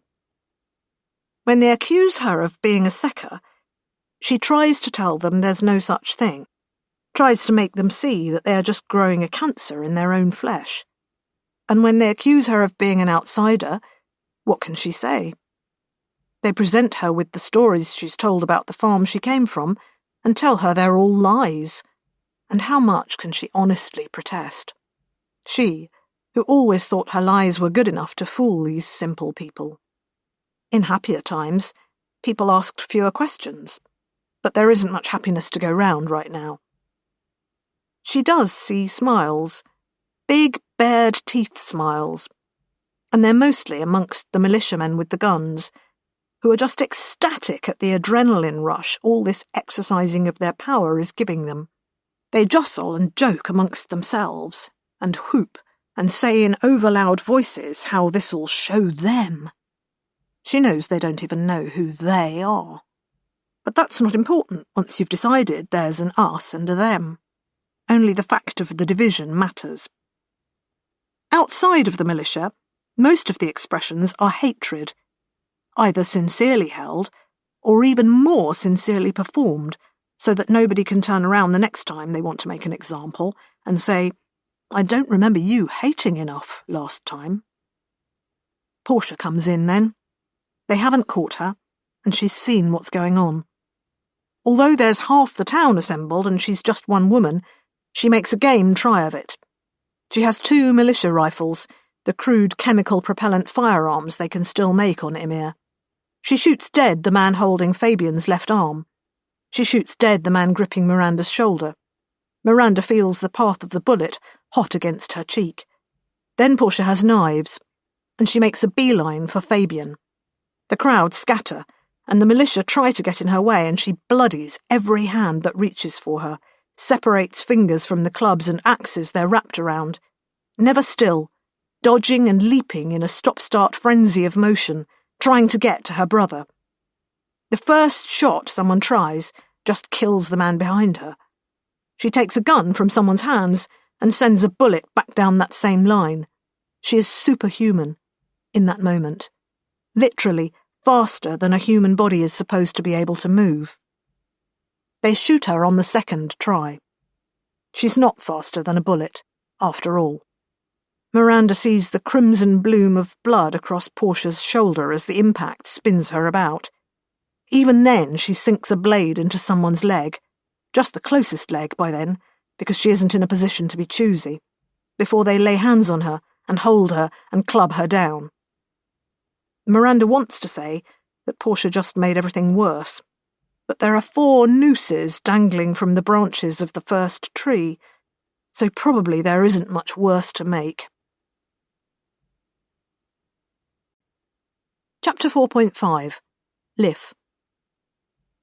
Lif's caught mentions of the first tree in the adults' conversation, so she knows they had some plans for the dead Hulk that didn't involve just chopping it down before it became a danger to life and property.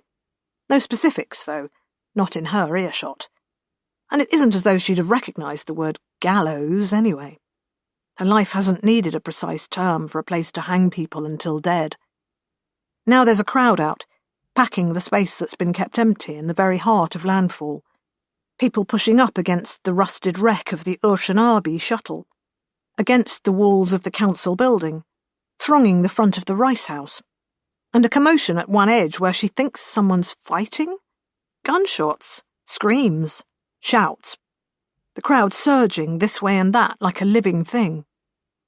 She tries to escape then, but there are people funneling in from further out in the town, and it's as though the crowd is a single amorphous being that has her in its clutches, that is trying to grind her under its many feet, to devour her and crush her. She is carried into its roiling centre, stumbling over the bigger shoes of adults, clawing at their coats and shirts to stop herself going under, calling out for help. Help from who? Nobody has time for her now. There's nobody she can turn to in the crowd. It's just the crowd, a thing to itself. Except someone then grabs her and hoists her up, and she sees there's a platform here. They've built a wooden stand under the tree branches, and the crowd has eddied her right up to it, bruising her against the splintery planks.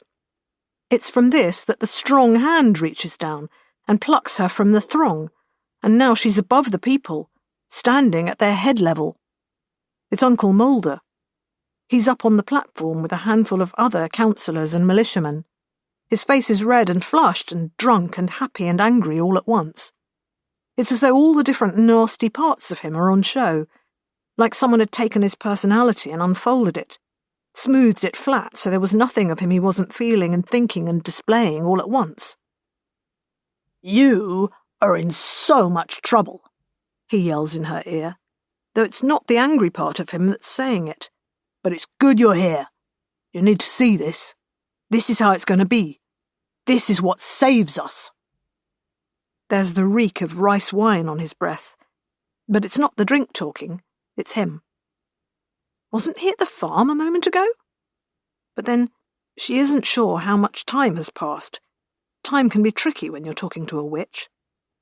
Then they're dragging people forward through the crowd, and she understands belatedly what's going on.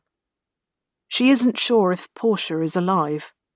The woman's been shot and beaten, and she hangs like a corpse in the hands of the men who have her. The others are still alive, for sure. Fabian is meek, unresisting, a scrawny little man in the ogreish hands of his tormentors. His face is a mess of red blood and blue bruises. Paul is fighting, constantly on the verge of squirming out of the grip of his captors.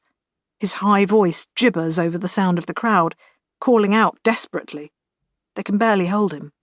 It's as though every joint is doubled and tripled, or he has nothing but gristle instead of bones. And then there's Miranda. They've not beaten her as much. She's led through the crowd with her head high, at least. Liv lunges, trying to go to her. To achieve who knows what? To warn her about the witch? But that's hardly likely to be Miranda's priority right now. Her uncle's hand clenches on her shoulder, and she doesn't go anywhere. Instead, she twists in his grip and shouts at him, "What are you doing? Let her go!"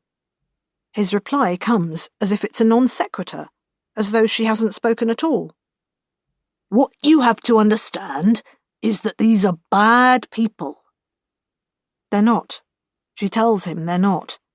Miranda's her teacher. She loves Miranda. "People who aren't from round here. Not even as close as they claimed." Uncle Mulder goes on patiently, tone conversational, but the volume of a shout in her ear to get his words through the sound of the crowd. "People have been robbed, Liv. Some have been killed. Livestock taken. Livelihoods. A barn got set on fire a few days back. Bad business. Outsider business, you see?" He puts it as though he's trying to persuade her of a proposition.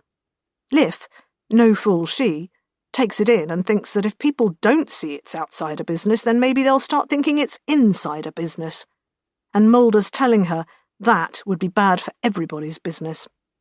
Far better that these things are kept as the doings of outsiders. But in that case, you need some outsiders to do unto as you've been done by.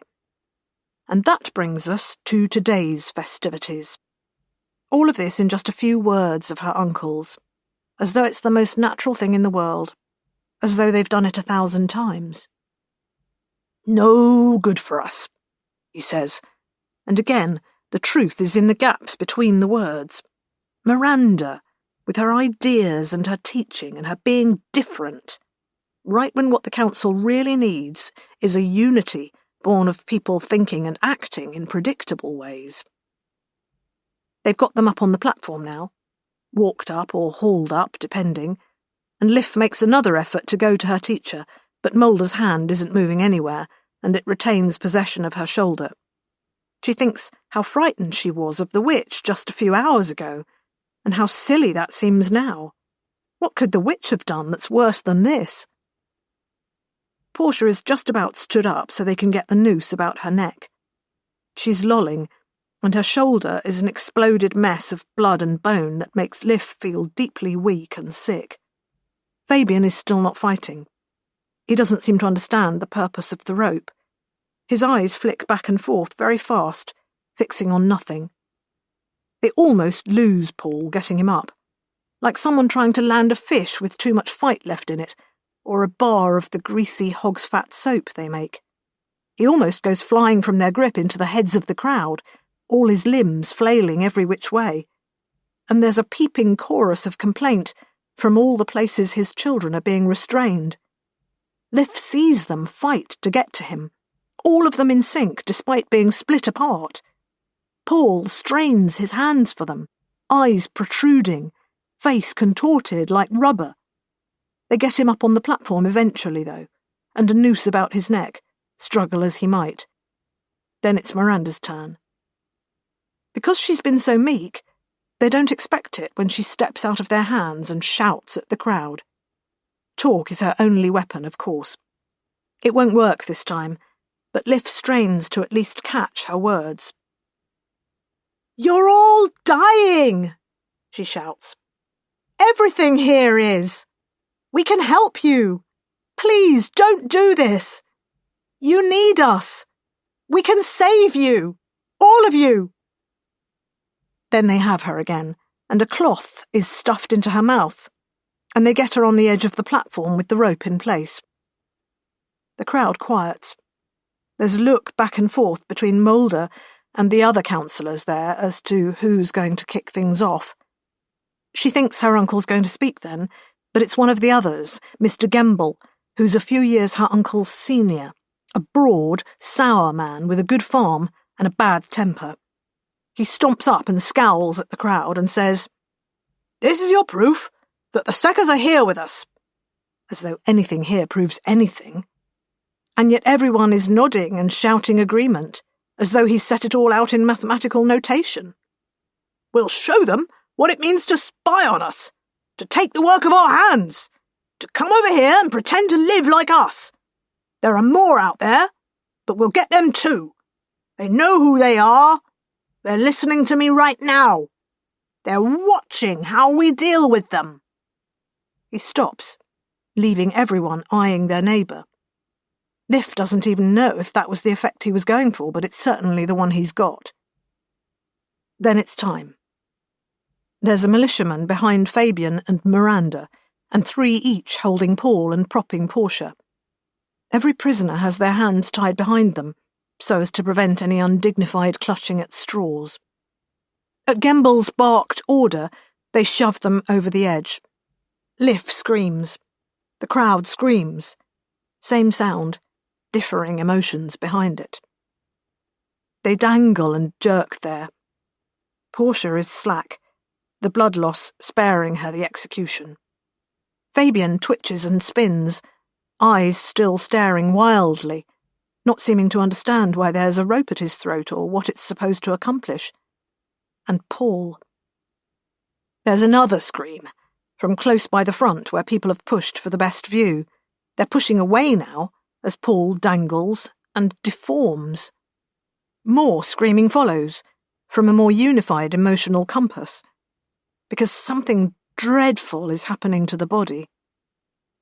Her uncle is pulling her away, but he's not covering her eyes, and Liff stares and stares. She sees Paul's shoulders and elbows pop, the very arm bones seeming to bend as he inexorably slides his wrists and hands out of their bindings. The fingers ripple and flex in every wrong direction as they burst free.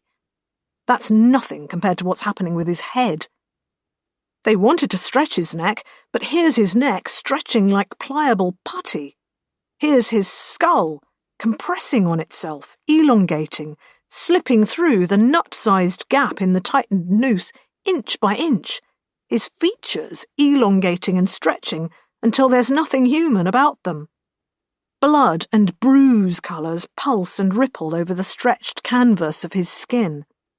All around the crowd, his children break free of the hands that can't hold them any longer, stretching and twisting from anybody's grasp, forcing their individual ways through the crowd like worms or ribbons, converging on their father, reaching out for him, not to prop up his sagging shape, but to attach, to pull, to bring him back to them. The crowd is actively fighting itself to get clear, and a gun goes off. Then Liff sees what's happening to Miranda, and it's even worse.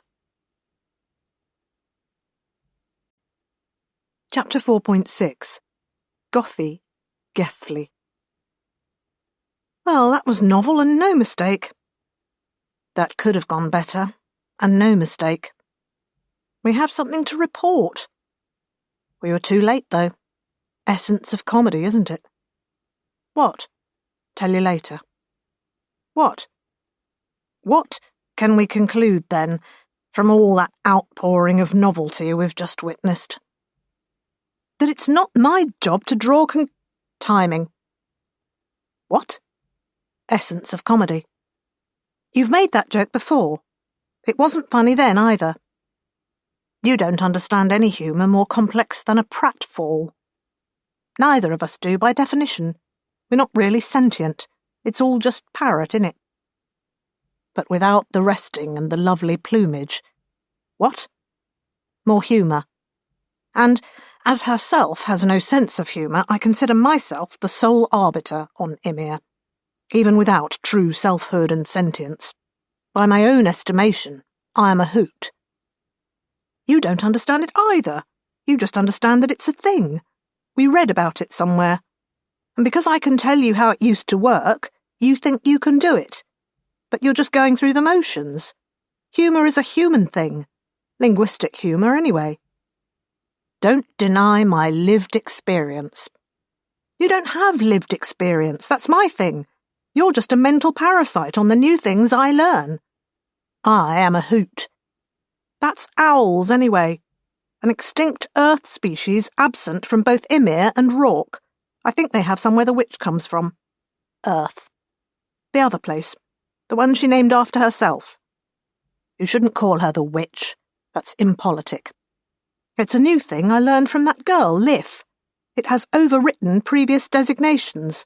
Hence, she's now the witch. I'm not saying it isn't a fitting sobriquet, but still. Don't you have conclusions to draw or something? My conclusion is that we're too late, what with the lynching and all.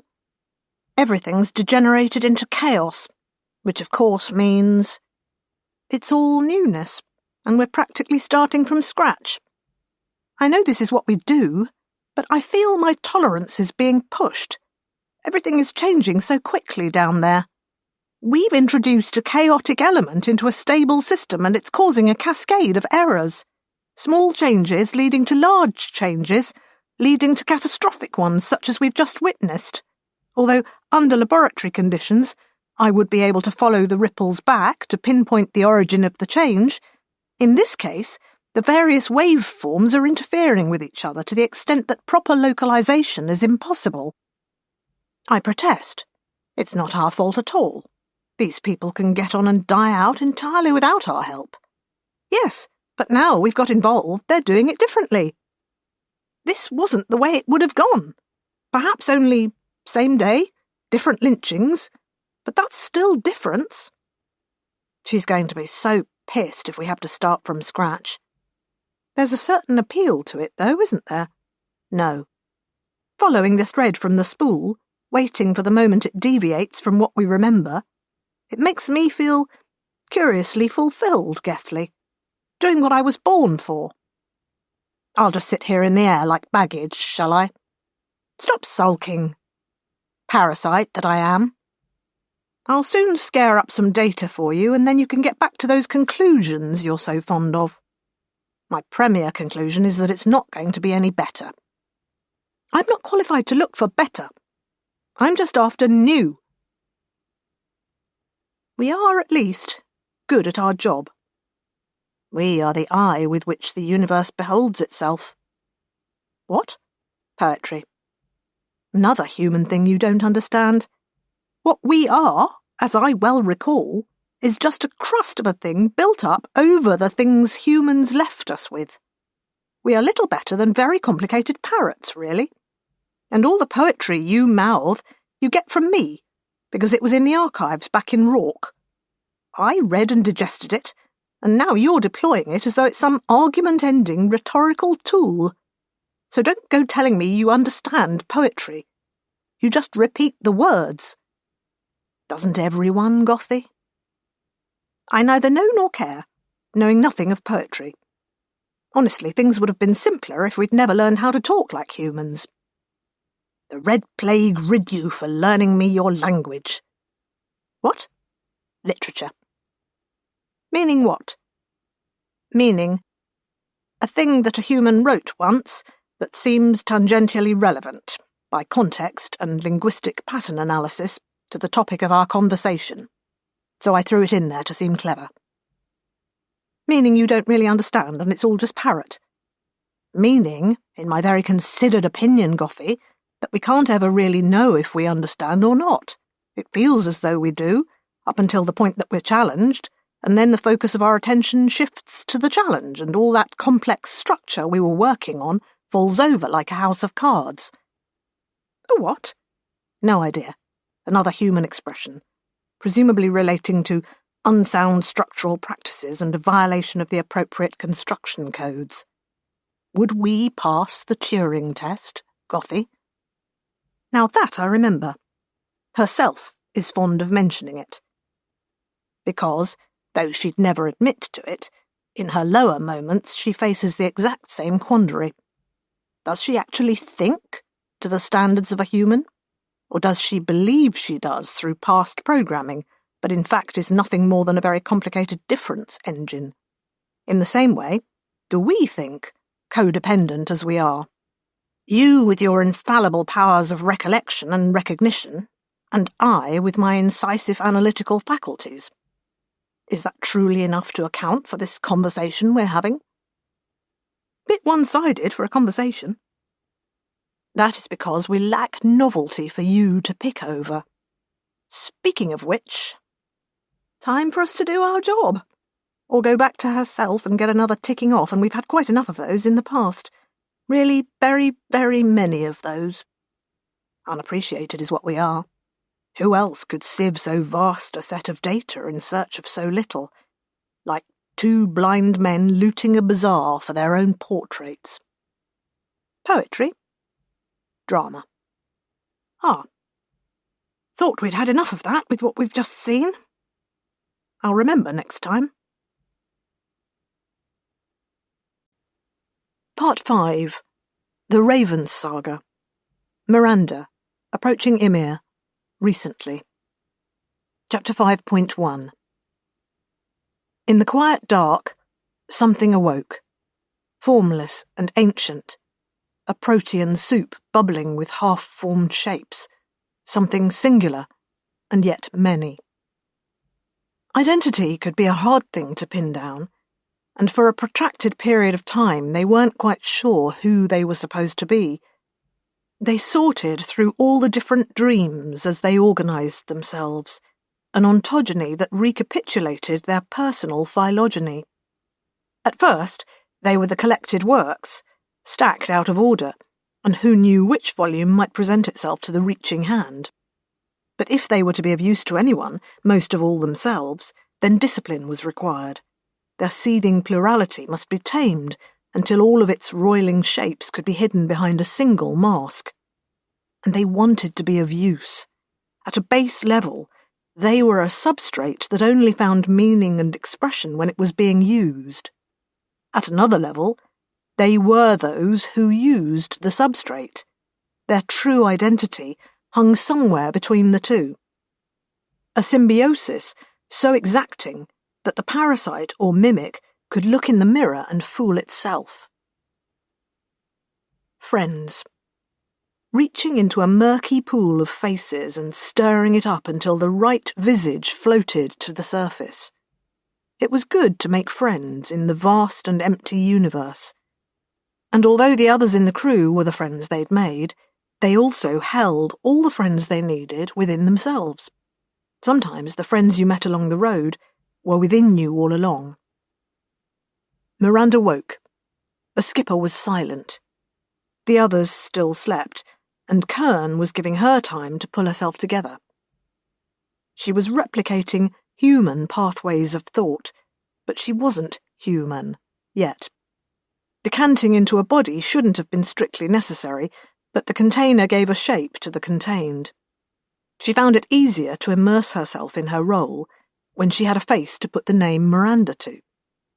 As though she were a burglar breaking into a house that might yet be occupied, she slipped into that vacancy in the meat which Kern had readied for her.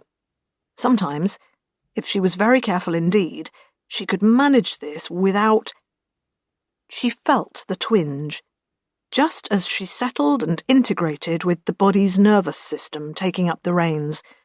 Just the faintest echo, hardly anything really, a sense of what the original Miranda might have thought of what she was. That long-ago woman's knee-jerk response, which she had smoothed away and buried and completely got over, save when she had gifted her identity to the alien parasite. The stab of horror that had come too. Miranda was dressed in the loose ship suit, her feet bare on the warm, slightly giving floor for just a moment before a flick of her toes cast her gently across the crew space. She checked their positioning. Khan had brought them back into regular space, well clear of any of this new solar system's orbiting bodies. Because the super-relativistic displacement of volumes of space could have a catastrophic atomic-scale impact on actual matter that got in the way. If there was ever a war between the dispersed strands of their society, even the incidental technological side effects could leave worlds in ruin. "I'm waking the birds," came Kern's voice in her ear. I have the understandings for you, constructed from the archive materials on Rourke. Understandings were still a work in progress, outside of the Portiids themselves. So far, nobody had managed to encode octopus sensoria for humans or Portiids, or not for any purpose other than to give a spectacular psychedelic trip. What lived behind Miranda's eyes was also unreadable, its dense and alien heredity beyond the Portiid's ability to decode. But she could read everything. Any species that she had learned, she could communicate with and impersonate. She was the interlocutor, a repository of all knowledge that only thought it was Miranda. Kern had a spider-shaped remote drift across the crew space to her shoulder and cling there to inject her with pure liquid knowledge. With one hand on a strap, Miranda let herself float as the understandings unpacked themselves. Then the busy little multitude within her got to grips with the histories of Rourke and what the birds had recorded of their own origins. Chapter 5.2 Stage 1. Mostly, the terraformers died. The closest colleagues of Dr. Avrana Kern perished when a terrorist destroyed their facility. Kern herself would doubtless say that she survived through her towering intellect, but in truth, it was more to do with getting to the solitary lifeboat first. Kern's world was the first and the only terraforming project formally finished when everything went wrong. The other prospects had reached various stages of completion. Some were still grappling with hostile balls of rock and angry chemicals, suffocating atmospheres. All the many different ways that a planet could be unsuitable for Earth-based life. Others had gone through the first basic steps. Crack the rocks to release oxygen, cultivate extremophile bacteria and the hardiest of engineered plant life, force erupt the odd volcano, drop some asteroids and ice-laden comets, trigger a nuke or two. The pinnacle of human achievement, never to be replicated. But they died. Earth died first, or at least suffered such a self-destructive martial seizure that everyone who survived ended up right back at the blunt end of the hierarchy of needs. But the last shot of that war was the transmission, outwards in all directions from Earth. A killer virus that had only one purpose, to shut everything down. On Earth, that was just the last nail in the coffin. It was worse for everyone else. All the people in the colonies on Mars and the moons of Jupiter and Saturn, or floating in the pea-soup atmosphere of Venus, the space stations and orbital habitats. Everyone else was still inside the coffin that was being nailed shut. That signal continued to rush outwards from Earth, poisoning every ear that heard it. Each terraforming crew, diligently listening for word from home, heard and succumbed. Across the light years, one after another, their little efforts dimmed and died like defective Christmas lights. Out, out, brief candle. Freezing or asphyxiating, burning up on unplanned atmospheric entry, exploding in momentary fireworks in the cold of space. A handful survived that initial cataclysm and turned the helm for Earth, trying to go back. But if any of them arrived, they were then lost in the general ruin, and no trace of their return survived. That was the genesis of Kern's world and Damascus, and all the other unfinished construction projects of humanity's apex. For many of them, it was also the apocalyptic revelation as well. The near reaches of the galaxy were left strewn with a rubble of might-have-beens, worlds that never received the promised gift of life. And then there was Rourke. Stage 2. When Kern finally secured the colossal investment the terraforming projects required, Renée Pepper was right there in the queue of volunteers. An ecologist and genetic engineer, she didn't care much for her family and wanted a hand in building the future. Back then, competition was fierce. The most brilliant minds were jockeying for the chance to build the future under Kern's aegis. There were 1,000 tests and aptitudes, academic, practical, social, psychological. Plenty of her fellow aspirants murmured that Avrana Kern herself wouldn't have passed half of them. They tended to be the ones who got rejected shortly after voicing such opinions. Kern was a jealous god. Renee Pepper didn't rock the boat. She wanted to go into space and create life, because somehow engineering webs of Earth life to live on distant exoplanets seemed easier than meeting either a nice guy or a nice girl and settling down with either or both.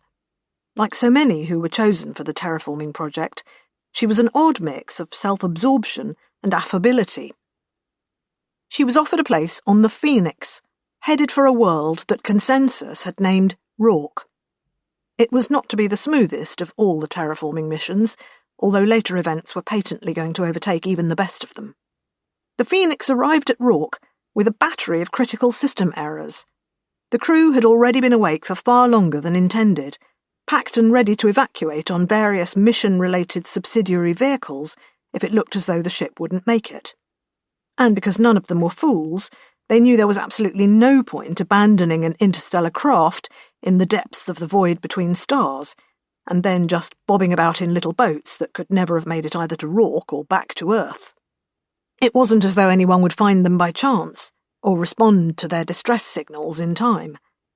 It was, therefore, a stressful sequence of events. Overall command of this particularly ill-fated mission fell to a tough, stern woman named Alex Tomasova. She held the crew together and got them to hold the ship together until they were in faltering orbit around Rourke. Then she looked at their options, which turned out to be rather more than might be expected when arriving at a world untouched by human hands. So it was that when the fatal signal did arrive from Earth and the lights went out, Renee and the team were mostly planet-side on Rourke.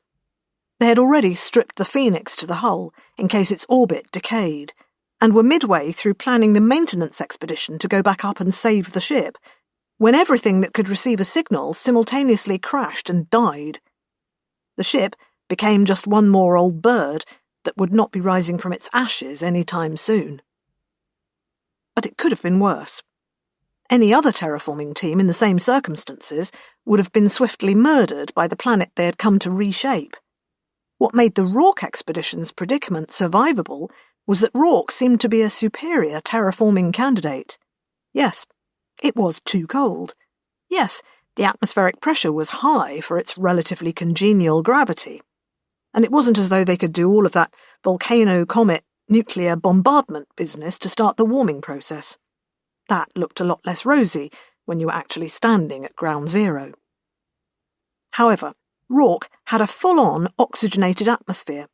After their emergency decamping to the surface, Renee had driven a search for alien life, because received wisdom said that biological processes were where free atmospheric oxygen came from. Oxygen was, to quote Mikhail Elesko, the team's top geologist, a needy bastard that couldn't stand not to be in a relationship, no matter how toxic. You didn't get lots of oxygen unless something was separating it from its romantic partners and kicking it out into the street. So they had spent a lot of valuable terraforming time not finding the locals. It was nasty out there. There was quite a lot that was poisonous, though not enough of any one thing to kill a human outright. There was still a lot of ice, and the weather tended towards sleet and blizzards, irrespective of season. Renee and her team looked for life so hard they almost died. They discovered plenty of carbon-rich molecules, but nothing so much as a microbe. In the end, it was the geological sciences team, led by that same Mikhail Elesko, who unpicked the puzzle. His conclusion was that Rourke had likely formed in the outer reaches of its solar system, where an icy shell could build over its rocky core without being blasted away by the solar wind. An encounter with some now-vanished other body had swung the planet into a closer orbit to the Sun, introducing a whole load more ice into the inner solar system than you'd normally expect to find in one place. The action of sun on ice, he suggested, had resulted in a world with plenty of cold oceans and exposed land. and millions of years of radiation had cracked water into hydrogen and oxygen faster than the oxygen could repatriate into oxides. The process would probably peter out sometime in the distant future, but right now enough oxygen had stuck around in Rourke's atmosphere to allow an Earth human to breathe, whilst its erstwhile molecular partner hydrogen had escaped off into space. At the start, with their ship limping about in orbit but still gamely functional, it had seemed like a godsend, a kickstarter for the terraforming process. They could start laying down Earth life, and it wouldn't immediately suffocate and die. Then Earth's parting gift arrived, and all their systems had fallen over. They had food and water, and jury-rigged some essentials, with the air of Rourke cool, crisp, and clear. They did their level best to survive, and even though they didn't, something else did. Stage 3. 17 scientists stranded on a planet whose air they could breathe, and yet they never made it into a paradise. On Rourke, the same geochemical processes that were freeing the oxygen were freeing up a lot of other compounds out of the ice, too. It was a process eerily presaging the way Earth itself would go when it crawled out of its war-driven ice age into humanity's brief second chance in the spotlight there, before the end of it all and the Ark ships. Nothing on Rourke was so toxic that people just dropped dead of it. If they'd had the resources of the Phoenix, they'd likely have been fine. Instead, there was a constant erosion. Rourke's seasons unleashed a regular flow of teratogens and toxins that got everywhere, including the bodies of the terraformers, no matter how careful they were. Renée gave the talks herself, as she experimented and researched, and the drain on their medical resources mounted up. Rourke was devoid of life but awash with organic chemistry, she explained. It had lots of carbon-based molecules that interacted badly with human biology. The terraforming team were invaders from another world, being slowly defeated at the hands of something less than even a microbe. Yet Rourke did have life, because Renée and the others had put it there. They had worked around the damage caused by the virus sent from Earth. They had bootstrapped one machine and facility after another back into being, grimly, over however much time each one took. They had rebuilt their scientific toy box, one broken doll at a time, all the guts of the Phoenix that they'd brought down. In the end, having restored everything capable of resurrection, they were equipped for one thing. They could make the world live. There was a tentative optimism to those early years that would still be recognizable millennia later to Miranda, as she absorbed the colony's records. Renée and Mikhail and Alex and the rest, they were all children of Avrana Kern's dream, born to bestride the universe. If the planet was inhospitable, then their science would wring a welcome from it. They would transform the cold and toxic world of Rourke into their own paradise. They threw together microbial systems whose tiny components could breed and prosper before Rourke's chemistry was able to cause them problems. As soon as the swift-multiplying microbes had gained their foothold, Renée wasted no time in setting up a 4-tier ecosystem in the region around the habitat. People were talking about plant life, animals, domestic pets, livestock, great herds trampling the new grasslands of Rourke. Their sense of optimism and personal power was irrepressible. 10 years in, Renée had got as far as keeping insects alive, because the stop-start growth patterns of their molting were good at resisting the teratogenic influences of the planet's molecular chemistry.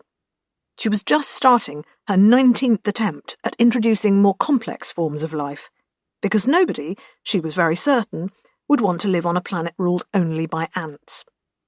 It was all a careful juggling of ecological niches, food webs, and predator-prey relationships, as per her training. You didn't just empty out a bucket of species and see which ones didn't keel over and die. Terraforming was a precise science. 25 years in, she was throwing every living thing at the wall to see what stuck. By then, 8 out of the 17 terraformers were in intensive therapy, because people lived a lot longer than ants, and the alien chemistry crept in. Enough exposure over time and the alien molecules built up and jostled for elbow room with Earth biochemistry. Her mice had just about survived, with heavy litter mortality and widespread birth defects. The rabbits had clung on, hideous and changed. The earthworms were too big. The snails died. The sheep died. The trees died. The ants were fine, the fuckers.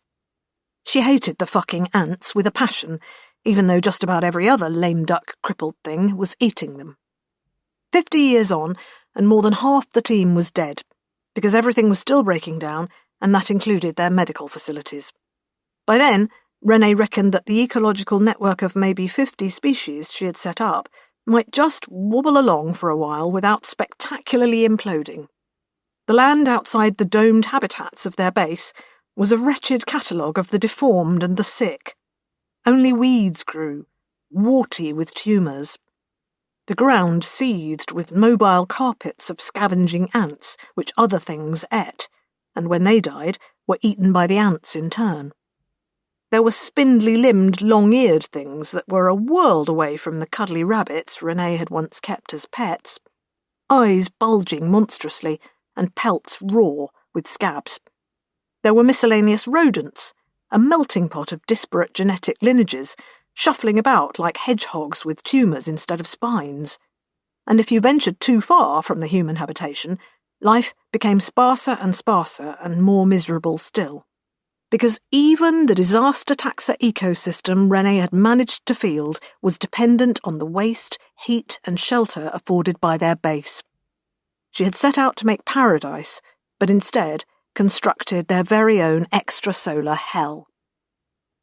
And that was when the ailing Alex Tomasova, overall command and still just about alive despite everything, turned up to talk to her about the corvids.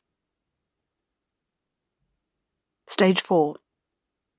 They had tried to wipe out the corvids long before. The birds, a species of crow bulked out with raven and magpie genetics, had been released into the wild, as though Renee was Noah looking for some sign of hospitable land. The corvids had taken a serious look at everything that was out there, not liked it, and come right back.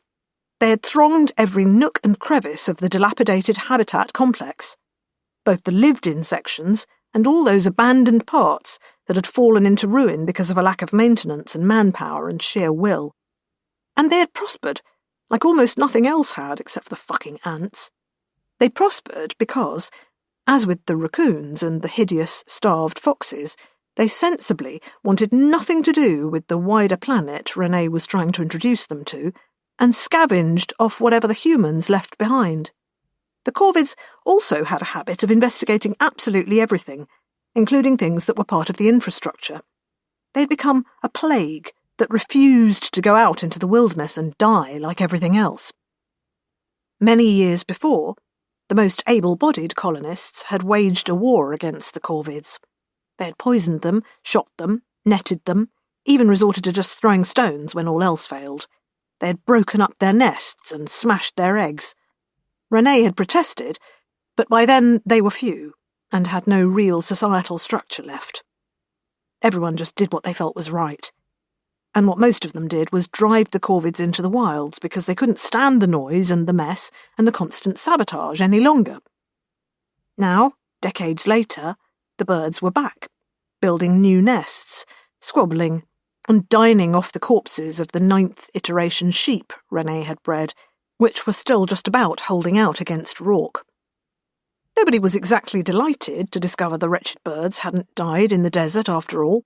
However, as the corvids hadn't descended upon the remaining working habitats and plucked them apart for nesting material, a de facto truce had arisen, born of human apathy. Renee, worn out, had made repeated mental notes to go see how the birds had managed to last this long, and never got round to it. She had a to-do list that would last longer than she would. "Tell me about corvids." Alex Tomasova had been a hale, solidly built woman once. Now she was a skeleton clad in oversized amounts of greying skin, blotched with melanomas and the taut lines of surgery scars.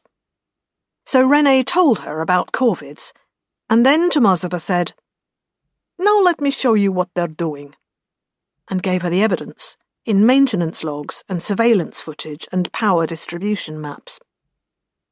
Some corvids had moved into the ruin of a habitat they'd previously shared with the retreating fringe of human occupation, and which the humans, left in possession of the field, had abandoned anyway. The birds were keeping a wary distance from people, apparently remembering just how things had gone last time.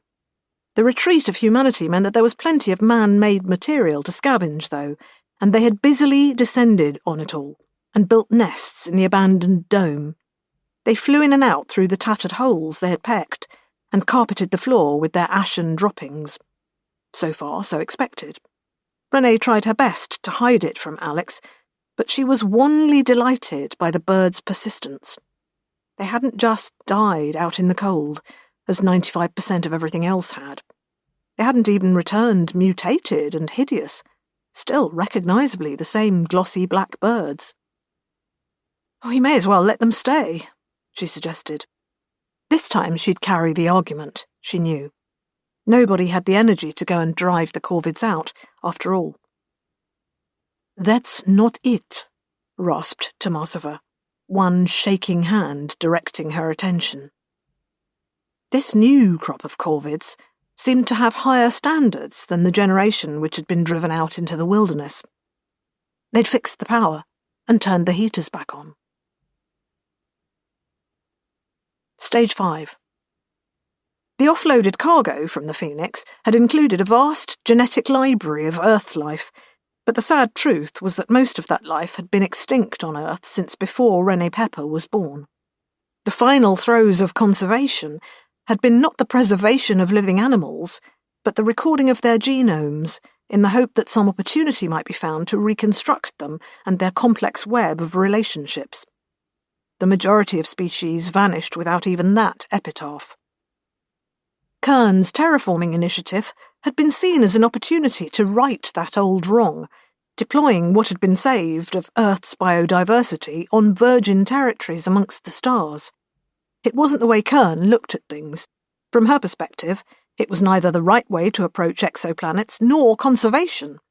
It had been a good way to win over certain groups and viewpoints to her cause, though, and to Kern, her vision was everything. But there had still been corvids on Earth when Renee left.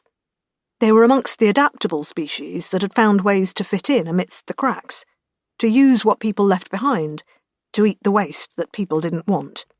They jostled for wing space with the gulls and pigeons, fought the rats for leavings.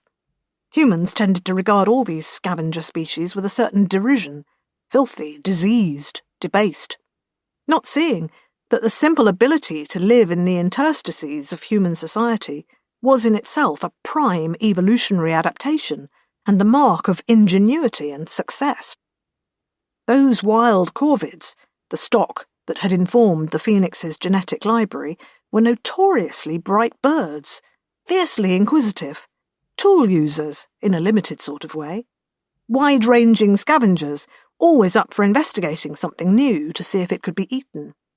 They tended towards strongly monogamous pair bonds, and while that might have seemed an odd trait to highlight, Renee discovered that it would be very important on Rourke. They were highly social animals, capable of recognizing individuals, corvid and human. They had a limited ability to count, and a profound ability to solve problems in novel ways. They were birds, from a human point of view, trying very hard to be human. At the point of the Phoenix's departure, Earth had been so much of a human world that even actual humans were finding it hard to be human enough to survive it. That was what they took to Rourke, written in shorthand and ready to be reconstructed, while the snakes and the cows and the frogs and the bees and the deer that Renee tried to slot into the wobbling tower of her new ecosystem all re-extincted themselves. The corvids had at first clung on by hiding under the skirts of their makers, until they made a sufficient nuisance of themselves that their makers couldn't abide them anymore. Stage 6. The corvids had been driven out of the promised land and into the wilderness, where the survivors did their best to scratch a living from the soil.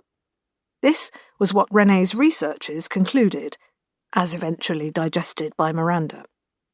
By then there was at least soil, And there were the ants whose indefatigability had so oppressed Renee. There were also various other bugs in precarious niches exploiting each other, as well as the sparse selection of plant species in the shambles of an ecosystem she had been able to engineer. The birds shared the wilderness with a nightmare menagerie, fuel for the dreams of tormented children. There were starved-looking mice which had already evolved to breed smaller litters less often, cutting their cloth to suit their purse. There were the appalling rabbit forms, all stilty long limbs and bulging myxomatosized eyes. There were raccoons like shambling dwarf bears, prone to seizures and frothing frenzies because of faults in their reconstructed genomes. Those corvid ancestors found themselves driven into a veritable post-apocalyptic wasteland of malformed and damaged animals, save that the apocalypse was still going on. Because out there, chewing on the edges of all the land that Renee and the others had seeded with Earth life, was the world of Rorke, with its toxic geochemistry. It was an angry and reactive system. It was jealous. It was not a good neighbour. Rorke had 1,000 ways of triggering cancerous reactions within an Earth-evolved body. Molecules of such shapes and corrugations that they fit into a terrestrial biochemistry like glue in a lock, fouling metabolic pathways, accelerating cell growth where it wasn't wanted, suppressing it elsewhere, sabotaging the immune system. The bloody ants and the other arthropods could escape the worst of it by having brief lives and only growing in sudden spurts. But anything that wanted to live more than a few months would start to rack up the replication errors. Those species that survived long enough to get to generation 4 or 5 would usually have a stable set of eventually fatal impairments, a particular broken key that worked in their metabolic lock just well enough. So yes, the raccoons weren't having a good time of it over on Rorke, but they lasted long enough to breed more raccoons who would continue not to enjoy themselves very much, which was evolution's endgame after all. In the last years of her life, Renee Pepper would finally realise that she had, in fact, succeeded in bringing enduring Earth life to Rorke, and she would look at what she had wrought and weep. The corvids, though. After knowing the comparative luxury of human leavings, they had been thrust into this hellscape 2 by 2, and most of them had died, which is also the story of evolution. The survivors had been those who didn't die, which in most cases meant they were able to live slightly longer with the products of an alien geochemistry infiltrating their bodies, while still hunting out food in a wasteland and staying together long enough to raise a new generation. And it was chance. It could just as easily have been the raccoons. A change to their brain organisation and chemistry, reconfiguring itself about complex tumours in 2 specific ways. Renee did her best to find birds already dead of other causes, but a fair few gave their lives in the name of science as she anatomised their brains, as she picked apart their novel mutations to find out just what had grown out in the wilds of Rorke before coming home to roost. As her learning developed, she began to see herself as a latter-day Frankenstein, whose creation has shambled home from the icy wastes for a final confrontation. Save that, instead of horror, it brought a kind of hope. She liked to think that, despite his overweening arrogance, a trait she and Kern surely shared with the fictional doctor, even Victor Frankenstein might have softened towards his creation if he had been the last human left in a world where only monsters could survive. And there was definitely something of the monstrous in the brain structures she uncovered. But sometimes a little monstrosity is what you need. From there, she caught some birds, or just invited them into her lab, made them unwitting research assistants into their own cognition. Or perhaps not so unwitting. She was old by then, and unsure, and had strange fancies. She tested them independently, and the results were disappointing. Then she tested them 2 by 2, like a good knower, and did her best to make sense of the remarkable data this produced. Miranda, poring over those results at so many years' remove, would later hang in the skipper's 0G, watching her own 2 corvids wake, trying to understand. Some birds had become hyper-obsessive about detail, their natural curiosity for the new honed to an almost preternatural awareness. Coasting high over the blasted landscape of rock, they noted every little thing, each discontinuity and novelty leaping out at them. They had in their little brains a perfect recollection of how things had been, so that every change screamed in their minds, demanding attention. Attention they were unable to give it, though. Their mental resources were spread across everything they could see and hear and sense, caught up in a comparison of now and before, and no more able to affect the former than the latter. Then there were the others, who could see none of this, so unable to focus on their surroundings that they should surely have died to marauding raccoons in a moment, had they not had another pair of eyes watching their feathered backs. Instead, they were monomaniac problem-solvers, who would still be trying to get a treat out of a bottle just as the frothing raccoon ate them, unable to stop until they'd found the precise angle that would solve their difficulties. So, 2 stable sets of neuropathies, equally non-viable, save that if you ended up with a matching pair, the recognizer and the solver, you had something like a complete unit. The corvid pairs, because individually they were no more than smart birds, and sometimes that wasn't enough, had returned to René Pepper as accelerated learning machines, a perfect balance of opposed and equal neurodivergence. Any corvid that failed to bond, or that bonded with a mind of its own type, was a dead end. The species that came back to René consisted of a phenotype split between individuals. While the raccoons and the rabbits and the mice, and even the ants just about clung on, the corvids had collectively become something greater and more complex. Their lifelong pair bonding, selecting one of each brand of damaged mind, made every pair into a new compound individual, greater than its component parts. The ravens cast out from the ark had returned, and they carried a lifeline in their beaks. Stage 7. Humans were an ecosystem. In the case of the Noden microbial entity, this turned out to be literal. But even back on Earth, humans created challenges and opportunities for other species. Their places and modes of life were rough bricks, in between which were gaps and niches that other creatures could adapt to fill.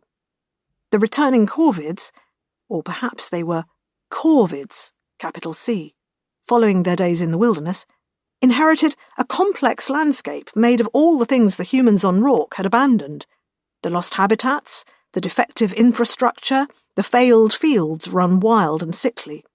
All of it new, to be obsessively catalogued and analysed by one half of the communal corvid brain.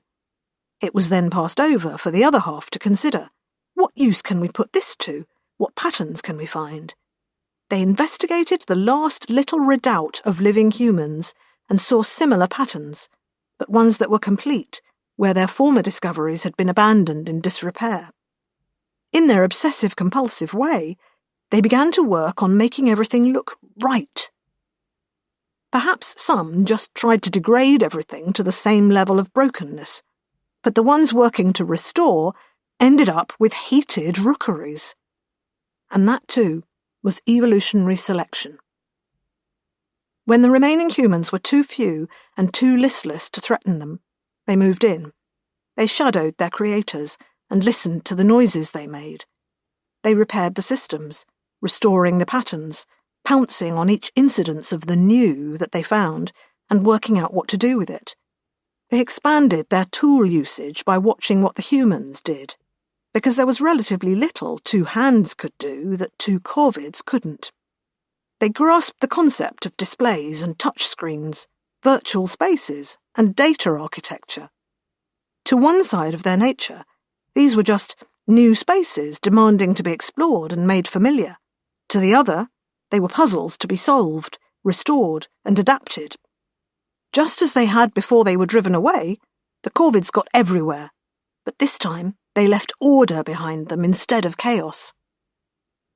René talked to them, because she was old and lonely, and had always stubbornly liked the birds, even when everyone else was trying to drive them away.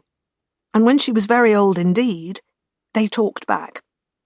Her mind was going by then, sometimes on old Earth, sometimes here on Rourke. So the Corvids fed her, the last survivor of the Phoenix, which had itself streaked across the sky like its namesake a decade earlier. They tended to her and spoke to her and passed her words one to another. She was never sure, in her lucid moments, how much they were thinking and feeling and understanding, and how much was just her own words parroted back to her. The Corvids, for their part, saw the degrading pattern that was Renee Pepper, and they hunted through their entire extended repertoire of tricks, which by now included a restored computer database and medical facilities. But she was the one thing they could never fix.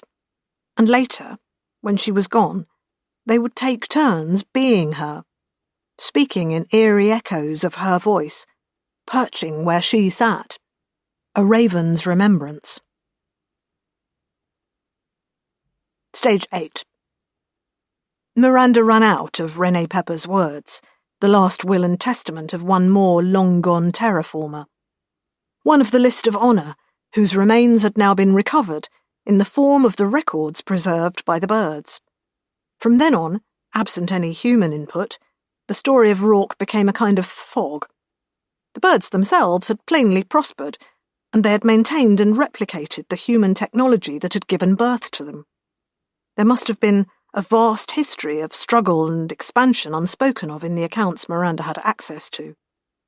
The Corvids did not write down their own histories. They just preserved those handed down by their creators, beyond the standards of the most exacting archivist. Yet they themselves were almost absent from their own story. Miranda tried to picture the events of the intervening generations.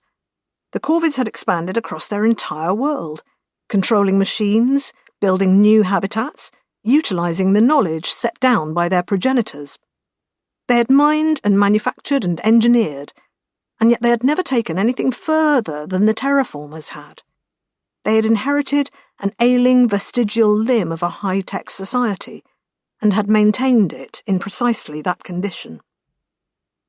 When the Portiers and their cohorts arrived long after, every corner of Rourke had yielded to the encroaching of Earth life. Renee Pepper had left her avian heirs an incomplete pattern, and if there was something the Corvids could not help but pick at, it was that. They had taken experiments in miniature and reconstructed them on larger and larger scales, wheels within wheels. They had followed the logic of Renee's notes in the computers that they maintained in immaculate functionality. Mutation crept into the system, of course, but the Corvids as a whole were self-correcting to a fault, and while one half of each pair was obsessive about anything that looked out of place, the other half was always able to rearrange the pieces of whatever they found until it fit the plan.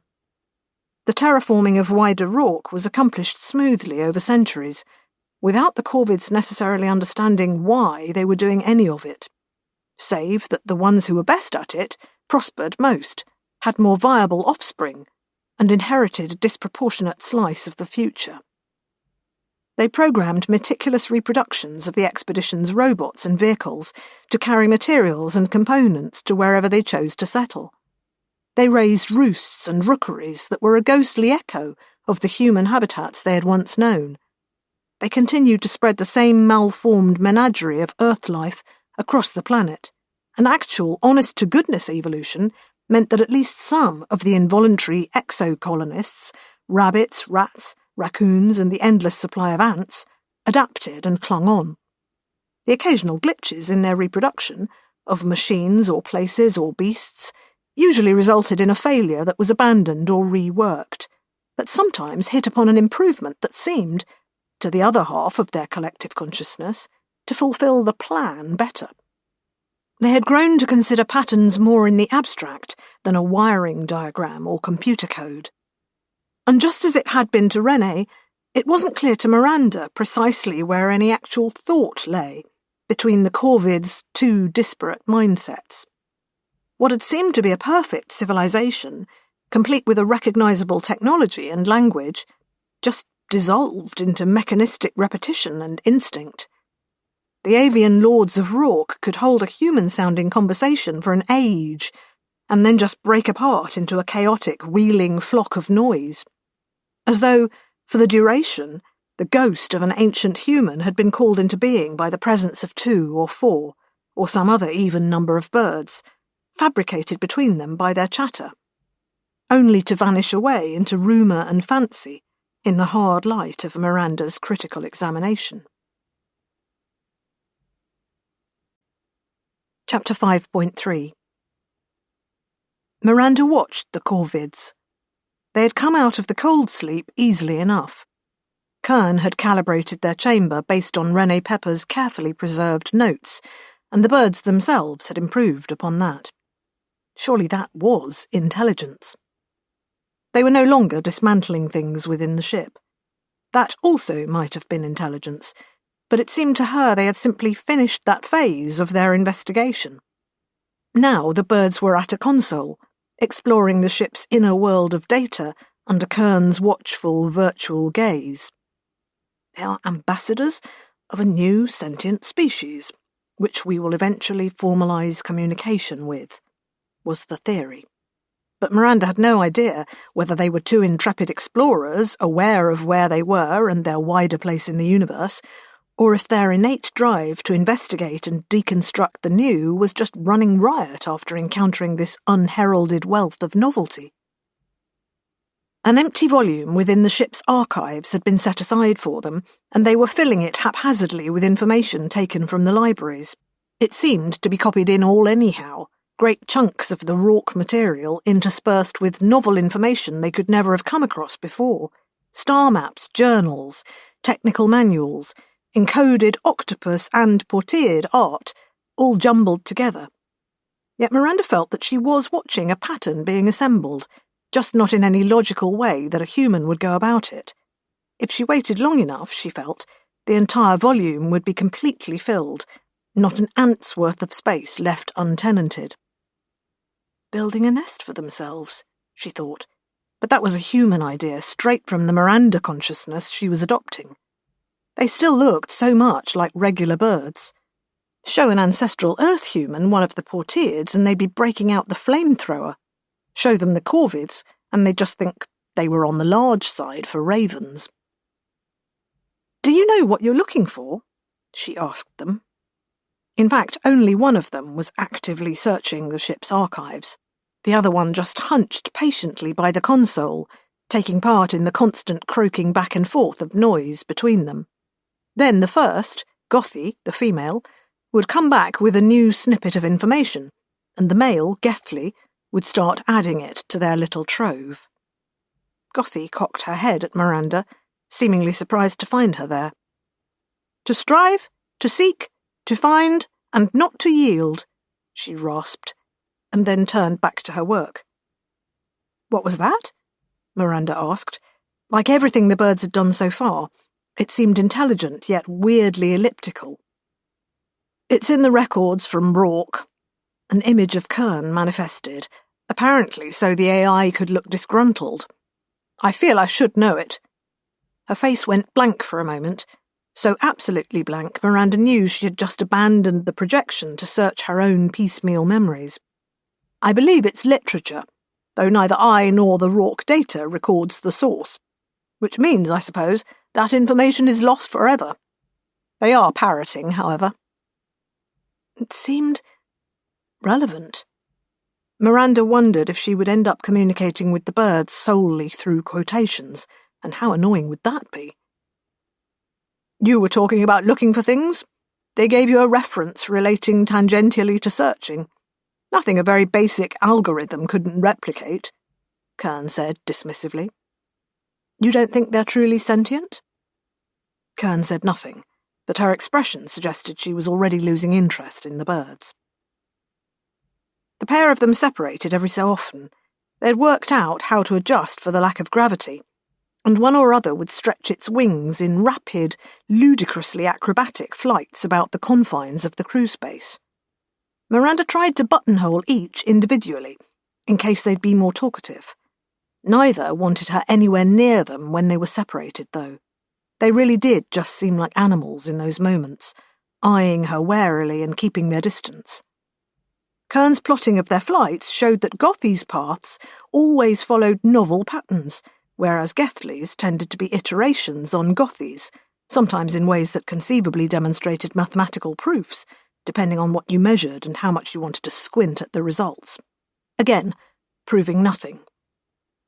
They woke Paul next. The octopus bulged out of his own nook in the wall and spent a while composing himself, skin rippling with colours and patterns that the birds observed keenly. Miranda prepared a slate and briefed him on what she'd learned, which was a very elaborate and thoroughly annotated nothing. After that, she watched him trying his own means of communication. His shifting skin and writhing arms fascinated the birds, and they began to add data to their little archive that recognisably tracked his moods and movements, using the sort of notation the old terraformers might have resorted to. There was no suggestion that they understood him in any way, or even perceived him as a sentient being. Miranda was becoming frustrated by now. She was very used to understanding everyone. Even watching the elegant dance and art show that was Paul speaking, she could tap into her inner octopus and translate effortlessly. It made her human body feel dull and restrictive. She longed for her own clutch of boneless limbs and a hide like a blank canvas. But of course, she should not. We do not do that anymore. There needed to be an informed first contact before she started taking birds into herself and herself into birds, exploring their minds from within. I had thought, Kern's ghost was at her shoulder again, that they might be a hive, like the ants. Though as these two seem as functional as the whole flock was, that's plainly not the case. She meant the ants from the world which bore her name, the computing substrate for Kern's own consciousness.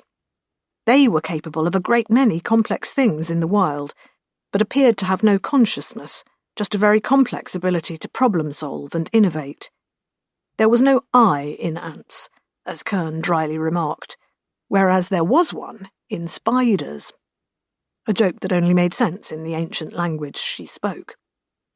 Miranda explained it to the birds, who seemed to have that elder tongue as their own second language.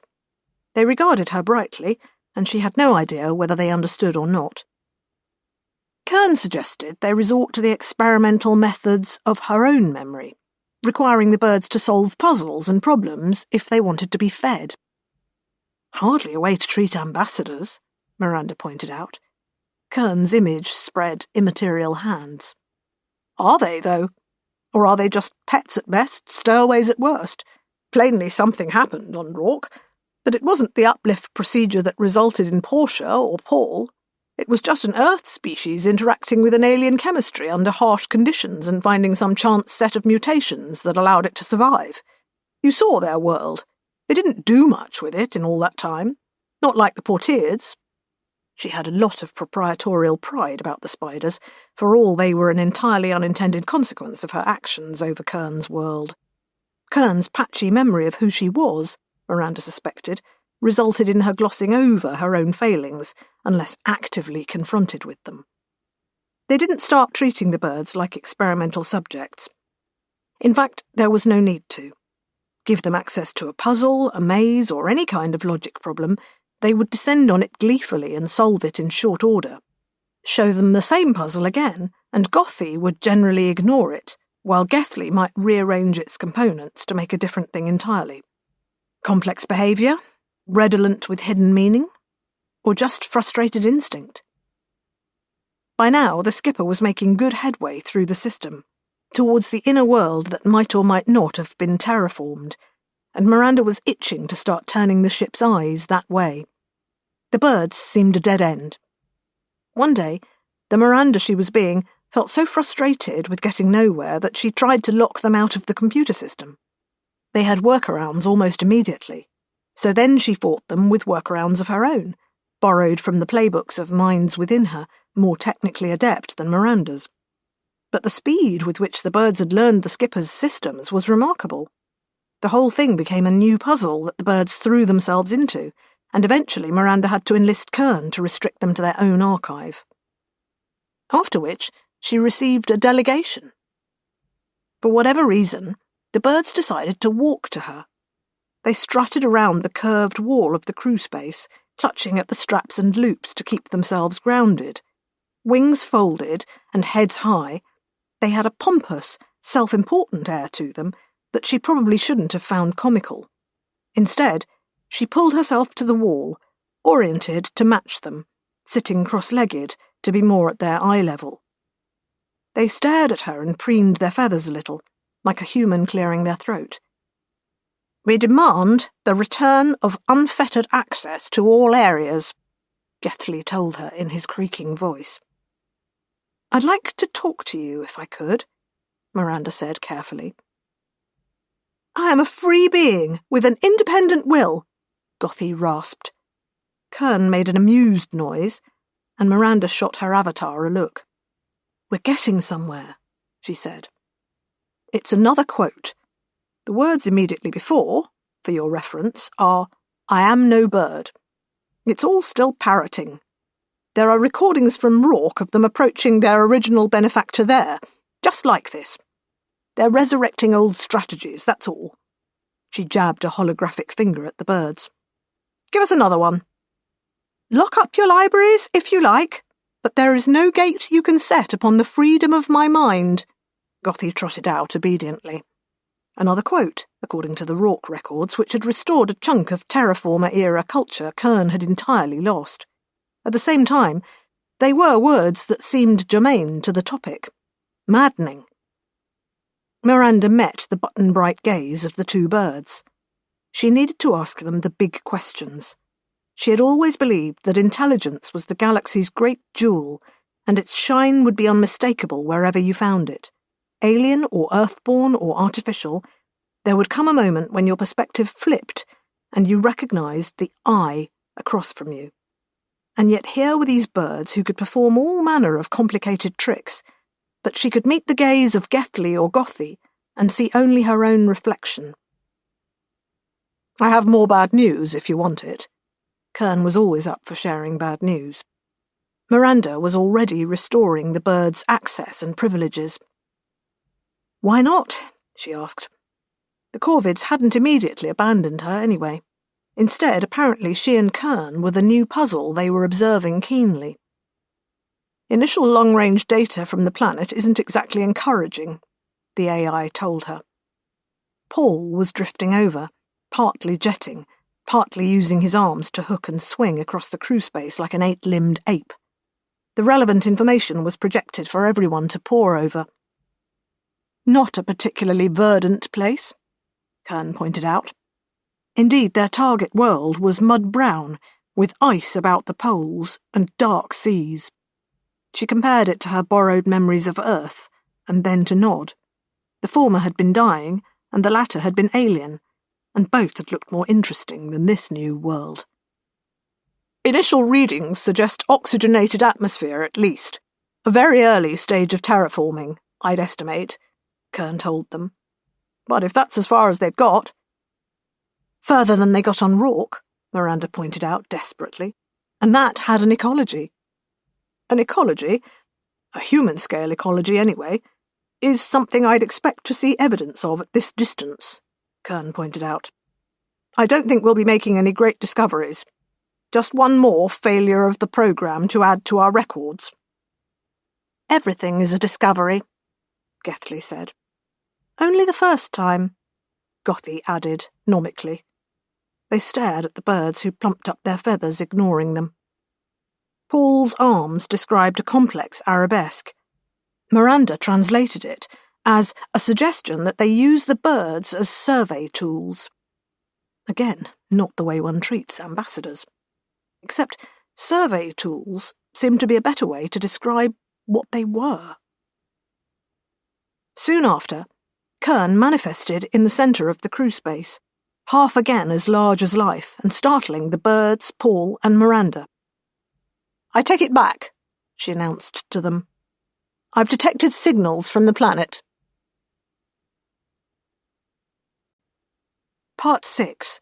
A World in a Grain of Sand. Ymir, now. Chapter 6.1. Lif. When they hear the thunder of the Urshanabi through the upper atmosphere, everyone downs tools. Even Liv gets to take a break from the Pi-Ed teaching program that grandmother set for her, and comes out into the beat of the midsummer sun to watch the old heavy lifter shuttle make its descent. She's seen it before, yes, but not for 2 years, and when you're 12, that counts for a lot. And she isn't actually 12. She had a big argument with her grandmother about it, her parents making their absence and lack of taking sides pointed. Rather than the old sacred earth ways that grandmother remembers and cares about and talks about all the time, and that Liv can't understand or see the relevance of. I'm 26, Liv insisted to herself, even after Grandma Essie had told her not to talk back, which was the last word on the subject. What was the point of keeping the time of a planet they'd all left behind? But then, if Grandma Essie had her way, everything would be Earth, Earth, Earth. Even the tests Liv was supposed to be completing were Earth things. And although most of that science and maths still worked on Ymir, it wasn't as if she needed to know about wars and presidents and disasters and Earth, especially as everything on Earth seemed to be about bad things happening to people. So bad, in fact, that Grandpa and Grandma and all the other founders had got on the Enkidu and travelled all this way to live on another planet. And even the name of the test software she's forced to use is an Earth thing. Each time she completes a module, it slots another wedge into a graphic until a whole circle's completed. Apparently that's pi, and it's yet another Earth thing that Grandma Essie will go on about forever if you let her. There's an odd mood about the crowd gathered to watch the shuttle come in. One of those adult moods where Liv knows nobody'll really explain things to her. But she's a sharp girl, and she sees how people are keeping well back from the landing site and making sure she does the same. It was 2 years ago, but she doesn't remember the descent of the Urshanabi being quite as loud as it is this time. The last of the red-hot heavy lifters is what Grandpa Harest calls the old ship, and he's in it now, on the way down. In her mind, he's at the controls, even though he's an old man. He flew the Enkidu all the way from Earth, after all. And although intellectually the 26-year-old Liv knows he was asleep almost all the way, her early imaginings of him sitting in the pilot's seat all the way are still lingering at the back of her mind. The great metal brick of the shuttle, ugly with repairs and with some parts of it still glowing red-hot from its descent, shudders and slides in the air, an impossible thing. Liv used to ask if she could go in it herself, up to the Enkidu, up to the stars. She's too old for questions like that now. 2 years since the Urshanabi's previous flight, and a real tension, some arguments even, before they took it up this time. It's not like the Enkidu's such a treasure house of essential Earth tech anymore. Letting Grandma Essie talk your ear off, all those memories the old woman has, you'd think they had the whole of Earth still up there, just waiting to be made into real things with the last of the working printers. Except Liv's heard Ulf talking about holds stripped bare. Even the walls opened up to get at wiring and components. They're not plundering a tomb, they're robbing a corpse. And the difference between those two things is scale and longevity. And yet there's something else. Most definitely one of the things nobody talks about to Liv, or the handful of other children who've been born on Ymir to Ymiri parents, younger than she is because, as everyone won't ever stop telling her, she was the first. As though the whole expedition from Earth was purely for her benefit, and she ought to be damn well grateful for everything. Yes, there's something else about the ship orbiting above. She's calculated the orbit for Pi-Ed, got top marks and completed a whole circle to a tinny little fanfare. Something nobody says, and that weighs on everyone's head. Just one more frustration of being 26 and a child on Ymir. The Urshanabi has a final bitter argument with the atmosphere, slips sideways to a horrified gasp from the crowd, and then shudders back into line, its landing gear extending like arthritic fingers to cushion a final descent that's still a little fast. Liv hears a horrible groan of overstressed metal, and the final resting position of the shuttle has a definite tilt to it. Engineer Ulf has been reading off something from a handheld display, and he holds his hand up to stop anyone approaching until he knows it's safe. He's a gnomish little man, not that much taller than Liff is, but when her grandfather's not around, Ulf's one of those whose words carry the weight. When he's not doing his job, he's all jokes and conjuring tricks and cackling laughter, and Liff likes him a lot. With his engineer hat on, he's all iron and serious. When they let the ramp out from the shuttle, it doesn't meet the ground squarely, and everyone has to lurch down it at an awkward angle, skidding and stumbling because the helpful corrugations of its surface are all skewed. Grandpa Harest makes the ground first. He's wearing a suit like all of them, but his helmet's already off, Ymir's bright sun gleaming from the silver of his long hair and beard. And his teeth, still white and mostly present. Liff waves and cheers, feeling the relief rush through the crowd. She isn't sure how dangerous it was, what her grandfather and the rest just did, but apparently things went wrong and could have gone wronger. But here they are, Captain Harest Holt, come back from his ship. For the last time, something in Liff says, and she isn't sure where the words come from, but they feel true to her. He doesn't talk about Earth much, not like Grandma Essie. He talks about the ship, though. His ship. His responsibility. When they print up some beer, he and the other founders can talk all night, words and jokes and references that Liff can never quite understand. Good and bad things, and all of them needing to get talked out of everyone's system once in a while. Most often, it's the 5 of them, those who founded Landfall and formed the council, and still make all the decisions. Grandpa and Grandma, spry little Ulf, impatient Gemble, who's younger and who's half taken over from the old captain by now, because it's him making the farms work. Scary, bleak-faced Helena Garm. Garm is with Liff's grandfather now, jumping down from the ramp as though all age ever did was make her tougher. There's a couple more familiar faces, and then a stumbling clot of newcomers.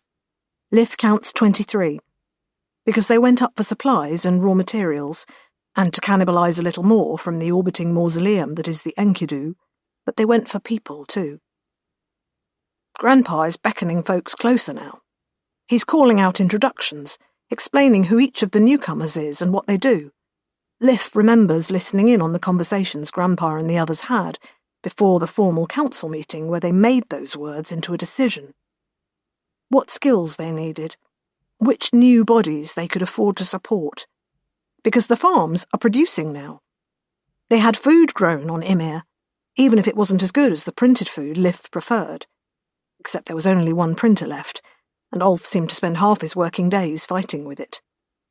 She listens to a list of technical specialists, biosciences, immunology, physicians, mechanics, all people who, the last time they blinked in the light of a sun, it was Earth's sun. People who'd been asleep forever, up on the old ship. People who were going to have to learn a lot in a very short time, because everyone had to be useful. And we've had to recruit an additional specialist, because we have a new crop of our own now, Grandpa is saying, and he's pointing right at her, to some laughter from the crowd. For a moment she can't understand why. Given the automated tutelary systems we have aren't exactly relevant to our new life here, this is Miranda Lane. She'll be working with the children to teach them what they need to know, both the general education and about our life here. Which means she'll have to do a lot of learning herself. I know. But I've seen her competencies, and I'm sure she's more than equal to the task. Liff stares at Miranda Lane as the woman acknowledges Grandpa's introduction. Miranda Lane, who's looking about her at the little township of slab-built printed buildings and the new sky and the different horizon, breathing other air, shielding her eyes against an alien light. And yet she seems to take it in her stride more than the other new colonists. Or else, if not, Liff feels she's confused about different things. For a moment their eyes meet, and it's as though they're both sharing a question that neither of them can quite put into words.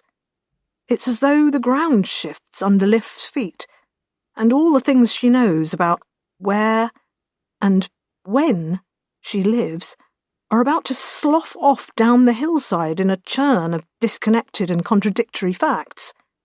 She sways, actually clutches for support. Nobody else notices their world tremble.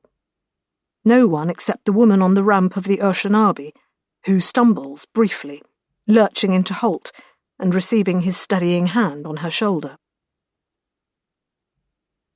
Later, after Ulf's people have started the unloading of the Urshanabi and he's run through everything on Gembel's ever-growing checklist, Grandpa Herest takes Liv out into the hills to see the plantation. Or at least Gembel takes him, and Herest brings her along. He doesn't ask her parents, but then he's been used to being the captain for a long time.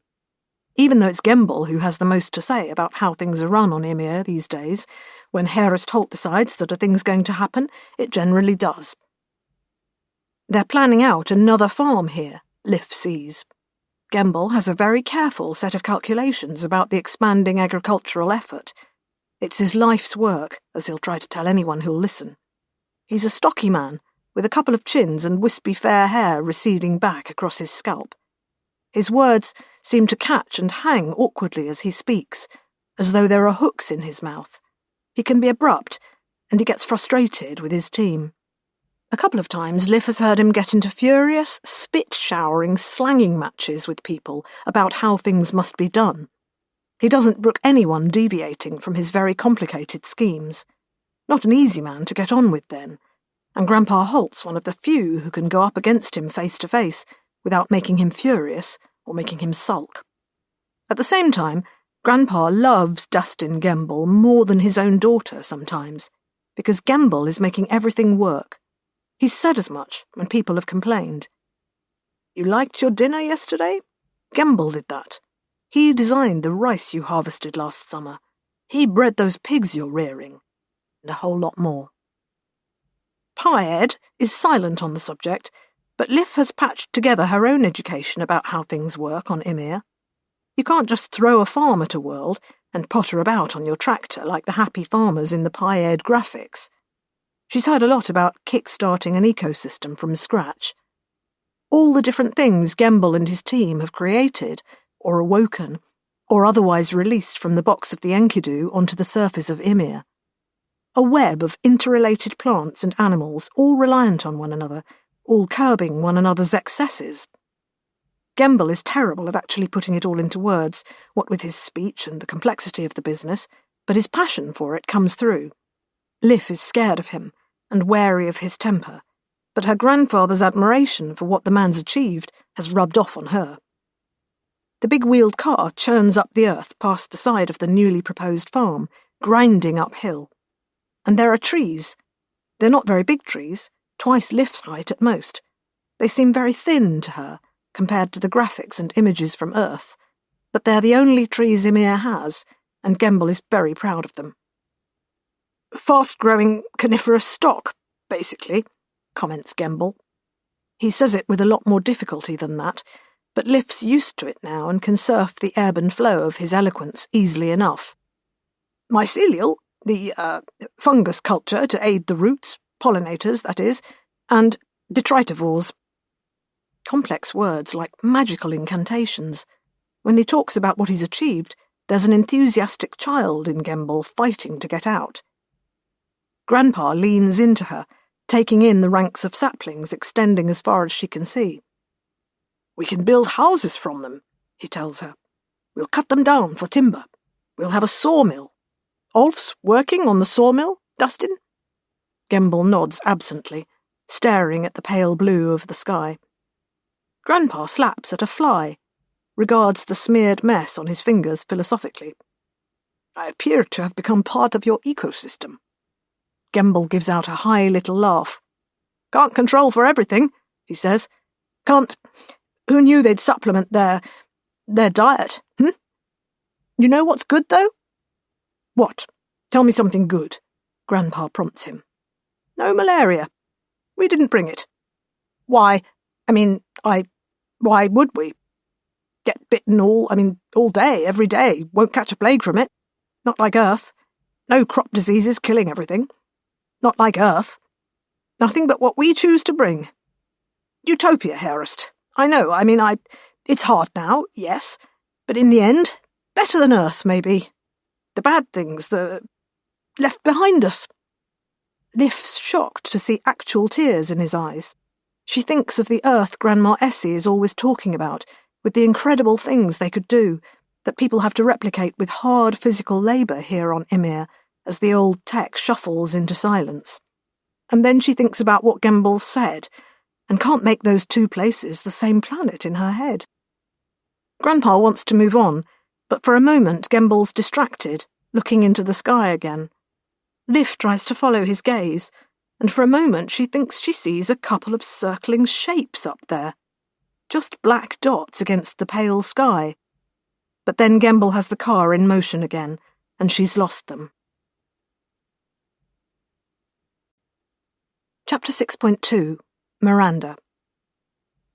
Because it's harvest, there's too much that needs doing to devote space and time to something as novel as a school for the children. There are plenty of tasks for even unskilled labour, and Miranda learns about life in landfall the hard way, putting her technical skills to use as everyone's second pair of hands.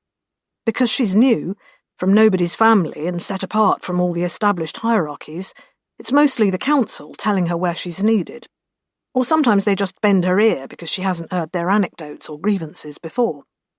The captain himself, old Herist, is generally too busy.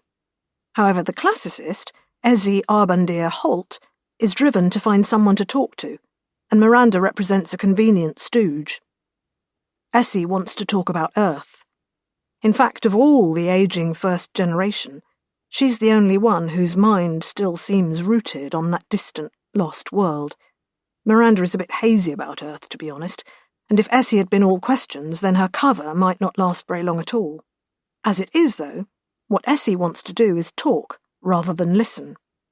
So it is that Miranda receives a second-hand and magnificently useless education about a world she will never visit, and how people did things there a few thousand years ago. Sometimes it's Gembel monopolising her, awkward and hunched-shouldered and pickling himself most evenings because of some burden of misery he won't speak of. Or else Ulf needs another pair of hands at the pumps because some piece of ailing technology is on its last legs. Everything's been brought down off the Enkidu and then worked to death in the name of the new colony. Miranda feels she can almost watch a time-lapse of degradation.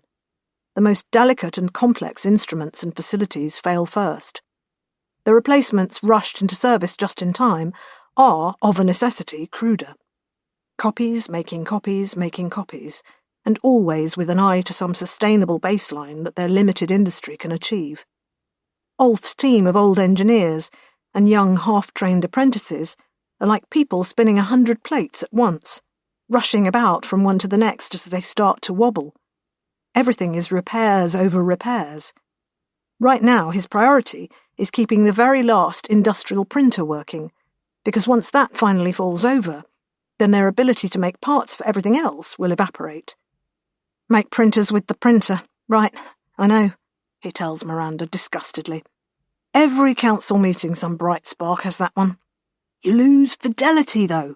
The thing that can make fine parts makes you a thing that can only make medium parts, and so on, until you've got a rock that turns out worse rocks.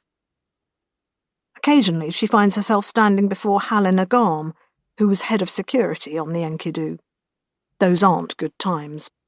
Garm almost never wants help. She butts into people's lives when they aren't able to live the way you have to live on Ymir. The main conversation Miranda has with Garm is the leathery old woman taking her aside and telling her that there's no room for slackers, and if she doesn't shape up, then they have uses for organic waste. Miranda has no idea how much of that is hyperbole. There are advantages to being new and in nobody's faction.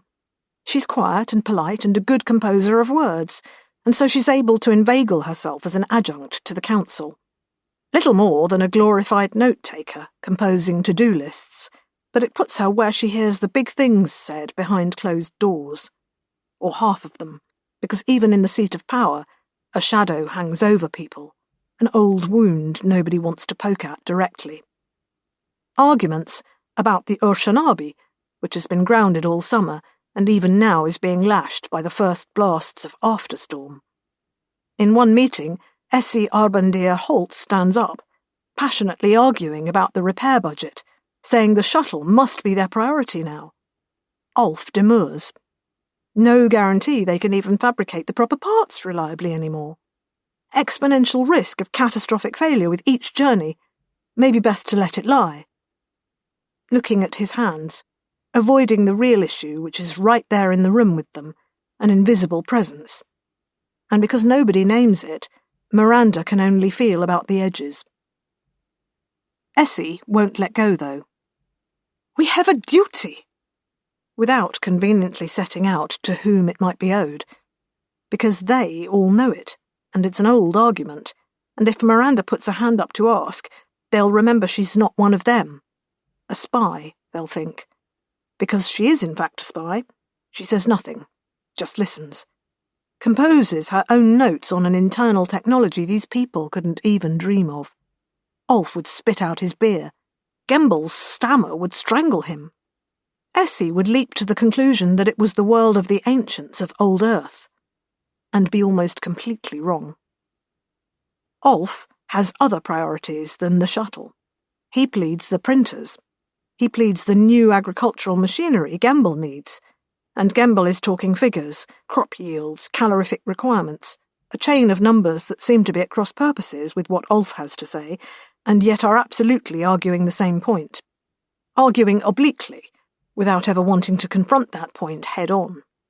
Eventually, Helena Garm takes off a boot and uses it to hammer on the decommissioned console they're using as a table, making everyone's beaker jump and spill. She's short on social niceties, is Garm. Shorter with each year, as far as Miranda can make out, as though age is boiling everything out of her except the sinews of her work. "Your grandchild? What's she called now, Essie? Liff, isn't it?"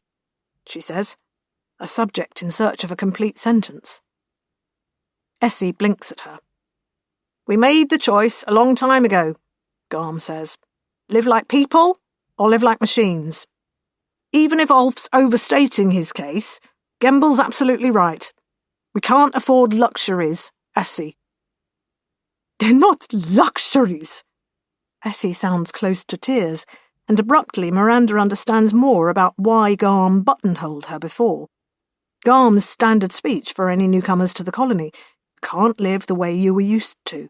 This is Ymir, and you need to live like you're on Ymir, not anywhere else."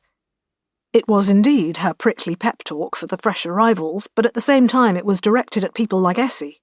Essie with her Earth talk, who disembarked from the Enkidu with a whole wagon-load of invisible luggage brought from the old planet. Ways of doing things, memories of a lost life, yes. But more than that, beliefs in how things should be done. Concepts of fairness and decency that Miranda feels weren't actually practiced even on Earth, but which had somehow survived in the ideal to be brought down here, just as extinct species had lived on in recorded genetic code. Brought to a colony world where every mouth imposed a burden on their limited resources. And there were more mouths every year, because that's what happens with families, with children. Enough children that soon enough Miranda would be nobody's spare pair of hands, but a dedicated teacher. Then Holt stands.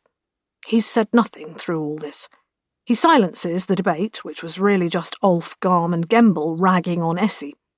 He's not surging magnificently to the defence of his wife, though. "When the storms are done," he announces, "that's when we're going.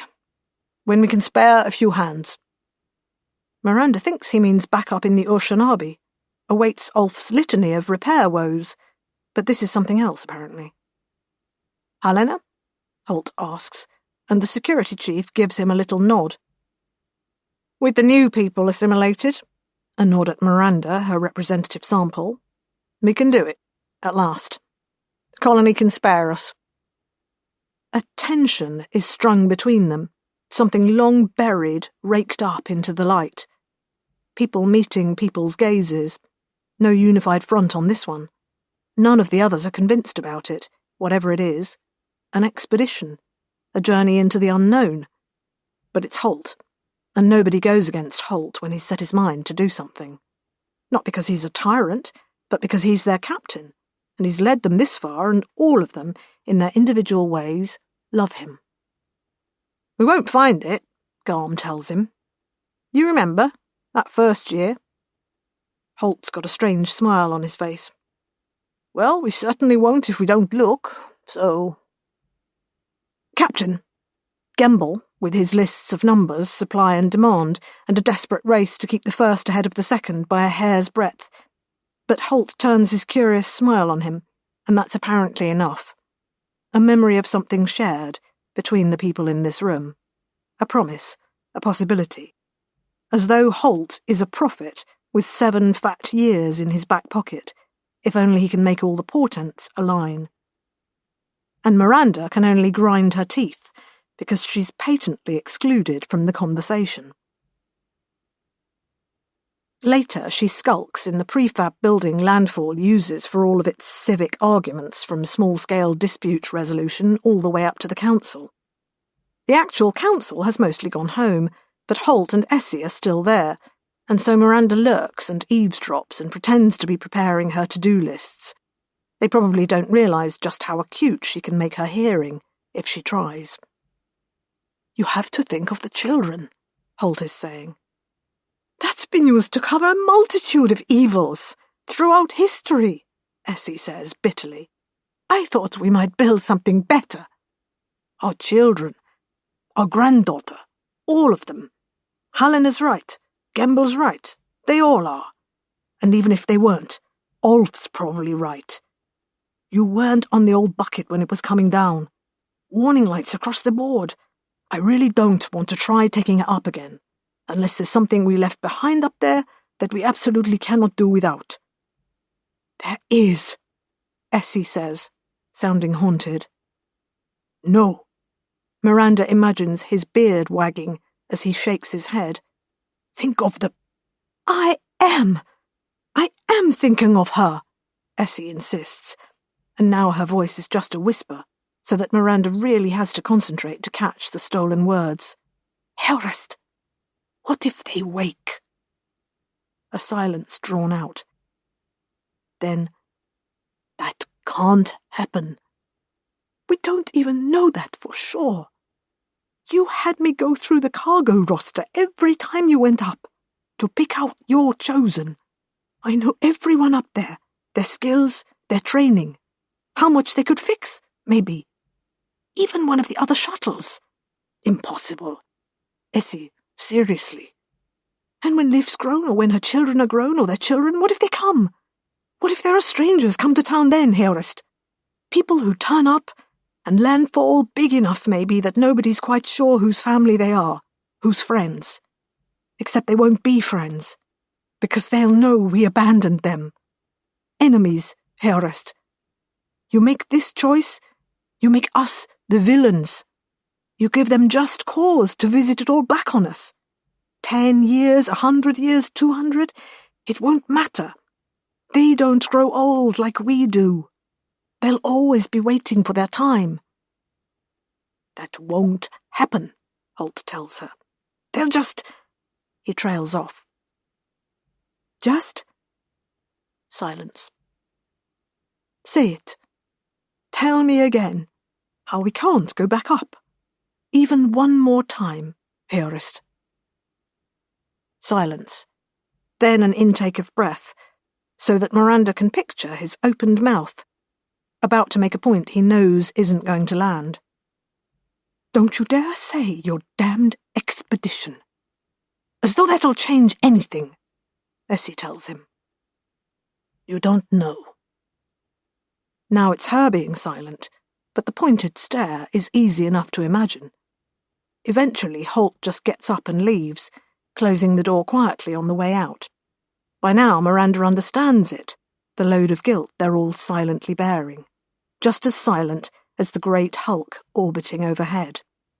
The bright and mobile star crossing the firmament each night. Silent, but not empty. Miranda still doesn't understand the other thing, the expedition, but perhaps this is enough revelation for now. She creeps out past Essie, the old woman sitting on her own now, staring at nothing, or perhaps into the lost past she spent her whole life studying. Rose-tinted, perhaps, because what Miranda actually knows of Earth suggests that these hard moral tests were daily taken and daily failed back then. both in the era Essie actually originated in and in the elder days she devoted her life to. But some vestige of idealism has somehow made it all the way out here to the stars in the form of Essie Arbandir. Or else some strange paranoia about what might one day hatch and germinate up in the cold, dead halls of the circling Enkidu. She goes back to the others, her fellow infiltrators, to tell them everything she's learned. An opportunity, she says. An incredible opportunity to see how this develops over time. Not quite in at the start, but almost. Second-generation colonists just being born, and the original crew still running things. An unparalleled chance for study. Meeting their gazes, variously unimpressed, she marshals them all under her banner nonetheless. She and Captain Holt, both of them with an unruly pack of subordinates to get pointed in the same direction. And Fabian, looking up at the sky through the gritty prefab slabs of the ceiling.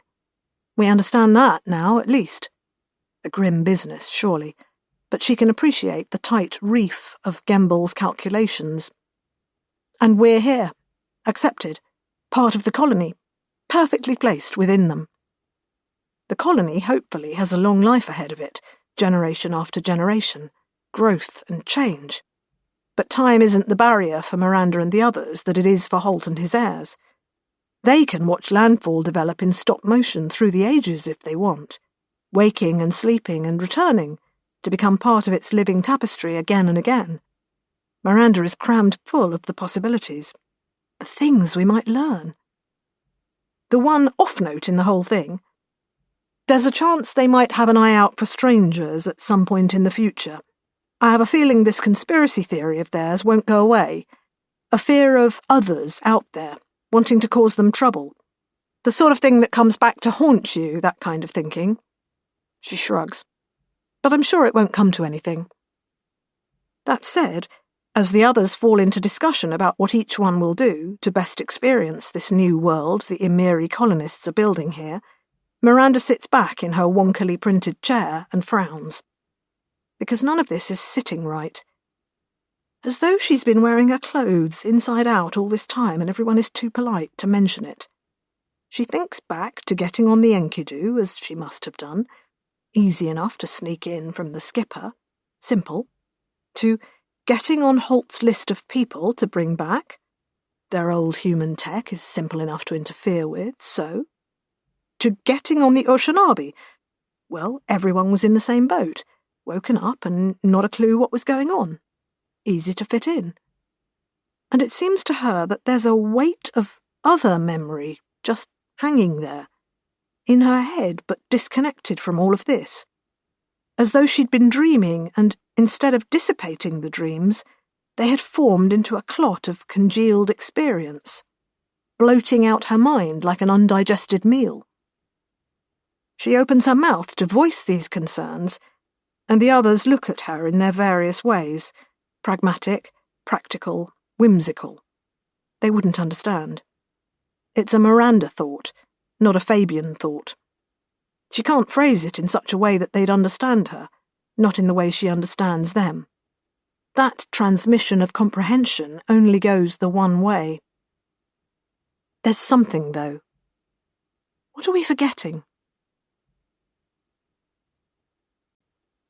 Chapter 6.3 Lif. After the end summer tempests, people just say storm and after-storm for the tumultuous seasons that bookend summer's growing season, Grandpa takes her on another trip. They're with Gembel and Halina Garm, and even with Grandma, though the old woman doesn't like to travel much. The car takes them all the way to the coast, where the river empties out into the great wind-tossed vastness of the sea. They bring one of the big hauler trucks, too, its trailer packed with tanks that clunk and gurgle with every lurch in the land.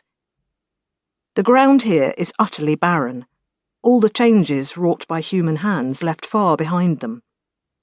Lif knows, from her piecemeal education, that the only thing living out here is what the original terraformers, the ancients, Grandma Essie says, placed on Ymir. She can see lichen crusting the rocks, and out there in the dark water there are plant-like engineered moats, that contribute to the oxygen in the atmosphere. Grandpa Holt and the founders put in a lot of effort, but it was the work of the ancients that allowed them a foothold in the first place. Now there will be fish as well, and the entire expedition has the air of carnival about it, a weird celebration after the harvest is in and the storms have passed, because, as Gemble haltingly explains, they don't need fish in the sea. But the artificial plankton regulates its own population, so that if he introduces fish, they can eat a great deal of it, and the green motes will still multiply to take up the slack. And so, as a kind of personal project, he has decreed there will be fish. The thing, you see, about this catfish stock I'm using, he tells them, it's, yes, like the breed we use in the aquaculture pens, just like, except bigger, and the thing about catfish stock is there's not really any limit, and no predators, of course. I don't even know how big they might get. We'll want boats later. I'll ask Ulf to design me a boat, when there's time, obviously. Essie told me the ancients recorded truly enormous species back in their day, just from this kind of filter feeding. We'll go fishing, Herrest. Fishing for giants.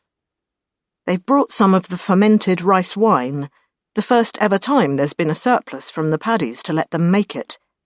They decant the half-dozen experimental catfish, and Gemble sets up his handheld to receive signals from their trackers, to follow whether they live or die. Liv hangs on her grandfather's arm and listens to the talk, both the new talk about Ymir, what they'll build next year, and when they might be able to make paper or biofuels, and the old talk about the home they remember, and that she'll never see. Then, very late on, Grandpa Herrest is waking her. Most of the adults have gone to sleep now, just pitched out in the faded orange sleeping bags that came from the Enkidu and are still just about self-heating and watertight. Grandpa has gone from being happy, laughing and joking with Gemble, to being sad. She doesn't like that so much, but it's a part of him, a different person who's still her grandfather. I'm sorry we couldn't make a better world for you, he tells her. They're on a dune overlooking the camp, overlooked by the crystal points of the stars, staring out at the endlessness of the ocean. Liv doesn't have anything she can say to that. The world is the way it is. She hasn't ever had another one to compare it to. It won't always be like this, he says. You'll have to work hard. All of you will. He must be thinking of the other children, too, and more on the way by now. There are close on 1,000 people in Landfall and the surrounding farms, every one of them working hard. And one thing they're working hard on is children. Liv might be the first child born to a couple who'd both opened their eyes to Emiri sunlight, but only the first of many. She knows it's a constant worry for Gemble's calculations. How he is, as he once publicly declared in council, constantly having to expand his plans to keep up with everyone's fornication, a word that Pyed refused to define for her, but she understood it from context. It'll be all right, she tells him, like she has before, and he scowls fiercely at the sea. It will be better, he promises. And then he's gripping her arm, and the look in his eyes is almost wild. Liv, he says, there's something more out there. She doesn't understand, but what she does understand is that she's at the yawning edge of one of the big things that the adults don't talk about when children are around. And not even one of the usual things like sex or all those behind-doors discussions before they sent the Oceanabi up to the old Ark ship again, laden with guilt and anxiety. There is a terrible excitement in her grandfather, something that he clearly acknowledges is terrible, even as it electrifies him. Something forbidden that he's going to do anyway. The expedition happens midwinter. Not the best time for travelling, surely, but summer is when there's most work to be done, and storm season would be even worse. They still have enough gear from the Enkidu, coats and boots that thermo-regulate themselves, portable stoves and heaters and lamps, all that precious husbanded technology that's getting harder and harder to repair. And the new kit they make, in Ulf's foundries and workshops, is functional enough. More robust, less reliant on rare elements that they have no reliable source for. The engineer's gone prospecting on and off, but so far Ymir has refused to yield up any convenient stores of cerium or neodymium or the like. They're limited to what's been harvested from the Enkidu, and that particular vein is no longer readily within reach. And so Liv is looking at a future where her own children's children will only know the simpler tech, the biofuel combustion engines, or even wagons drawn by the big grunting draft pigs Gamble engineered from their meat stock. Solar, wave power, renewables, reusables, because they simply don't have the capability to maintain the lives they've been accustomed to. Hard work, but, this is her parents speaking, rewarding. A life well lived, in the service of growing their community here on Ymir. Someday, doubtless, they will recapture those heights of sophistication. They'll keep the ancient manuals and recordings, the pyads and other tools, or else, when they can no longer power or play or repair those media, they'll have transferred the most essential thoughts and knowledge onto a simpler format, better suited to their simpler lives. Ulf's already talking about printing presses and paper mills. It won't be barbarism, everyone tells themselves. Robust, rustic, honest lives. What's wrong with that? They won't forget who they are or where they came from. Liv can tell that Grandpa Holt isn't happy with any of that. Of all the adults she knows, he's one of the few who's not constantly telling her and everyone around them how it's all fine, this is the life we have, better than being dead on Earth. Look forward to the next new building being raised, to the first timber being cut, to next year's harvest that'll be slightly better than this one. Because life on Ymir is hard, but they're growing the colony and improving conditions all the time. Gemble and Ulf and the teams of apprentices they're training, all yoked together and hauling landfall into a rosier future, one step, one season at a time. Holt is old, and Liv's old enough to understand that he fears he won't see that notional point in the future when things are better enough for him to be happy with them. She understands it's because for every step forward the colony takes, that better takes a step further away too. So it's always the same unattainable distance. Holt knows if he's going to see that better, then he needs to break into a run. She's heard him arguing with Grandma Essie when she was at their house in the centre of landfall, when she wasn't supposed to hear. Furious, bitter rows between them, because just settling down and living with the woman he'd married wasn't enough for him, as though there was someone else in his life he couldn't stop thinking about. Then Grandpa Holt turns up unexpectedly at the new house, the one they've raised out at the edge of the hills.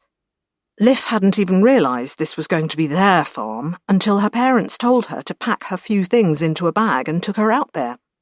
They want to get out from under the shadow of the founders, she thinks, and the farms are what landfall relies on. The council are trying to get as many people as possible out into that ever-expanding ring of farmsteads, each one its own little fiefdom of superior land picked out from the weird lichen-crusty waste that's most of Ymir. Now the house is built, just a single story of bonded grit blocks for the moment, but her father's already talking about how they'll get first call on the timber, and he's designing a second story with more room for everyone. They'll raise a barn, too, and get in some livestock, and the corn can go here, and the beans here, and isn't Liv excited? And she is, honestly. His enthusiasm is infectious. Soon enough they'll be so successful they'll need to get more people in from the town to help, maybe some of her mother's family. "You should come out here and live with us, Captain," he's suggested more than once. He treats his father-in-law, the grand old man of Ymir, with careful deference. Holt usually just nods vaguely, but Liv knows he's got his own plans.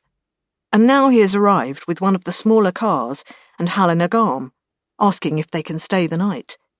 There's a lot of discussion behind closed doors, but Liv's a good eavesdropper by now, and she understands that Holt isn't explaining where he's going, and Garm isn't saying anything at all. Her parents, when they're left alone to whisper, worry that the old man isn't right in the head. But she remembers the conversation they had that night after the fish got released, and she understands. It's a mild night for winter. Heavy cloud cover obscures both the moon and its own orbiting moon, and the swift streak of the Enkidu. They have a veranda of sorts, meaning just a cleared space at the back of the house, looking out at the hills, sitting on a couple of spare blocks left over from when they built the house. Liv is supposed to be in bed, but if Captain Holt wants to talk to his granddaughter, who's going to tell him no? "You still young enough for stories?" he asks her. He's got a plastic beaker of the printed beer that Liv's father opened, and it's not his first. Garm has already turned in. It's just the two of them. Liv's at that age when her parents are hinting maybe she's too old for stories, but Grandma Essie is very keen on old Earth culture, and a whole mystifying host of stories are part of that, many of them aimed at children. "I'm going to tell you a story," Holt says, and she understands immediately that it's the only way he can say this, because it's one of the things only said behind closed doors, perhaps only spoken of between the founders. Secret, forbidden knowledge that must be encoded into the conventions of a child's tale before it can be let out into the world. "There's someone out there," he tells her, staring at the hills with their growing fuzz of nascent forest. He doesn't mean someone there now, watching them, or if so, not only that. He doesn't mean someone from one of the farms has lost a pig and is hunting about with a flashlight. He means a someone who is also a something, a force, primal and unknowable. "A woman?" Liv asks, and Holt grunts in surprise. "Not really." And then, "Maybe. The way your grandma keeps on, it might as well be. Let's say that then. A woman. Out in the hills. Not one of us. A stranger. The only stranger on Ymir right now." Liv shivers. Inside her head she feels something crystallize from a formless entity into a human, female shape. A hard old woman, living out where nobody goes. She knows those stories. "We heard her voice before we came here," Holt says softly. "But when we came down, we never met her. We were too busy to look. There was always too much to do. You can't know how it was, those early years. Every day a new thing was going wrong. You were exhausted the moment your day ended, took drugs to put you under so you could get up 3 hours later and begin the round again. Never thought it would get any better. Every day the planet or the tech trying to kill you." His voice shakes. "It's better now. We made it better. We won. Everything's stable now, and there's enough people. Essie and Gemble and Ulf will keep it all running until I get back." "You just got back," Liv complains. "And Ulf said—" thinking about all the incredulous cursing the engineer hadn't realized she was overhearing, at the state the shuttle had been in. "I'm not going to the Enkidu. Not any time soon." And then, "Not any more." A spasm of regret flashes across him for his ship, and somehow she'd known, feeling the finality even as the Urshanabi touched down. Not an assessment of its state of repair, so much as a sense of history. If things are going to improve, though, if our lives are going to get easier, it won't be coming from up there, not anymore. But she's out there, waiting, and who knows what she can do. He chuckles. "Damn, girl, you've actually got me thinking of the thing as a woman now." "Living out in the hills?" Liv says, testing the idea in her mind. "Yes. In a cave. If there are any. And she does magic." "Maybe." Holt's coat is round his shoulders, a long cold-weather piece taken from the circling ship above, in the colours of the command team. It's as much a part of him, in her memory, as the beard and the lines about his eyes. "Why?" she whispers. "Hmm?" "In the stories it never ends well if you go to see a witch." But that's not quite true, of course. It never ends well for the old man, certainly. But a young girl, if she's resourceful enough, can trick the witch, or impress her with diligence and kindness and honesty, and then perhaps it ends well. Sometimes the witch needs to be defeated, and sometimes she just needs to be grudgingly impressed. But she can hardly tell her grandfather, "No, let me go instead of you." "Because, if there is a witch, Holt says slowly, as though feeling out his reasons for himself. And if she is a witch, then there might be magic. Magic isn't real, Liv says promptly, although she wouldn't be quite as quick to say the same about witches, who seem to her some kind of halfway house between the real and the fictional, 1 foot in each world. But if it was?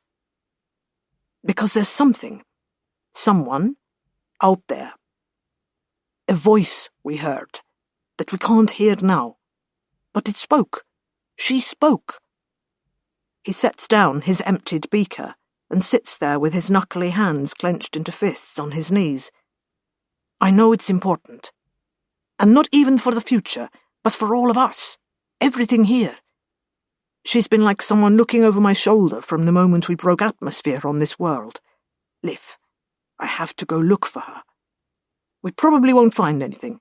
This is probably all just a waste of time, but at least we have a little time we can afford to waste now. If there's any chance, there might be a trove of wonders out there, shortcuts to everything, to the stars even, because we're doing all right here now, after all that work.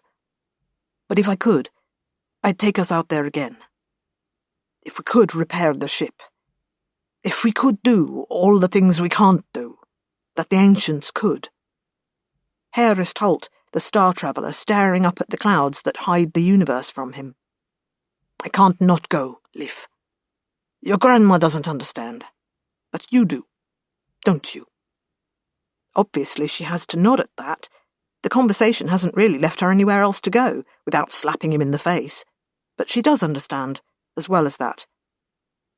Next morning, with the sky the flat silver white of Ymir's winters, she watches Holt and Garm drive away into the hills, watches until they're lost to sight over the hunch of the land, through the bristling new growth of the plantation. Watches as though she's looking back on the moment from a long time after, trying to imagine the way the story will go. Do they meet with the witch out in the hills and find a way to steal her magic to bring back to the town? Somehow she can't imagine that. Do they just return, disappointed and footsore, and with the car one journey closer to its eventual obsolescence? She can just about picture that, and it leads to nothing but her life going on the way it has. And Captain Herest Holt, the star-farer, shrinks slowly in her imagination, until one day he's gone, and they're all gone. The last of the founders. Gemble, probably, as he's the youngest. One day even Gemble will have passed on, and the colony he and the others founded will still be there year to year, generation to generation, building on its successes, growing and spreading, more farms, more people, more of the same. And at their heart will still be the secrets the adults talk about behind closed doors, because those don't change or go away either. The guilts and the shames and the prices that were paid so that the colony could live. One day she'll be as old as her grandfather is now. Except there her imagination fails her. Or they don't come back. She fights her own thoughts over this one, but the possibility seems all too likely. If there is a witch. If there is. And she can fill in the gaps now, see past the storybook, the real-world science explanations behind the magic words. If Holt finds the secret he's sure is out in the hills, then maybe it won't want to be found. Maybe it'll be hazardous by its very nature. No need to read any intent into it. So maybe Holt and Garm never come back, and the world goes on in their absence. A mystery to add to the things the adults never talk to their children about. Almost a more fitting end for the great traveller, the old captain. Except he's also Liv's grandfather, and she doesn't want to lose him. He's an old man, and that loss will happen sooner or later. The founders can't last forever. And so it is that Herest Holt is the first of them to go. Later, looking back, Liv has two stories in her head. The boring one where an old man loses to time and medical frailties and just doesn't wake up. The other one, where he goes into the hills to make a deal with the witch and never comes back. In the winter classroom, She sits unresponsive as Miranda teaches. She doesn't play with her friends anymore or talk to anyone. She does all her chores on the farm with the same lack of effect, and her parents are too busy to really notice. So in the end, it's Miranda who comes calling, walking all the way out from town, saying how she's worried about one of her students. And then everyone's smothering Liv with attention, and she wishes they would all go away and that her grandfather would come back. She hears all the words about a life well lived, and how these things must happen, and celebrating the good times, and time, basically. Time, which the ancients could conquer, and even the builders of the Enkidu with their cold beds that let you sleep forever. But here on Ymir, there's only one kind of eternal sleep, and no technology can wake you from it. She sits with Grandma Essie, the widow, and hears all these platitudes, and inside Liv tells herself, it wasn't like that. He went to find the witch, and she took him. She imprisoned him in her cave. And I will go and get him back, with my cleverness and my good heart. But she knows it's not true, and the world doesn't work like that. One night she's up long after bedtime, creeping into the kitchen for a knuckle of cornbread because she sulked through dinner, and there's a knock on the door. She opens it, and the witch is there. Liv knows it's the witch. There's nobody else it could be. A woman who looks nothing like anyone else she ever saw, tall and pale and severe, with her grey-shot hair pulled back so tight it drags at her arched eyebrows. She has fine, aquiline features and glowering eyes. Even though she's not young, she's gone beyond convenient markers of any specific age. She wears strange clothes, of unfamiliar fabrics and folds. A great black bird is hunched on her shoulder, beak parted to whisper raspy wisdom into her ear. A second bird squats on a leftover block of grit, pecking at it experimentally. Liv wonders if she needs to give the woman food, because that's one way the stories go, the begging stranger at the door who turns out of course to be the witch, who rewards you for your charity.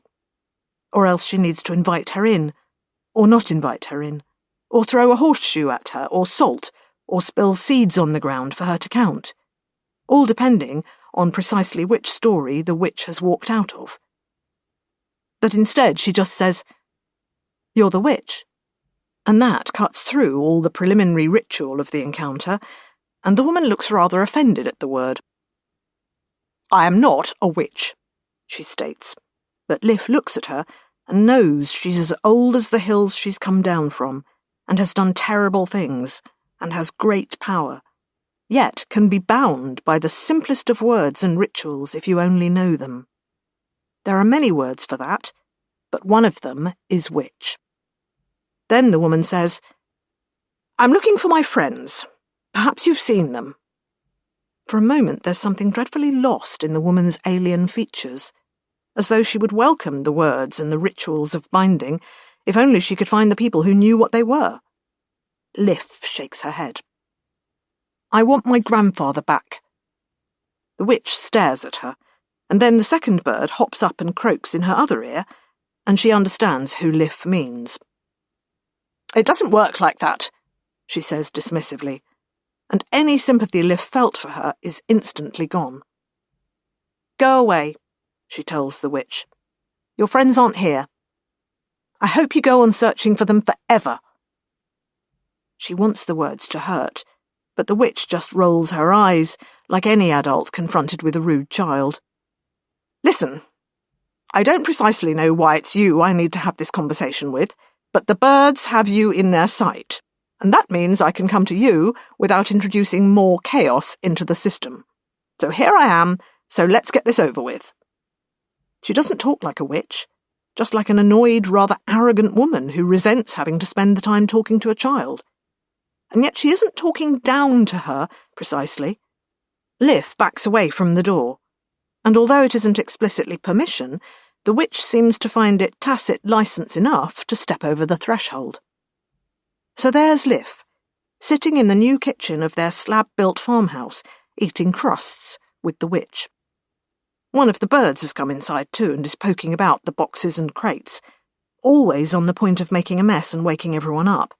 The other one is still outside, staring through the doorway with a pensive look. If I don't find my friends, nothing will change, you understand, the witch explains.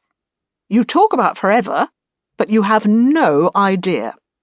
I'm older than your entire civilization by an order of magnitude. Don't threaten me with forever. But just get this into your head. The only thing that actually matters is me getting my friends together. Why? The answer, as though she was already told it some time before, follows instantly. So you can summon a ghost.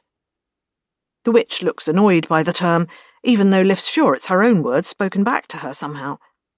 If you must, she allows. Just remember, for next time. There are strangers in town and you need to bring them to me. She rolls her eyes. Probably there's some manner of reward in it for you. My grandfather? Liv presses. I was thinking more some kind of confection, the witch says impatiently. But why not? All the kingdoms of the earth, whatever that's worth these days. She doesn't seem, Liv thinks, to be very good at being a witch. She's just a lanky woman with weird cheekbones sitting at Liv's family's table, gnawing a bite out of the bread and then looking at the marks left by her teeth. There was a time, says the witch, when I would have killed for this, to regain this much of what I had been. I would have done things you can't imagine, to swim in the seas of unfiltered sensation and experience. But it's a distraction in the end, and these days the tech we have means it's not the novelty it once was. And enough's enough, frankly. I'm just very tired of all this. I didn't ask for it, and it's not what I envisaged doing with my existence. The glower's back, and she turns it on Liv, full force. Just make yourself useful, will you? When the opportunity arises, as it will, just bring them to me. When you pick them out of the crowd, as you will. Or even just one. Maybe that'll be a start, anyway. Progress. There's got to be some permutation that'll sort this out. She scowls at the birds, one and then the other, and they shuffle shamefacedly. Her familiars haven't sufficed to get her what she wants, so now she's called to recruit for a new vacancy. Liv isn't sure whether she's agreed to take the job or not. Later, Liv thinks back on the encounter until she's turned it over in her head so many times all the edges are rounded away, and she's not sure what's true and what's dream, and what are just the extra details that memory lards facts with. She asks Gemble about birds, and he gets angry, because apparently he wanted to introduce birds, but he couldn't make them work in his limited ecosystem, and so there aren't any. If there were, he tells her direly, that would mean something had gone terribly wrong. And she can only agree with him. Chapter 6.4 Gothy, Gethly. I mean, we probably went too far after that. The blame is entirely yours. We are very good at doing what we do, none better, but herself is placing a great deal of reliance on us, and the situation is not entirely suited to our talents. It's the girl. Because she's there. Everything's there. That's the definition of everything, that it's there.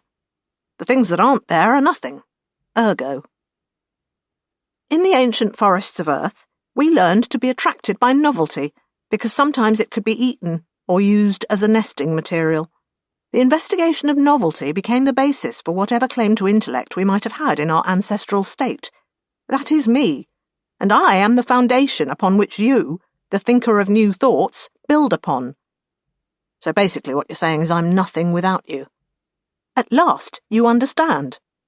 And after Earth, they threw our native state on the anvil of Rourke and beat at it with hammers, a colony not entirely dissimilar to the rather more basic arena of Ymir here, although one where the colonists simultaneously had a higher level of technology and yet were far less successful in preserving themselves. They didn't think of the children, Gothy. But what came out of Rourke, even if it wasn't a viable human colony, was us.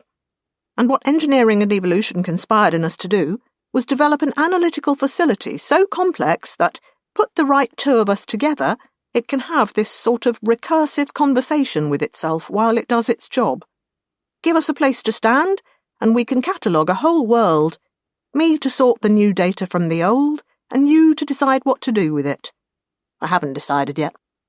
Because this world is all new, all the time, and that's a lot of data to sort through. Except there's one thing that isn't new all the time, and that's Liff. We're always running into Liff. Which paradoxically means it's the thing which is always the same that is new. And the cascading differences in everything else become the background sameness we can ignore. So we went and talked to the girl, stopped actually searching for what herself told us to find, and we read her storybook, because the writing system here is one we've met before. So we did our best to be like what's in her book, because that way we're fitting into her world paradigm, and she'd understand and do what we wanted. And how precisely did that work, might I ask? Gethley? You tell me. You're the one who remembers everything. Liff, sitting up in her bed in the grit-built farmhouse, the shutters of her window open. 2 birds hunched there, feathers fluffed against the chill of Ymir's winter. Their heads are never still. The witch sent you, the girl says, which seems to be within paradigm from the point of view of Gothy. It's only Gothy's point of view we have, of course. Gethley doesn't have the neural architecture to hold on to things like this. He's a very cleverly evolved problem-solving tool, just as she's a similarly clever pattern recognition tool. Between them, they've come to Liff's window disguised as a witch's familiar spirits because that's how it is in the book, and in that book they see the data set that has informed Liff's mind. The witch demands the return of her companions, Gethley croaks out to Liff. You must bring them to her cave, or terrible events will befall the colony. Which is parsimonious with the truth. Terrible things will always befall the colony, although the presence of the witch's companions introduces a whole new range of possible terrible things to add to the usual round. Only you can do this, he adds, because that also seems to be a feature of the stories in Liff's book.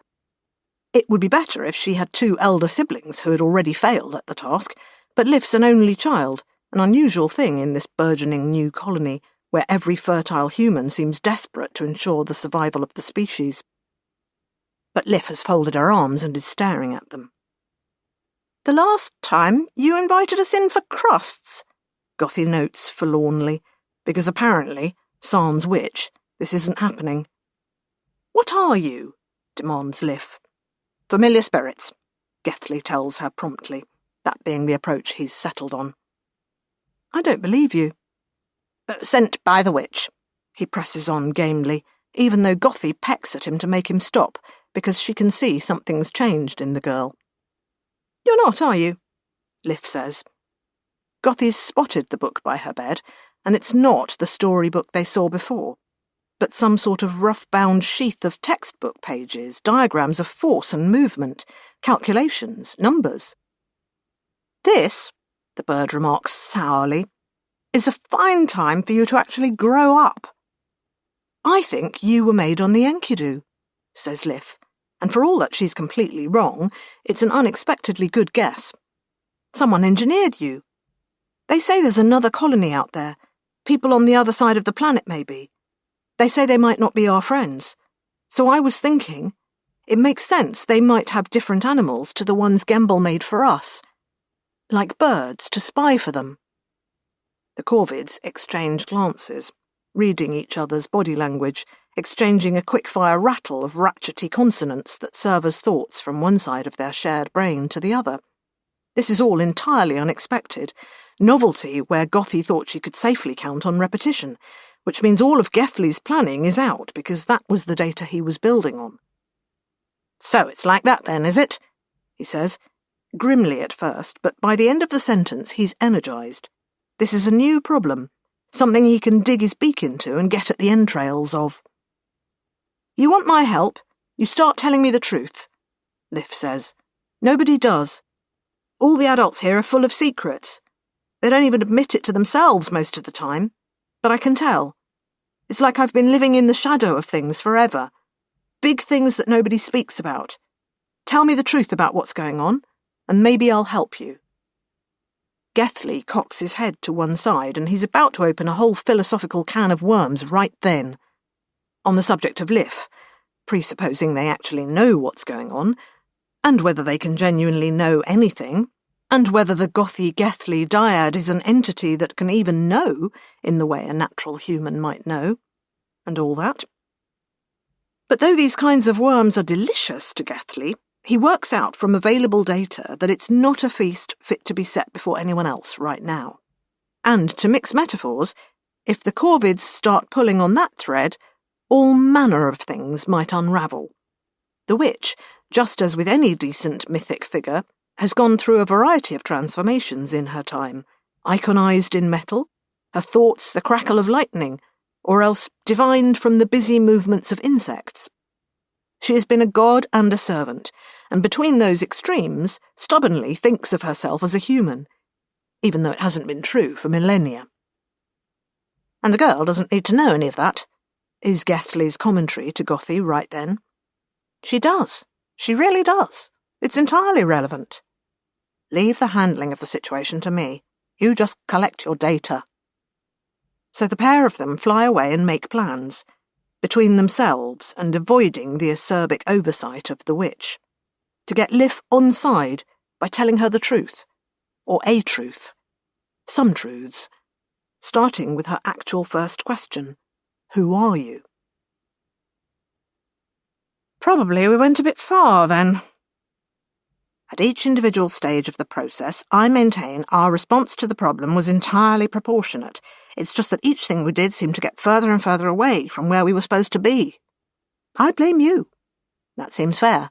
But then blame is just credit for something that's gone wrong. And everything here's gone wrong already.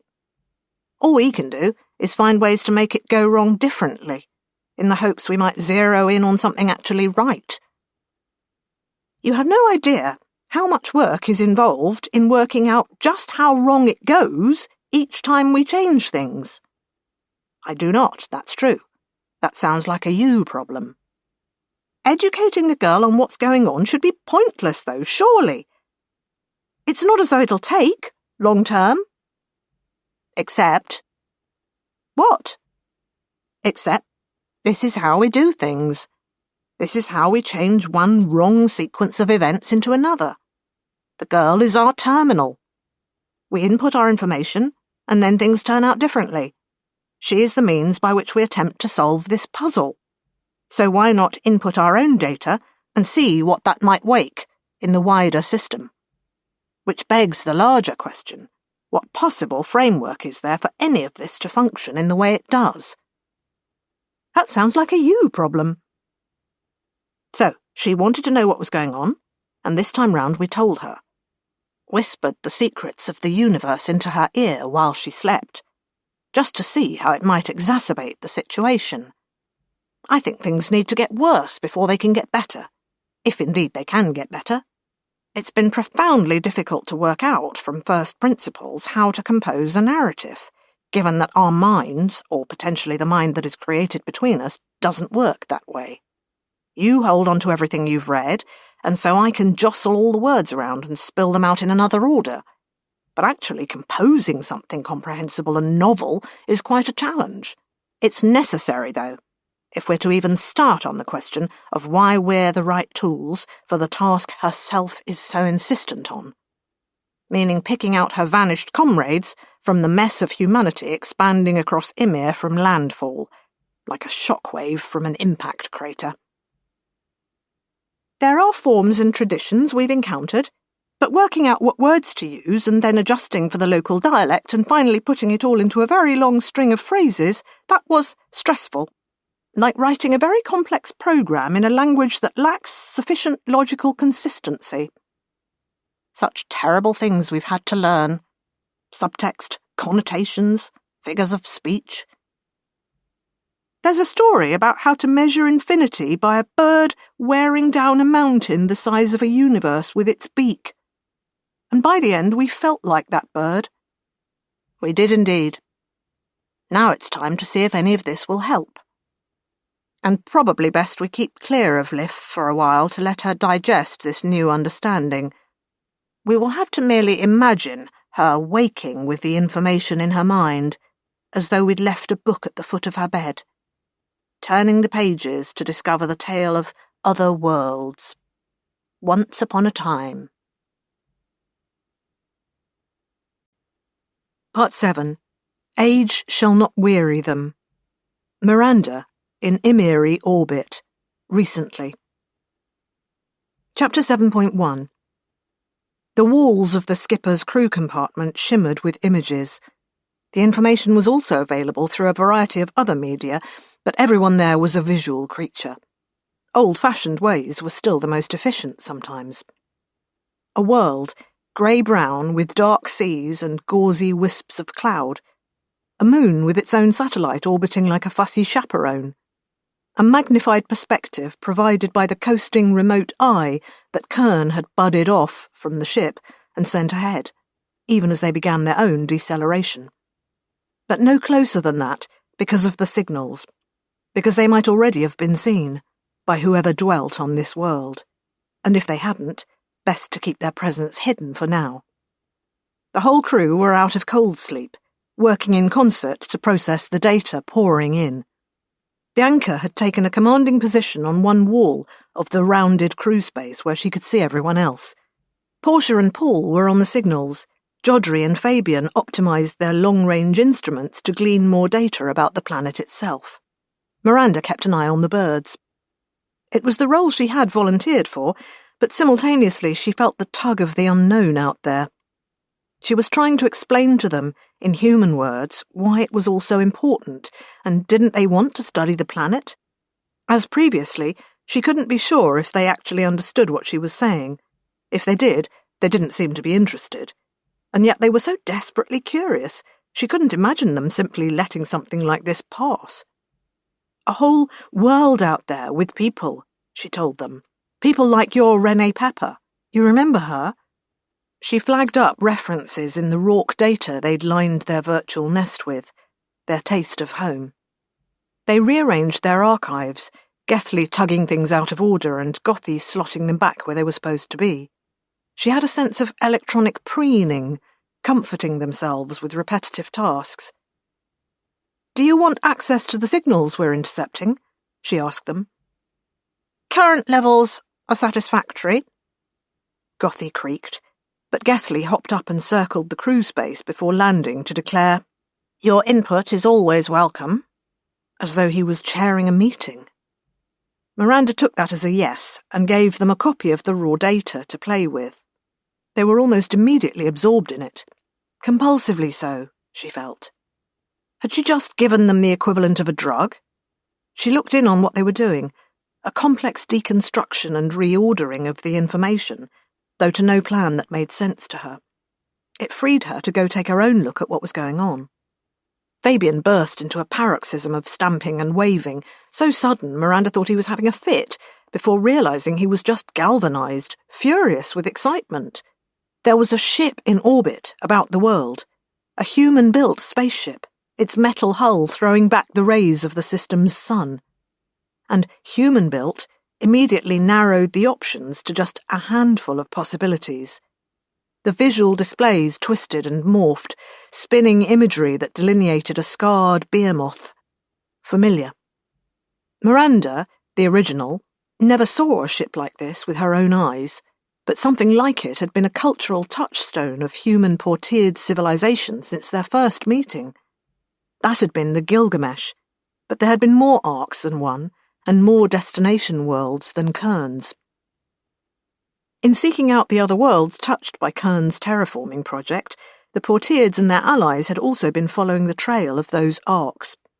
Those desperate, ancient vessels, equipped with fragmentary star maps looted from the tombs of their own distant ancestors. They had pinned all their hopes on planets already made hospitable by a level of technology they could never recapture. It had always been possible that the Portiers and their allies might come across other survivors from that later human diaspora. One after another, the human-touched planets had been identified, diamond points picked out in the velvet darkness of the night sky. But up until now, no arks had been found. The old ships had gone astray, exploded, been devoured by the void, or failed to decelerate and just plunged on forever into the heedless cosmos. Met some fate, in short, that meant they never ended up in orbit around the world they had been aiming for. And in some cases, that world never existed. Coordinates misread, data corrupted, leaving them thousands of years from Earth and still travelling. A mote of dust against the infinite backdrop of space. And had they ever arrived, what would they have found? Almost none of the terraforming projects had achieved the wealth of life found on Kern's world. Damascus and Rourke were the outliers, and Rourke only qualified by the very tips of its talons. Other worlds had devolved into all-devouring grey goo, or salted earth, perhaps become microbial laboratories of life that had progressed into neither multicellularity nor the composite existence that Nod had fostered. Yet still the Ark Builder's distant multi-species cousins remembered those lumbering ships and dreamt that they might one day be found, because they might be alive, because they could be saved, because the possibility was there. The universe was vast and mostly undifferentiated, and life was important, because they were us. And here they saw something close enough to call the Gilgamesh's cousin, a great, ragged hulk that nonetheless clung to an impeccable orbit, still there after so very long. Paul's skin coursed with dark colours, blues and greens and purples. He drifted in the crew space, one arm anchoring him as his tentacled reach wrote designs in the air, simultaneously a damage report and an elegy. The ship they were looking at had suffered. That much was plain. The destruction had never been repaired, but likely that hadn't been an option given its scale. Yet it was still here, and Fabian reckoned its orbit spoke of sentient intervention.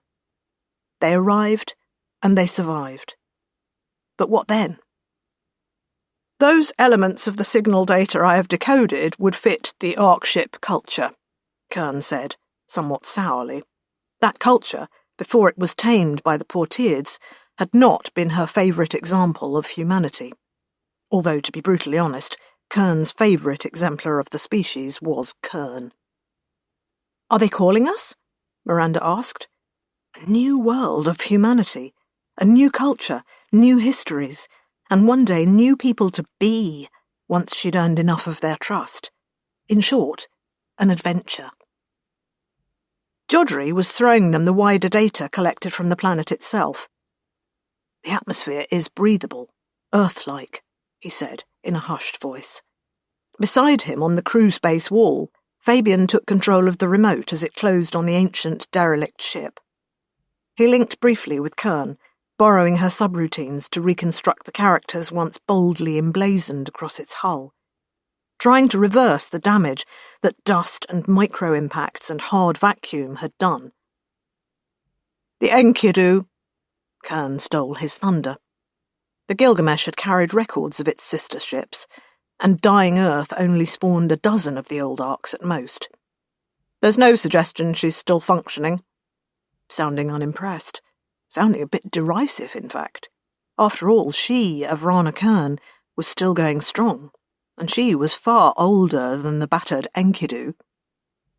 Miranda rolled her eyes, physically enjoying the verisimilitude of the action, something the Miranda had done more than once. She was reaching into herself for a sense of reverence which she felt was appropriate. Sometimes these things came, sometimes they didn't. The frustrating work with the birds had left her out of herself, disconnected from the inner Miranda. For a moment she was just the froth that sat on top, rather than the depths of personality she aspired to, and she shivered, feeling unwelcome in this borrowed skin. She didn't like moments such as these, just a loose box of pieces and none of them truly fitting. She had been multitudes. It was more difficult just being one, fully and unreservedly. She asked herself, what would Miranda do? And of course, the moment she had to ask that, she was conceding she wasn't Miranda. She wasn't Mirandering properly. By then, Bianca had come to a decision and called the crew together. She tried to include the birds, but they were deep into the tangle of the signal data and paid her no attention. She wasn't new or interesting enough for them, apparently. What must be borne in mind, Bianca told them all, is that should the source of these signals be living beings, they will not be humans, but only humans. And to human, or human, ears, the distinction would be hard to catch, but it was markedly clearer in the original Portiered speech of gesture and vibration. Not for the first time, Miranda, the omniglot, had to force herself not to get lost in all the little intricacies of translating back and forth. How would an octopus's skin phrase this thought, or its tentacles? What precise words would serve in the old Imperial Sea or other dead languages of lost Earth? She shook herself and reordered the lives within her, because otherwise she was going to lose the message in its medium. Dr. Kern has personal memories of the original contact between humans. Again, the precise inflection, to show Bianca meant those pre-contact Earth humans who had never looked a Portiered in the eye and seen a sister, and ourselves. Not happy memories. Bianca was a cautious, fussy spider, meticulously preening herself with her palps whenever she wasn't actually speaking, as though a human were murmuring under her breath all the time. To the outside eye, it seemed strange that the bolder, brasher Portia deferred to her so completely. The younger spider would dare absolutely anything save challenge Bianca. Miranda understood. The Portiered psyche was balanced between those poles of recklessness and wariness, and which should give way to which. Among females, anyway. Fabian, the male, was also profoundly cautious, but seldom given much credit for it. But then Fabian, the engineer, lacked the sort of jockeying ambition that might lead to him challenging anyone else's ideas. Fabian wasn't really that interested in the colony or the signals, historically momentous or not. He wanted to be let loose on the hulk of the Enkidu. For the rest, Jodri was very much backing Bianca's line. Whatever human presence might be down on this new world, it would likely not be ready for an invasion of the spiders. The spectrum of Paul's skin told everyone in no uncertain terms that he disagreed. His arms were already doodling plans for planetfall, contact, return signals. Paul's self-appointed role in most discussions was to disagree. He spent most of his life in enthusiastic disagreement with himself even, higher mind against tentacles, and all of it written out on his skin.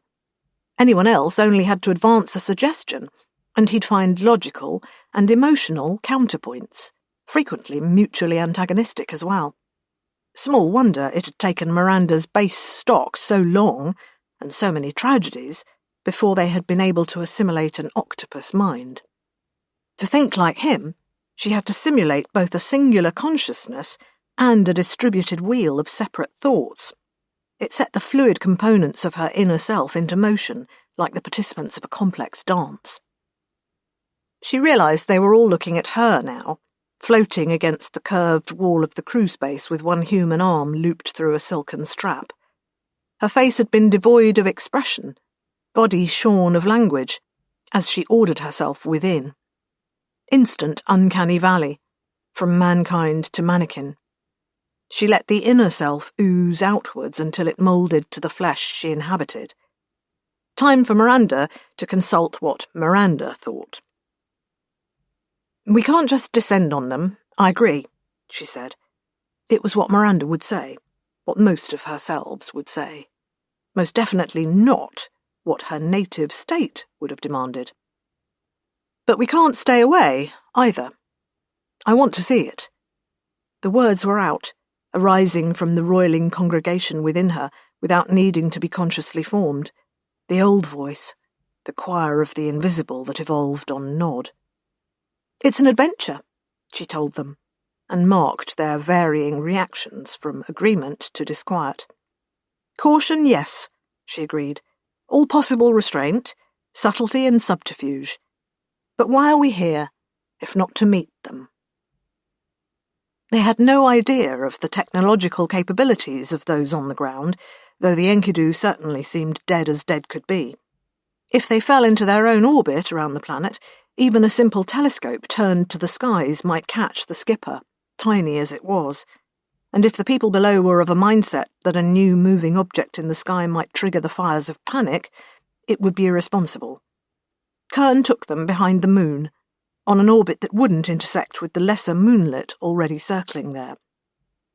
Some of Miranda felt this was almost a child's game. Of course these humans must know the skipper was there. They were just waiting for their visitors to leap out and shout, "Surprise!" A charade, gone through for form's sake, because the humans down there had been in space. They had inherited the universe, just like Miranda's people had, a panoply of endless wonder. Who would ever go back to a single world after all that? Except within her were voices who would, who absolutely understood, and who told her about how things decay and people forget. If she took the time and visited her inner world, she'd also be able to understand these things as naturally as if they'd been her own thoughts. They would become her own thoughts. But she was too excited at the possibility of exploring something new, and denied herself the lesson.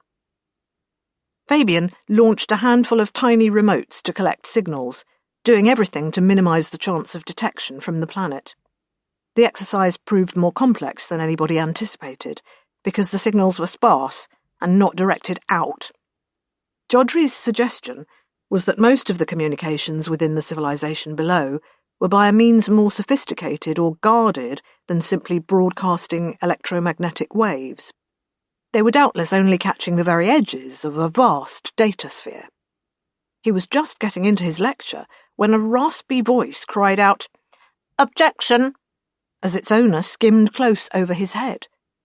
The bird, Gethly, ended up perched on the wall at 90 degrees to the orientation everyone else had agreed on.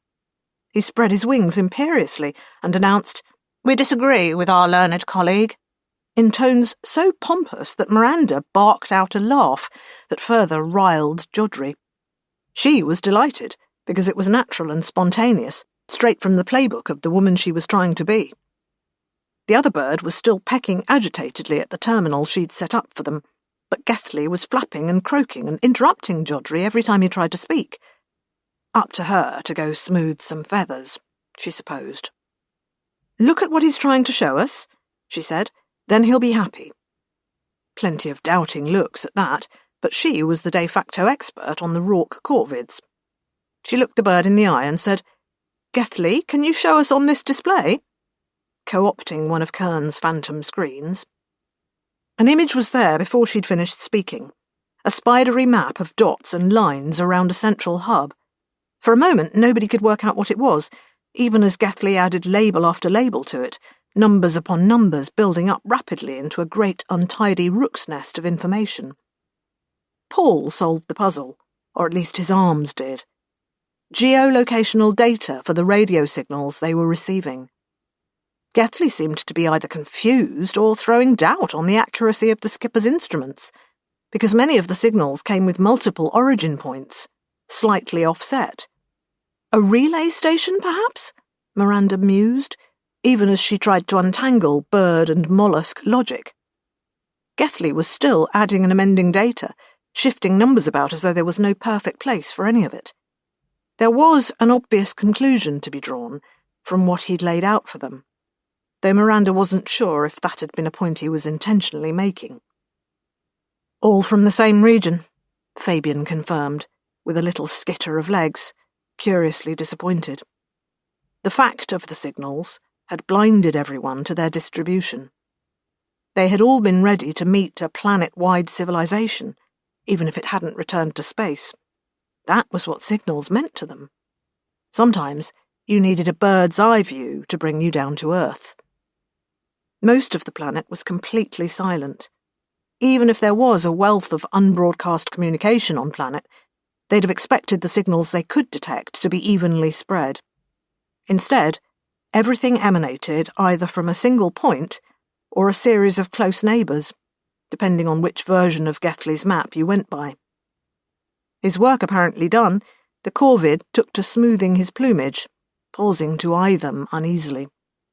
A moment later he glided over to Gothy and began to tease at her feathers as she continued her obsessive pecking. "One settlement, then? Is that all we're seeing?" Portia asked. "And saying very little." There were no artificial satellites in orbit, save the ruinous old ship itself. No suggestion of any wider communications. No interest in the rest of the universe. In a language we know, though. Jodrey had started isolating individual signals. People speaking to people across a short distance, their signals bouncing out into space as chance and atmospheric conditions permitted. The words would have been familiar to anybody off the Gilgamesh, still fundamentally the same Earth tongue spoken by Jodrey and Miranda. They settled down to study what was being said, while Fabian sent drones closer to the Enkidu. Miranda watched the birds wrestle with the attributes of the signal data, trying to build patterns with it, and never happy with what they produced. 2 days of signal passing led mostly to frustration. What little was being said was inconsequential and personal. By the time it leaked out of the atmosphere to their instruments, it meant almost nothing. Small talk, logistics, arrangements, uninformative without the social context which birthed them. No broadcast media, no great datasphere to raid for perspective. Nobody had compiled all their cultural references into a convenient database, or was standing by a radio transmitter reading out their histories. In short, there were people below, and they were living small, self-contained lives that occasionally required them to send signals over short distances to their fellows. And from this, the skipper's crew could conclude precisely nothing. Not a language barrier, but a cultural one. "It's amazing that anyone's here at all," suggested Jodrey. The mood amongst the crew was curiously deflated. Nobody was quite sure how to proceed. The birds seemed more and more unhappy, to the point where they wouldn't acknowledge Miranda at all, just ate the food Kern printed for them and fussed over the data. The people on the planet below went about their lives in ways that should have been absolutely relatable and comprehensible, but because so little of those lives leaked out from their world, they remained a mystery. "Put our own satellites in orbit," Fabian suggested, "or send small drones to the surface. At least see what we're dealing with." "Except they are humans," Bianca considered. "Technology from the Ark ship would be entirely capable of detecting satellites or drones. Yes, we could build one small enough to have a good chance of evading notice, but a good chance is not good enough." She raised her legs to forestall his objections. "I'm not saying it won't come to that, but we'll continue to work on the signals for now. Let me consider it." Miranda caught Fabian's eyes with a little gesture of solidarity. She was tired of bird-minding herself. She wanted to go for the full first contact routine, not just sit here behind the moon and observe. "What about the ship?" was Fabian's next try. "Your meaning?"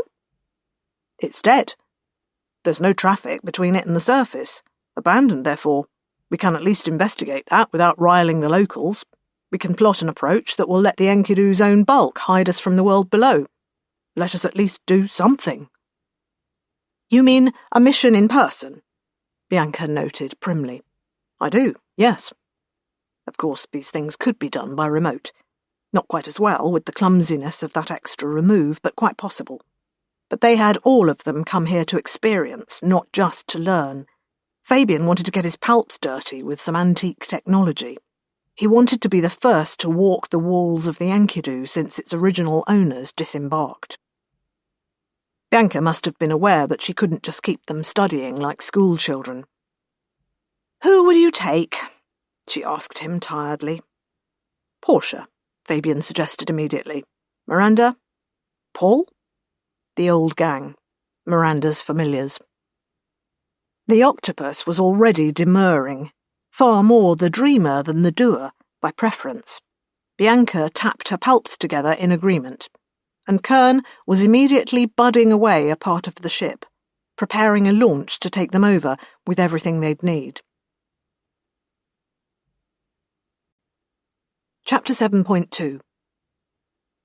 Miranda had memories, someone's memories, various memories from different sensoria, of the Gilgamesh. That ark hadn't had a happy run of it, practically coming apart at the seams by the time it made its final approach to Kern's world. But compared to the Enkidu, the Gilgamesh was set to win beauty contests. They coasted along its length, surveying the damage. The old ship had suffered serious structural failure. There were entire missing sections ruining the symmetry of its design. Incredible that it should even be here in orbit at all. More incredible still were the signs of repair. Like a healed bone, they were looking at the evidence of a calamity the ship's crew had survived and worked past. Miranda felt a surge of pride within her, and then had to spend time hunting it down and analysing it. A pride from her human parts that these cousins of theirs had endured and mastered their fate this far, that they'd taken so vast a ship such a very long way against such odds. She tried to picture the desperate struggle to hold the old hulk together, but simply lacked references. None of her selves had ever had such a colossal fight on their hands. The ark blocked them from the signals of the world below. The single colony was on the far side now anyway, a deliberate choice, so their approach to the Enkidu might go completely unnoticed.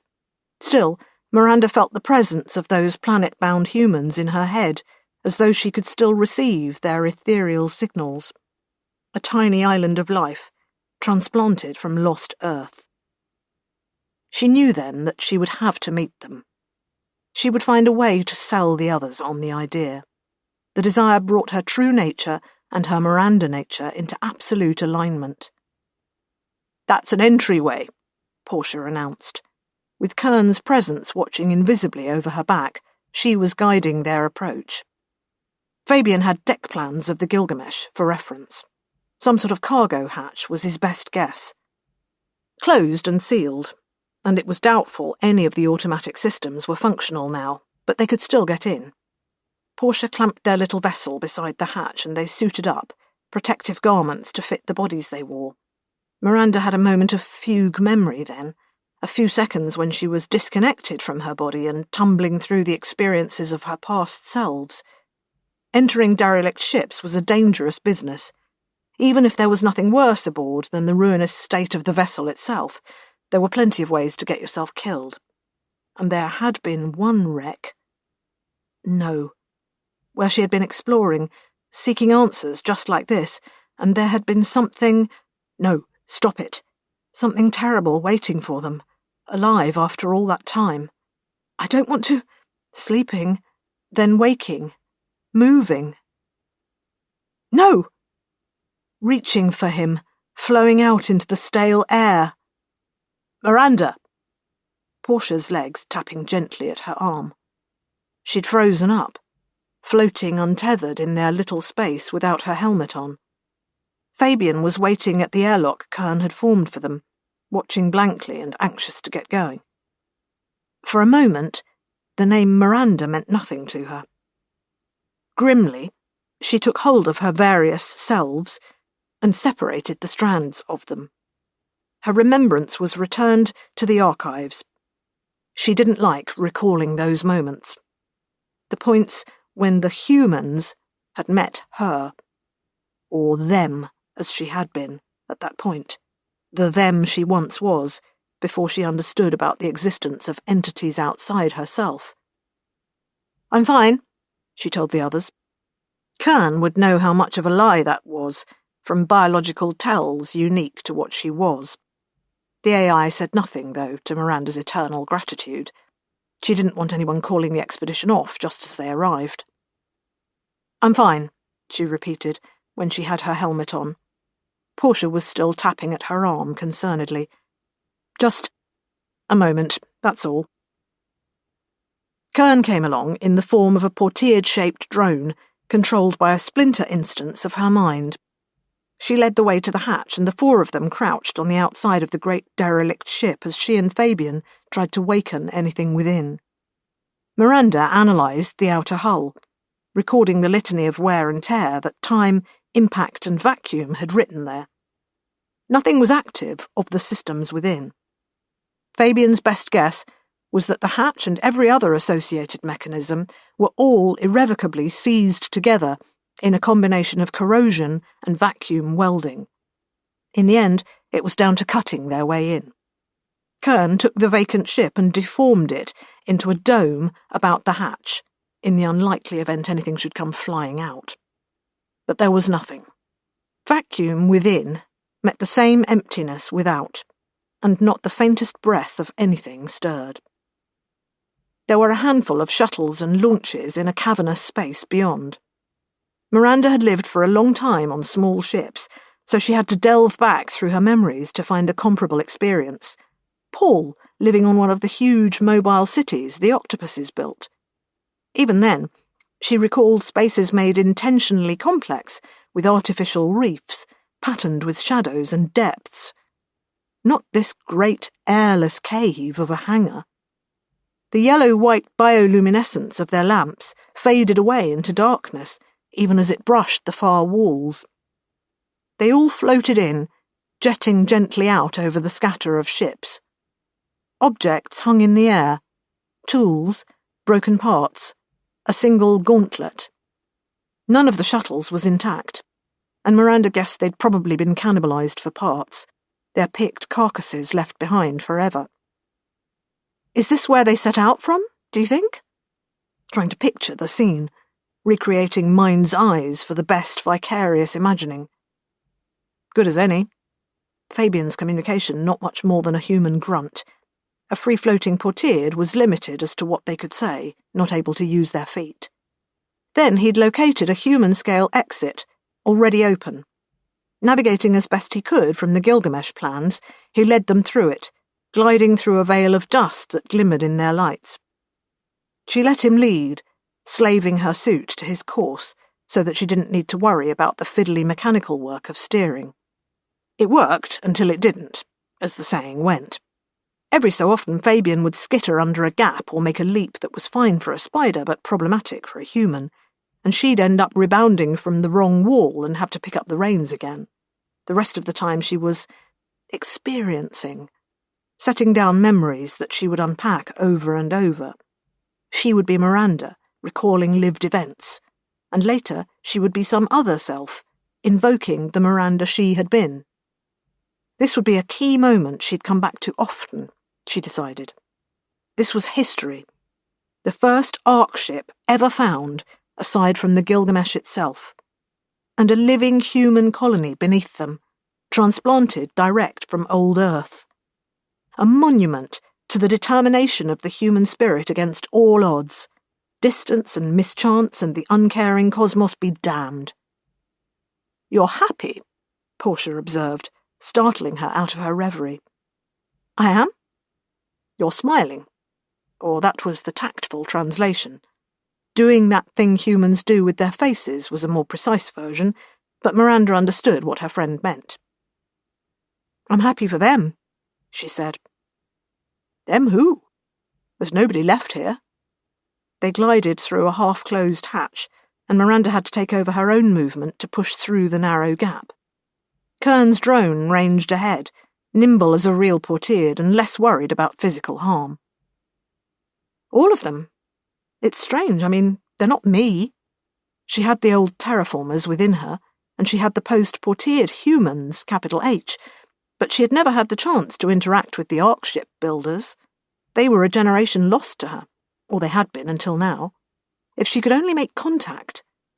She felt a bizarre need to meet them and tell them how well they'd done, however patronizing that might seem. She needed to show them their struggles had been seen and appreciated, and then if she was really lucky, she could persuade one of them to donate their mindset to her, and would be able to bask in the sunlight of her own appreciation, come full circle back to her. What stories they could tell, that I could make into my stories. She was also aware of all the pitfalls of that approach, not just the hungry abyss of her true nature, but the sheer appropriation of it. But she was hungry for the universe and its new experiences. "I only ever borrow. I don't devour. I just copy so well that I become you. Don't hate me for wanting to be you." Another moment of fragility, her Miranda self fracturing briefly. This time she repaired the damage before anyone noticed. Then they were out in another vast and cluttered space, and Fabian was complaining because apparently the internal architecture of the Enkidu and the Gilgamesh weren't that similar after all. He'd been looking for the crew spaces, he said. Instead, they were at the cargo end of things. Long ranks of capsules stretched as far as their lamps could show them. And far further, Miranda knew. Compartments of these cold sleep beds must take up more than 2/3 the length of the ship. This was where they slept, Miranda told him. This is good too. It's history. All those people going to sleep on Earth, actual Earth, then waking up here in the light of another star, ready to start their lives again. Incredible. Feeling her heart swell, or at least the hormonal cognitive spike that humans traditionally associated with that blood-pumping organ. Portia took a leap and a long glide onto the nearest pod, clinging there as her palps fidgeted, and she cocked her body to examine her new vantage point.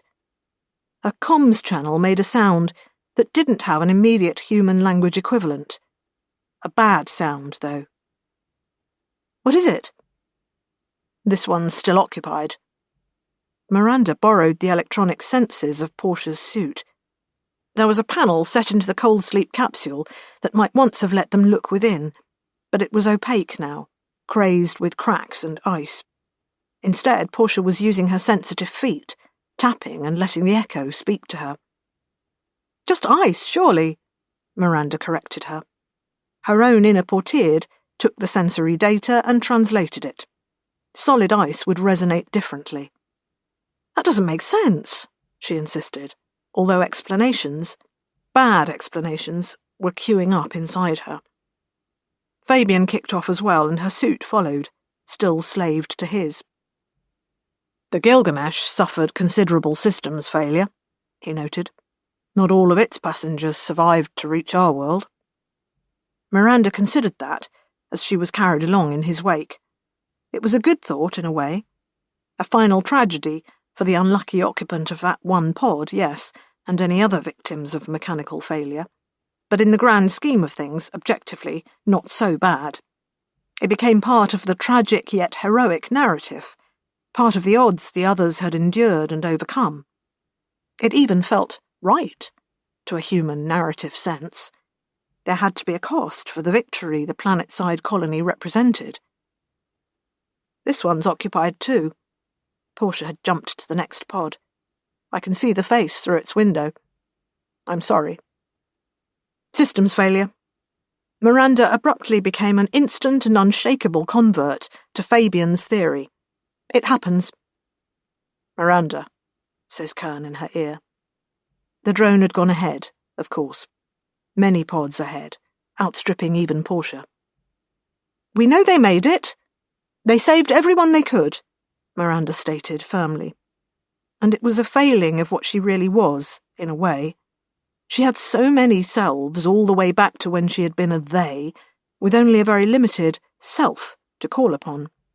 She was a book of stories, and she preferred the ones with a happy ending. The spiders had stopped moving now. Fabian crouched on another pod, feeling out the solid mass and spaces of what was inside, the body within the ice within the tomb. Miranda floated over him, held stationary by the minute adjustments of her jets. Miranda, they're all... Kern started, but Miranda cut her off, speaking over her on all channels. It's just this compartment. The system's failed here, obviously. Let's move on. Move on. My remote is in the next compartment. The containers there are all occupied too. They're down there on the planet, Miranda pointed out, eminently reasonable. They survived. They succeeded. They wouldn't just... No, it's... She looked at the ranks of pods, stretching into the darkness on all sides. They were surrounded by them. Above, below, all sides. Miranda, you can't say it's all of them. It was hard to speak for some reason. Your biological indicators are exceeding tolerance, Kern told her calmly. Could you stop doing that, please? She wasn't doing anything, was she? Except, A lot of interesting things were happening to the body she was wearing, and, being a blank slate in and of itself, it must be her making them happen. The heart was going far too fast, the gas intake being performed too shallowly and rapidly, and there was a lot of chemistry washing back and forth in her that was driving some particularly powerful emotional responses. All terribly interesting, quite the experience. But she didn't like it. Miranda didn't like it. In fact, what she was experiencing was Miranda not liking it. She was a victim of her own powers of mimicry, method acting a panic attack and unable to escape it, even as she observed it from the outside, breathing faster and faster to less and less effect. She could observe the carbon dioxide levels in her blood peak dangerously, all the medical monitors in her suit shouting at her. Her lips and extremities were numb and a lance of pain lashed through the skull she was inhabiting. And it was all terribly interesting, and she would really like it to stop any time now, because Miranda was terrified, and she was trapped in the persona of Miranda, and Portia landed on her back, grappling her with all 8 legs. With her palps, the spider accessed Miranda's suit and had the medical system give her the shots she should have already authorized. Immediately, she felt the body calming down, separated from Miranda by a screen of medication. And without that positive feedback loop, her mind was calming too, calming enough that she could reintegrate with it and remember who she was and what was going on. "I'm sorry," came Kern's distant tones. "I still haven't found any empties. I suggest you head towards the other end of the ship, and I'll keep searching." "Yes," Miranda heard herself say. "That would be wise." Still holding the revelation at arm's length, in case there was any way she could make it not be true. Chapter 7.3. There were some empty beds, Kern's exhaustive search revealed, but perilously few. The vast majority of all the human beings transported aboard the Enkidu from Earth had never left the ship, never even been woken. Back aboard the skipper, Miranda pondered the broken pieces of her triumphant narrative and wondered who exactly was on the planet below. It was a question Fabian had been considering too. "A single drone, to minimize the risk of detection," he proposed. "Just so we can see." Miranda was all for it, but she held her peace, listening to Jodri and Bianca as the voices of caution, waiting to see which way Kern would go, until Kern came to her, with all the AI's usual tact, and pointed out she'd been shirking her duties as interlocutor. She needed to return to the birds. The Corvids were becoming more and more agitated. They were still playing with the signal data, and it seemed to be having a deleterious effect on them. When Miranda joined them, the pair looked physically bedraggled, feathers out of place and a few drifting about as though they'd been fighting. Frustration kicked within her, aimed at them. And she knew, the Miranda within knew, that was unfair. The birds were on their own adventure, and in taking them aboard, the crew of the skipper were obliged to do what they could to look after them. The substrate that this Miranda existed in was hungry for discovery, though. She felt all the forming and unforming selves within her pulled towards Fabian and his scouting expedition.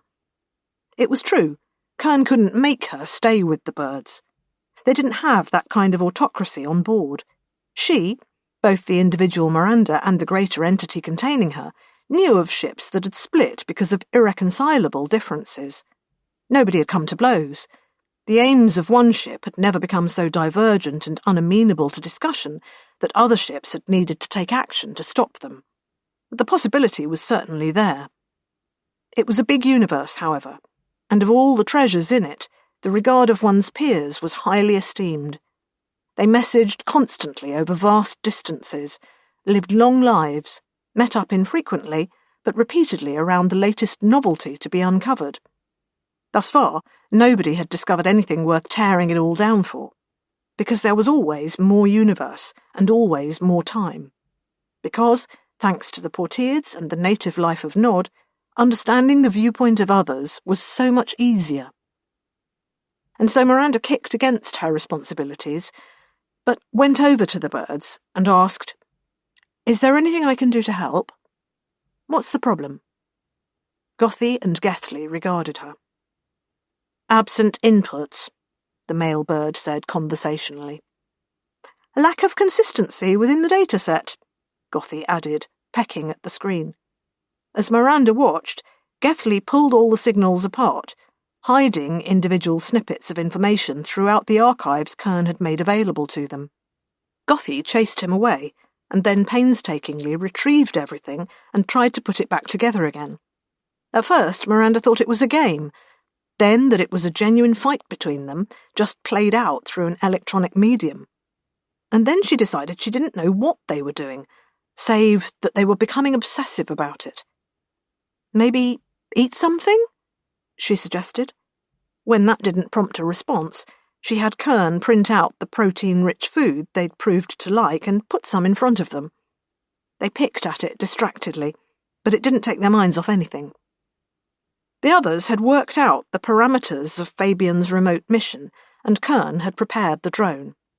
On its way around the moon and across the void to the world below, it would be a fist-sized package, hopefully far too small for the locals below to detect. Once it hit atmosphere, the outer rind would burn off, and something like a filmy jellyfish would hatch out. The artificial thing that would end up undulating through those skies was based on biomechanical lessons learned from life forms on Nod. If Miranda thought back far enough, down the ladder of her incarnations, she could even picture the originals, as seen by Irma Lante, ill-fated first human visitor to her world. Later, as they slept, Miranda cast an eye over the birds' calculations. The aggregate efforts of the two of them together could just about be seen as some kind of data analysis, however haphazard. Or, she cautioned herself, it's powerfully efficient in some way I'm not seeing. Certainly the birds' approach to data didn't follow any path she might have chosen, but they were from a cognitive line she had no contact with. Better to suspend judgment. Fabian inserted the drone into atmosphere some way from any signal source and flew the resulting Medusoid remote in low. The first images they received were of barren, rocky ground, blotched with spreading circular crusts of rust and saffron. Nothing to get overly excited about, was everyone's general impression. Kern created a thoughtful sound to let them know she had opinions. "This I recognise," she told them. "This is third-stage terraforming. We're looking at artificial organisms to process the soil and water and atmosphere. Still very early. But after this, perhaps you'd move on to a fully biological microbiome. Begin bootstrapping something that might lead to some real life. It's obviously remained stable since it was laid down." In the past, they'd found worlds where this engineered life had run rampant, despite its designer's best efforts. Kern was quiet after that, her projected presence still visible and animate, communicating just through her silence. A glance at the birds showed Miranda they were awake and back at their play/work. Not too agitated yet, huddled together like conspirators and whispering in throaty voices. She could continue to watch Fabian in good conscience. "We should be able to see them by now," Portia complained, practically clambering over the male spider because she wanted to go at the controls. "What about that?" Picking out data from the drone's longer-range instruments. "Just natural ore outcroppings," Fabian insisted. "No, let me." Muted as her weight pressed on his legs. "It's something." For a moment they lost signal entirely, each blaming the other. The consensus among the crew was that they'd nose-dived the remote into the lichenous wasteland and would have to start again. Then their far-off eye was opened once more, and there was green. A moment of confusion, Portia chased Fabian away from the controls and then contritely backed off to let him return to them. The remote had already coasted on while they were squabbling. Now it was passing over what Miranda could only characterize as a field. The rugged, hilly land ahead was patched with them. Not all jostling together fence to fence. Instead there were ragged, irregular areas partitioned off, and made into what were surely farms.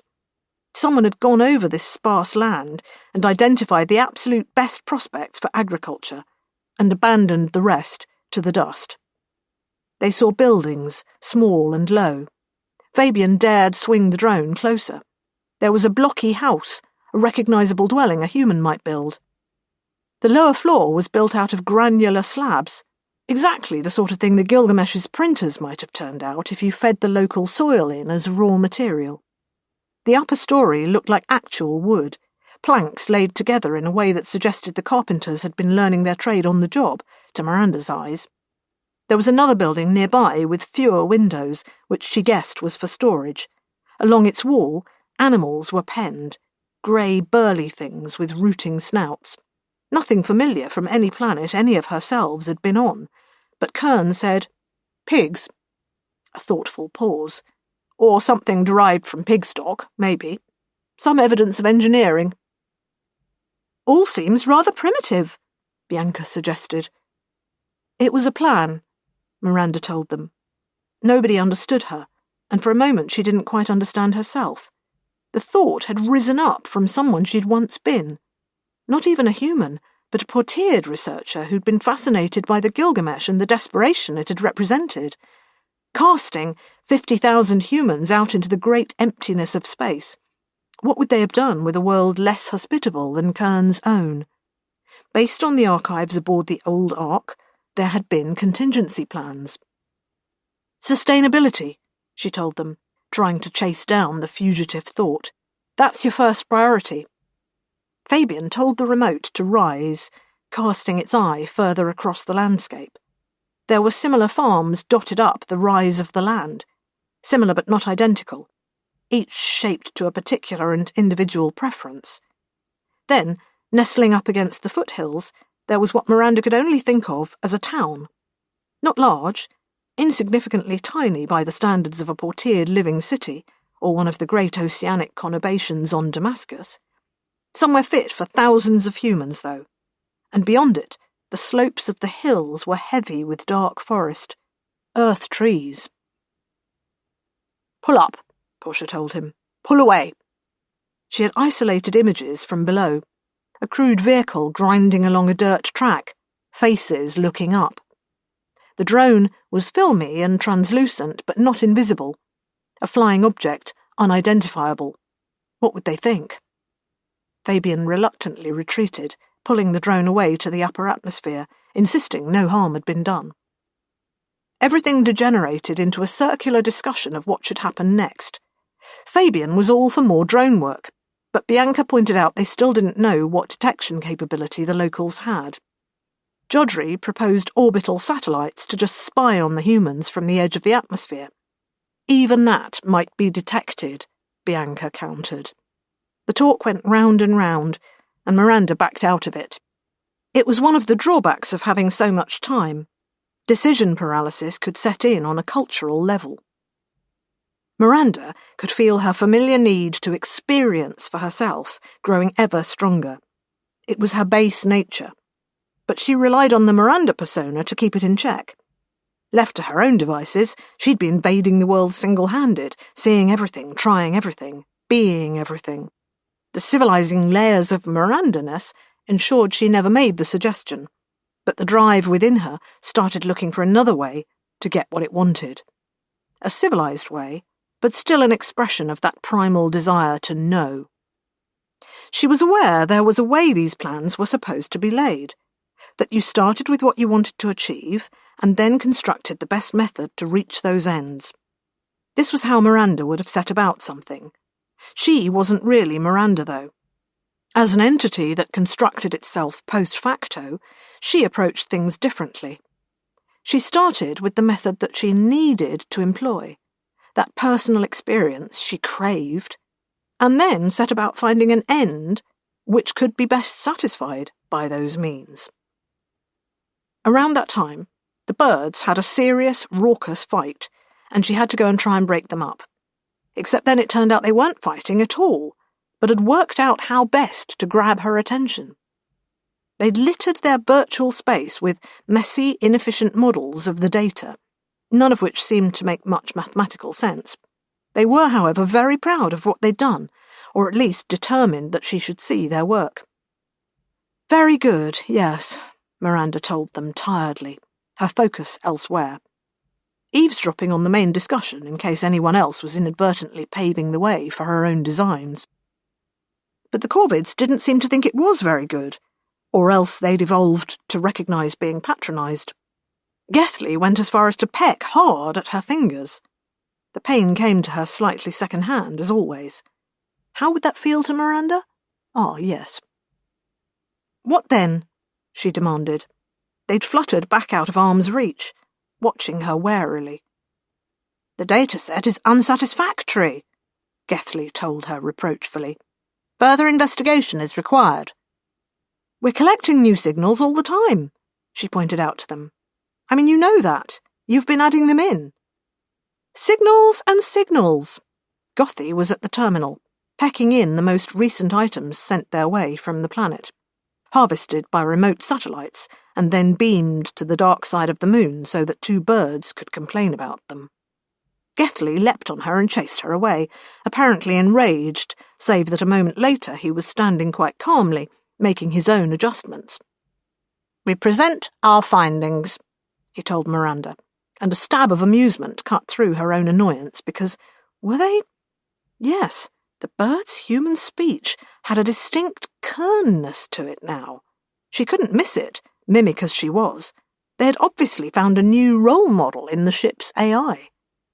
Because he was plainly not going to let her alone until she did, Miranda ended up sitting beside him, watching him move through his models and simulations. Nothing seemed novel about it. The birds had catalogued and ordered the transmissions based on topic and keywords, showing at least that they were good language analysts. A complex piece of programming could have turned out very similar results, she guessed.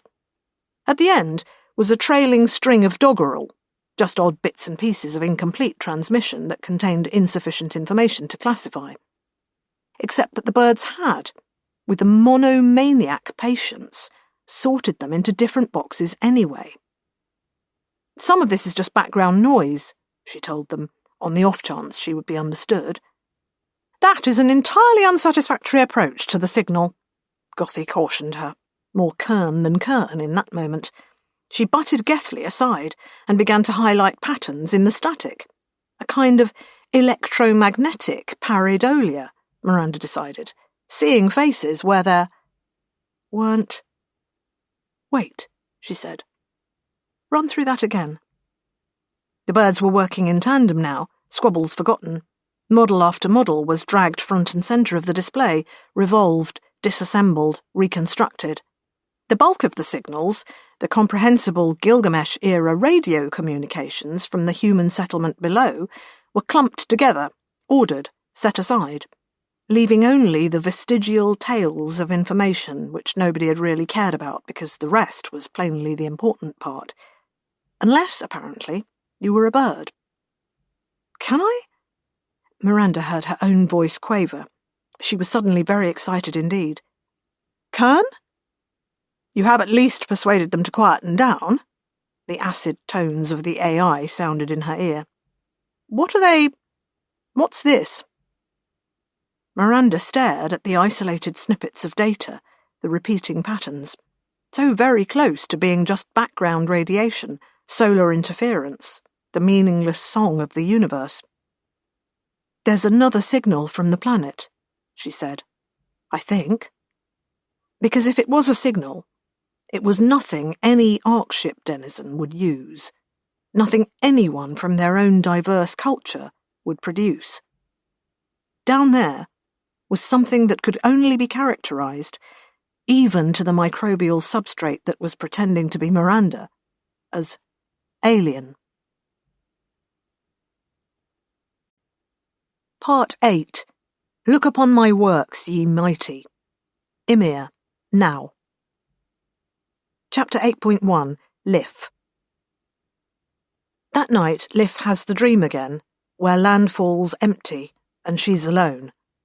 It used to come just once a year after remembrance, but recently it's been ambushing her at random intervals, more and more often. She's stood in the heart of that deserted town so many times now that during the dream she actually wonders if it isn't really the other world, with all the people in it, that's the fiction.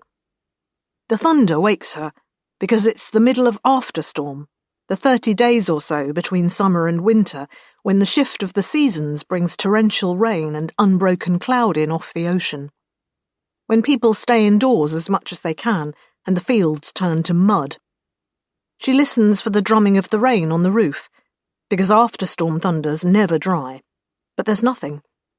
It's as though that sound echoing in her ears is something else instead, like departing wings.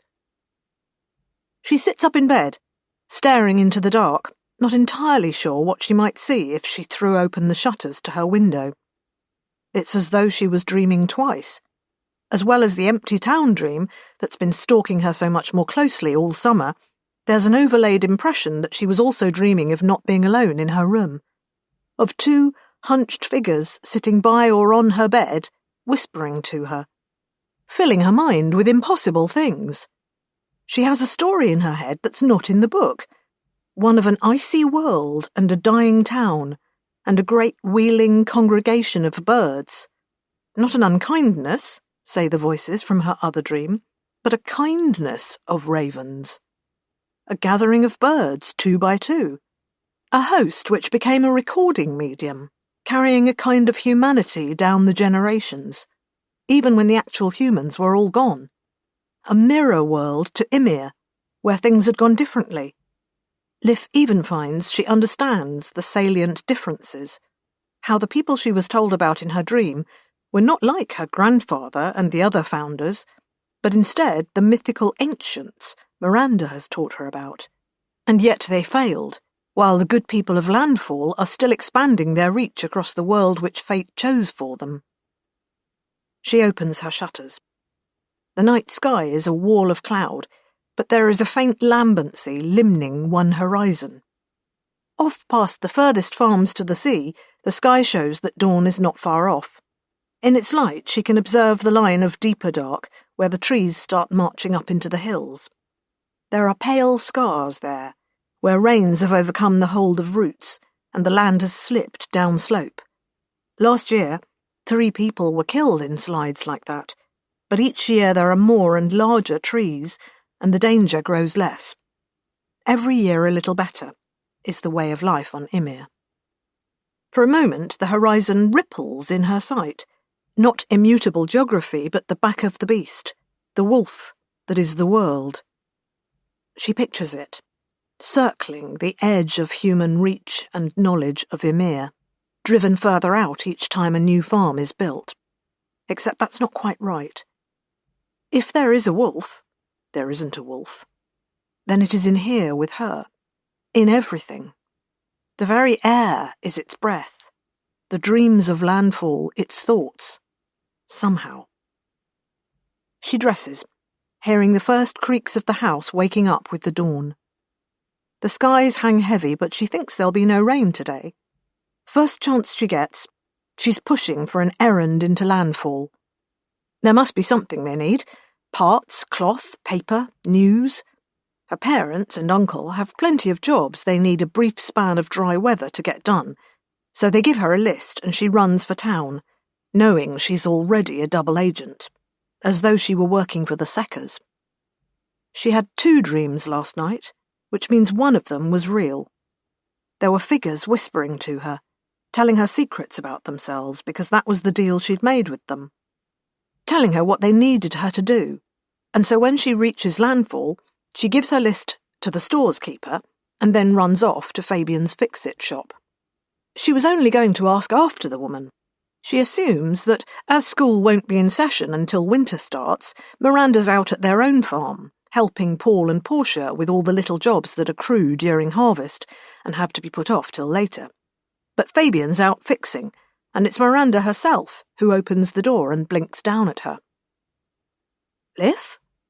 She's been the teacher these last few years, and though she does her best to help every child in her care, it's true enough that Liv is her favourite. Liv wants to learn and understand and fix things, and perhaps that's why those 2 voices in her dream spoke to her so powerfully. They were lost and confused. One of them only saw the truth, and one of them only invented lies that might perhaps become a new truth if they fitted the world well enough. Together, though, they seemed a lot like Lif feels. They told her there was a great puzzle or problem at the heart of the world, and that rang true in Lif. The witch, their mistress, was trying to fix that problem or solve that puzzle, they said, but she needed help. She needed to find the people who didn't fit into the simple, predictable machine that was landfall, and Lif knew immediately who that meant. Sitting in Fabian's kitchen, nursing a mug of warm milk, Lif stares, huge-eyed, at Miranda. There are some papers out on the table that the woman clears away quickly after inviting her in. She claims they're just some sketches of Paul's, but they looked like maps of the farm to Lif. Are they really Seckers, then? And she just says it, right at that moment, as if it isn't the most dangerous thing in the world and Miranda wouldn't kill her to keep it secret. Are you Seckers, you and the others? But the woman shakes her head, doesn't even seem surprised. We're just from the out farms, she says. I know what people say, though. People are always blaming this or that misfortune on the Seckers, and at the same time they don't really believe in them. Lif is old enough to understand that. A thought strikes her, almost as if it was a dream she had. If things were worse. If those small misfortunes became large misfortunes, what would that do to people's belief in the Seckers? She seems to see a furious crowd for a moment in her mind's eye. A scaffold, nooses from a dead tree. It's very real. She clutches at Fabian's table to stay in her seat. Miranda looks tired, as though she too hasn't been sleeping well. She nurses her own milk. It's a curious belief, isn't it? The idea of another settlement somewhere that nobody's ever seen for certain. Oh, plenty of stories, circumstantial evidence, second-hand accounts. As though there could be a whole town out there, close enough to interfere with landfall and yet just unfindable, unknowable. A kingdom under the hill, almost. As if people need there to be something. Her face changes, an internal dialogue going on. Or as if they know there is something, and that's as far as they can conceive. I heard my folks say it was the Watchers sent them down, Lif says, almost a whisper. It was Uncle Moulder, actually, and he was drunk at the time with some of his friends. A prize milk pig had died, and they were slurringly blaming it on Seckers, cursing them and those who sent them. Miranda is very solemn. That can't be the case, I'm afraid, she says quietly, and with such certainty that Lif is frightened of her, a crack in that teacherly facade showing knowledge nobody should have. Lif is then abruptly sure that, Seckers or not, Miranda really isn't from any out farm she might recognise. I need you to go somewhere with me, Lif says, and realises she hadn't been about to ask, no matter what the dream voices told her. Her fondness for her teacher would have outweighed the demands of a witch and her familiars. Except hidden in her mind is a glut of knowledge that she can detect but not know. Terrible secrets about Miranda's origins and true nature, the taint of monstrosity superimposed over the woman's kind, pleasant features. It eats into her loyalties until what Lif would naturally do gives way to a new drive. Reprogrammed isn't in her regular vocabulary, Emiri technology sitting where it does. It's as though the nature of those familiars has taken hold of her, as though she sits in the hollow made by the mirror halves of their collective mind. This is the thing that is new and different and out of place, and she leaps on it. This is the incomplete pattern she needs to restore. Where's that, Lif? Miranda asks her. I need you to come with me to the witch. Miranda blinks. The witch. A great solemn-eyed nod from Lif. Lif, there isn't a witch. It's plainly a story Miranda has heard, but her disbelief wrong-foots Lif. Here is a woman who has a toehold in that invisible world, surely, and yet she scoffs. Just like the Seckers, people want something to blame for when things go wrong. It's a natural human drive. There's an odd spin she gives human, too. A strange emphasis to the start of the word. I've seen her. Sitting there, Liv feels weirdly like the grown-up in the conversation. She knows things that Miranda doesn't. I've met her, and she wants to see you. Miranda is very still, but Liv reads curiosity more than caution. Specifically me. The people who don't fit in. Again, she feels kinship with that bivalved mind existing between the two halves of the ravens. And you're all like that, but I only know you to ask. Liv. A long pause. Who or what is this witch, exactly? I don't know. She's very old. She's always been there. Or else... Liv knows this, but simultaneously knows it isn't true either, like the two dreams are overlapping. Or else she's new too. Except... vertigo, as she tries to think just when she met the witch. Her mind throngs with mutually exclusive answers. Please, she gets out. There is a knot in her head that she picks at, and knows it's the same knot the birds are trying to disentangle too. It feels like something malignant growing in the centre of her brain, a twist of illogic spreading through her world. She stares mutely at Miranda, still clutching the table, and the woman's look, in return, is only concern. All right then, Miranda says, and they go. Heading into the hills during afterstorm is just one of many things her parents have explicitly forbidden Liv from doing. But she figures, because she's with an adult, it's all right. Although Miranda doesn't seem to understand that the rains make the ground treacherous, and that a whole hillside, trees and boulders and all, can come sloughing down without warning. There's a reason that nobody's built a farm closer to the uplands than Liv's own home. Flash floods and landslides. And yet Miranda is just blithely striding along beside her, with nothing more than a pack and a walking stick. Seckers would know, Liv decides. If there were any Seckers, surely they'd know the wilderness better than anyone. Just another entry in the list headed, So Who is Miranda? She's worried she won't find her way, and will just lead Miranda in circles through the woods until they have to go home in disappointment and embarrassment. But today the woods are ready for her.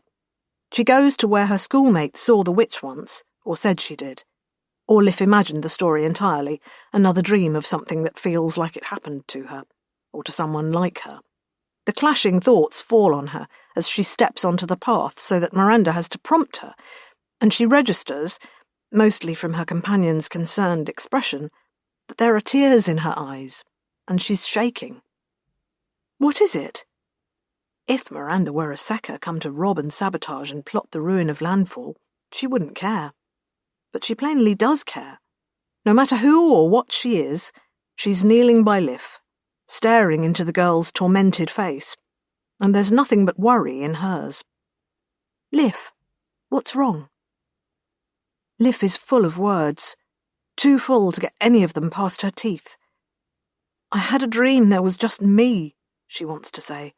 I had a dream they were building a scaffold for you. I saw terrible things happen to you, and from you. I spoke with the witch. I made a deal with her familiars. I saw my grandfather. She knows all these things can't be true, and yet she remembers them simultaneously. The witch will help. She doesn't really believe that. Everything she's seen of the witch suggests the only person the witch is intending to help is herself. But the witch is part of this.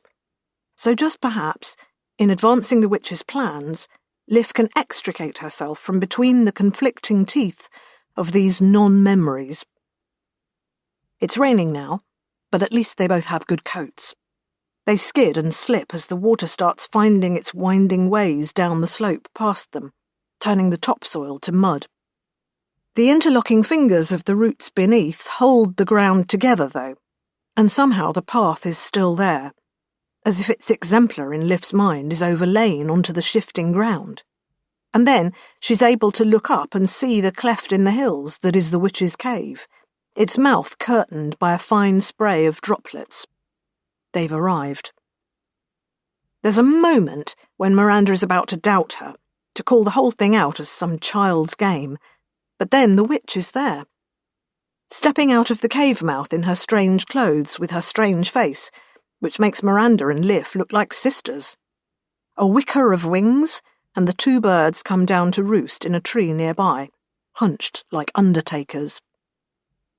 "I've brought her," Lif says, because if not that, the silence would become unbearable. The witch is stalking forwards eagerly, cracking her knuckles in an unpleasant, businesslike way. "Let's get this nonsense over with," she says, in the manner of a woman who has more important things to do with her life than hang about in caves up on hillsides. "You?" Miranda says, not greeting an enemy or welcoming a friend exactly, more just blank puzzlement. What's going on? "Extraction time," says the witch. She's in arm's reach now, and putting a hand towards Miranda's breast as though about to tear her heart out, but she stops abruptly and pins Lif with her stare. "Are you trying to cheat me, girl?" Overhead, the clouds, which had just been hanging heavy with drizzle, begin to thicken and roil. The whole forest hisses as the weather pulls an impossibly abrupt turn, and the downpour starts. The witch opens her mouth again, but thunder swallows whatever she has to say. "What?" Lif feels a stab of utter betrayal, shouting over the boom and rattle of it. After all she's done. "Your birds said to bring someone who didn't fit in. I brought her." The witch looks from her to Miranda, and again her reactions, her expressions, aren't becoming of a mythical villainess. She's exasperated and basically too important and busy to be dealing with minutiae like this. "This?" she asks, and just straight arms Miranda, shoving her hard in the chest so that the woman sits down heavily in the mud. "This isn't it. I can't do anything with this. Where's the rest?" Again thunder, like punctuation for her sentences. "How are you doing this?" Miranda demands, wide-eyed, dragging her hood up against the weather. "What did you do, Kern?" "I?" The witch shrieks at her, lunging halfway towards her, fingers crooked. "I did nothing. This is your fault. It was all your idea, and it's you keeping us here." She raises a hand as if to strike the woman, and lightning matches the movement, crackling across the spine of the hills. As if recognising that the very weather is undercutting her protestations, the witch grimaces. "It's just because I'm so much more than you," which is apparently supposed to be an explanation, as well as a boast.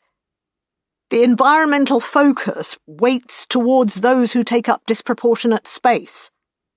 Complex words, not helped by being shouted over the storm. But then the witch is jabbing a crooked finger at Lif. "Look at her!" "What about me?" Lif demands. She's soaked to the skin now, but anger keeps the chill out. She did what the witch asked, and now she's being cheated. "Where's my grandfather?" "You promised me my grandfather!" "Lif," Miranda starts, and the witch rears back, bristling with indignation. "I did no such thing. I don't even know who your grandfather is." And then she looks up at the two birds. "What are you two up to?" "It was," one of them croaks out in a gap between the thunder, "her price." "You know!" Lif is weirdly aware of having had this conversation before, or something like it, but can't work out when that would have been. "The captain! Herrist Holt! He came to visit you!" remembering the old man at the forest's edge, but had that happened yet? "Liv," Miranda says again, still sitting on the needle-carpeted ground with her back to a tree. The witch blinks. "The captain?" She actually ends up sharing an uncertain glance with Miranda, the two of them against Liv, and that seems particularly unfair. "From the Enkidu?" Her bafflement calms the thunder, lessens the rain a little, though fresh streams are already coursing past Liv's ankles. Miranda hauls herself to her feet, leaning on the tree. She says she saw. Is it impossible, though? The suspension beds on the Enkidu, perhaps, or... We've both seen the beds on the Enkidu. Something terribly bleak in the witch's tone. "He's not on the ship," Liv tells them. "He's my grandfather. You took him. I've done the task you set me. You have to give him back to me now. That's how it works." The wind and the rain are rising again, so presumably the witch is getting angry once more, though it doesn't show on her face. "Liv." Miranda's at her side now, hand to her shoulder, bending to speak into her ear. "You mean Holt the founder?" "Yes." "Liv, how long ago was that? How many generations since the first colonists landed?"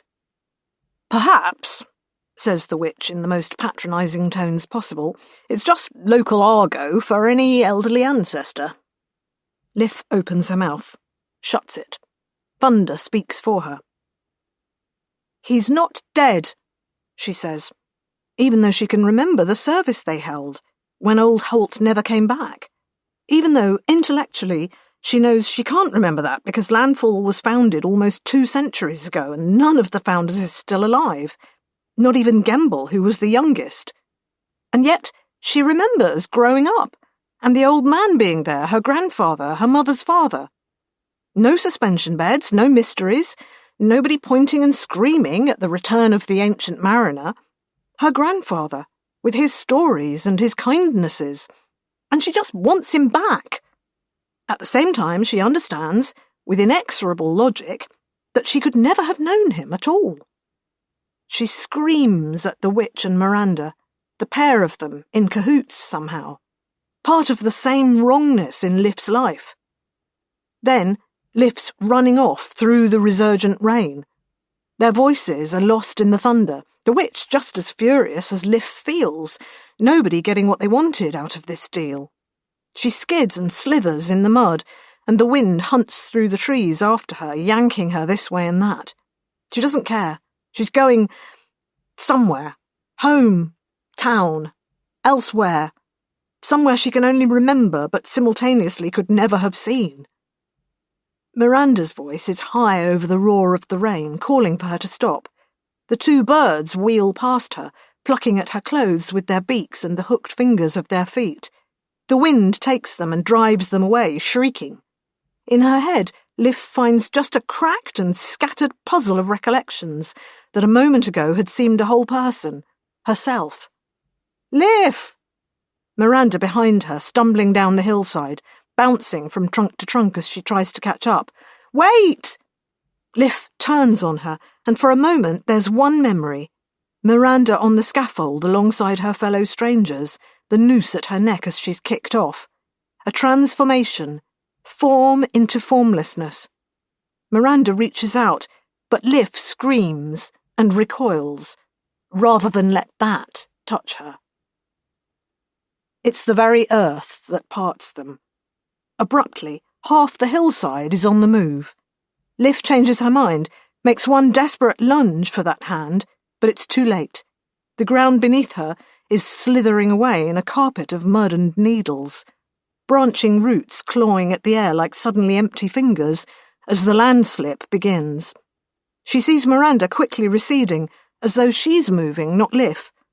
Then the ground beneath her rolls, the horizon rising like a crashing wave above her, driving down on her with broken branches and stones, and a suffocating tide of mud. And darkness. Back to the darkness, in the end. This audiobook has been broken into multiple parts to make the download faster. You have reached the end of a part, but not the end of the complete audiobook. So please check your library for the next part of this audiobook. Audible hopes you have enjoyed this program.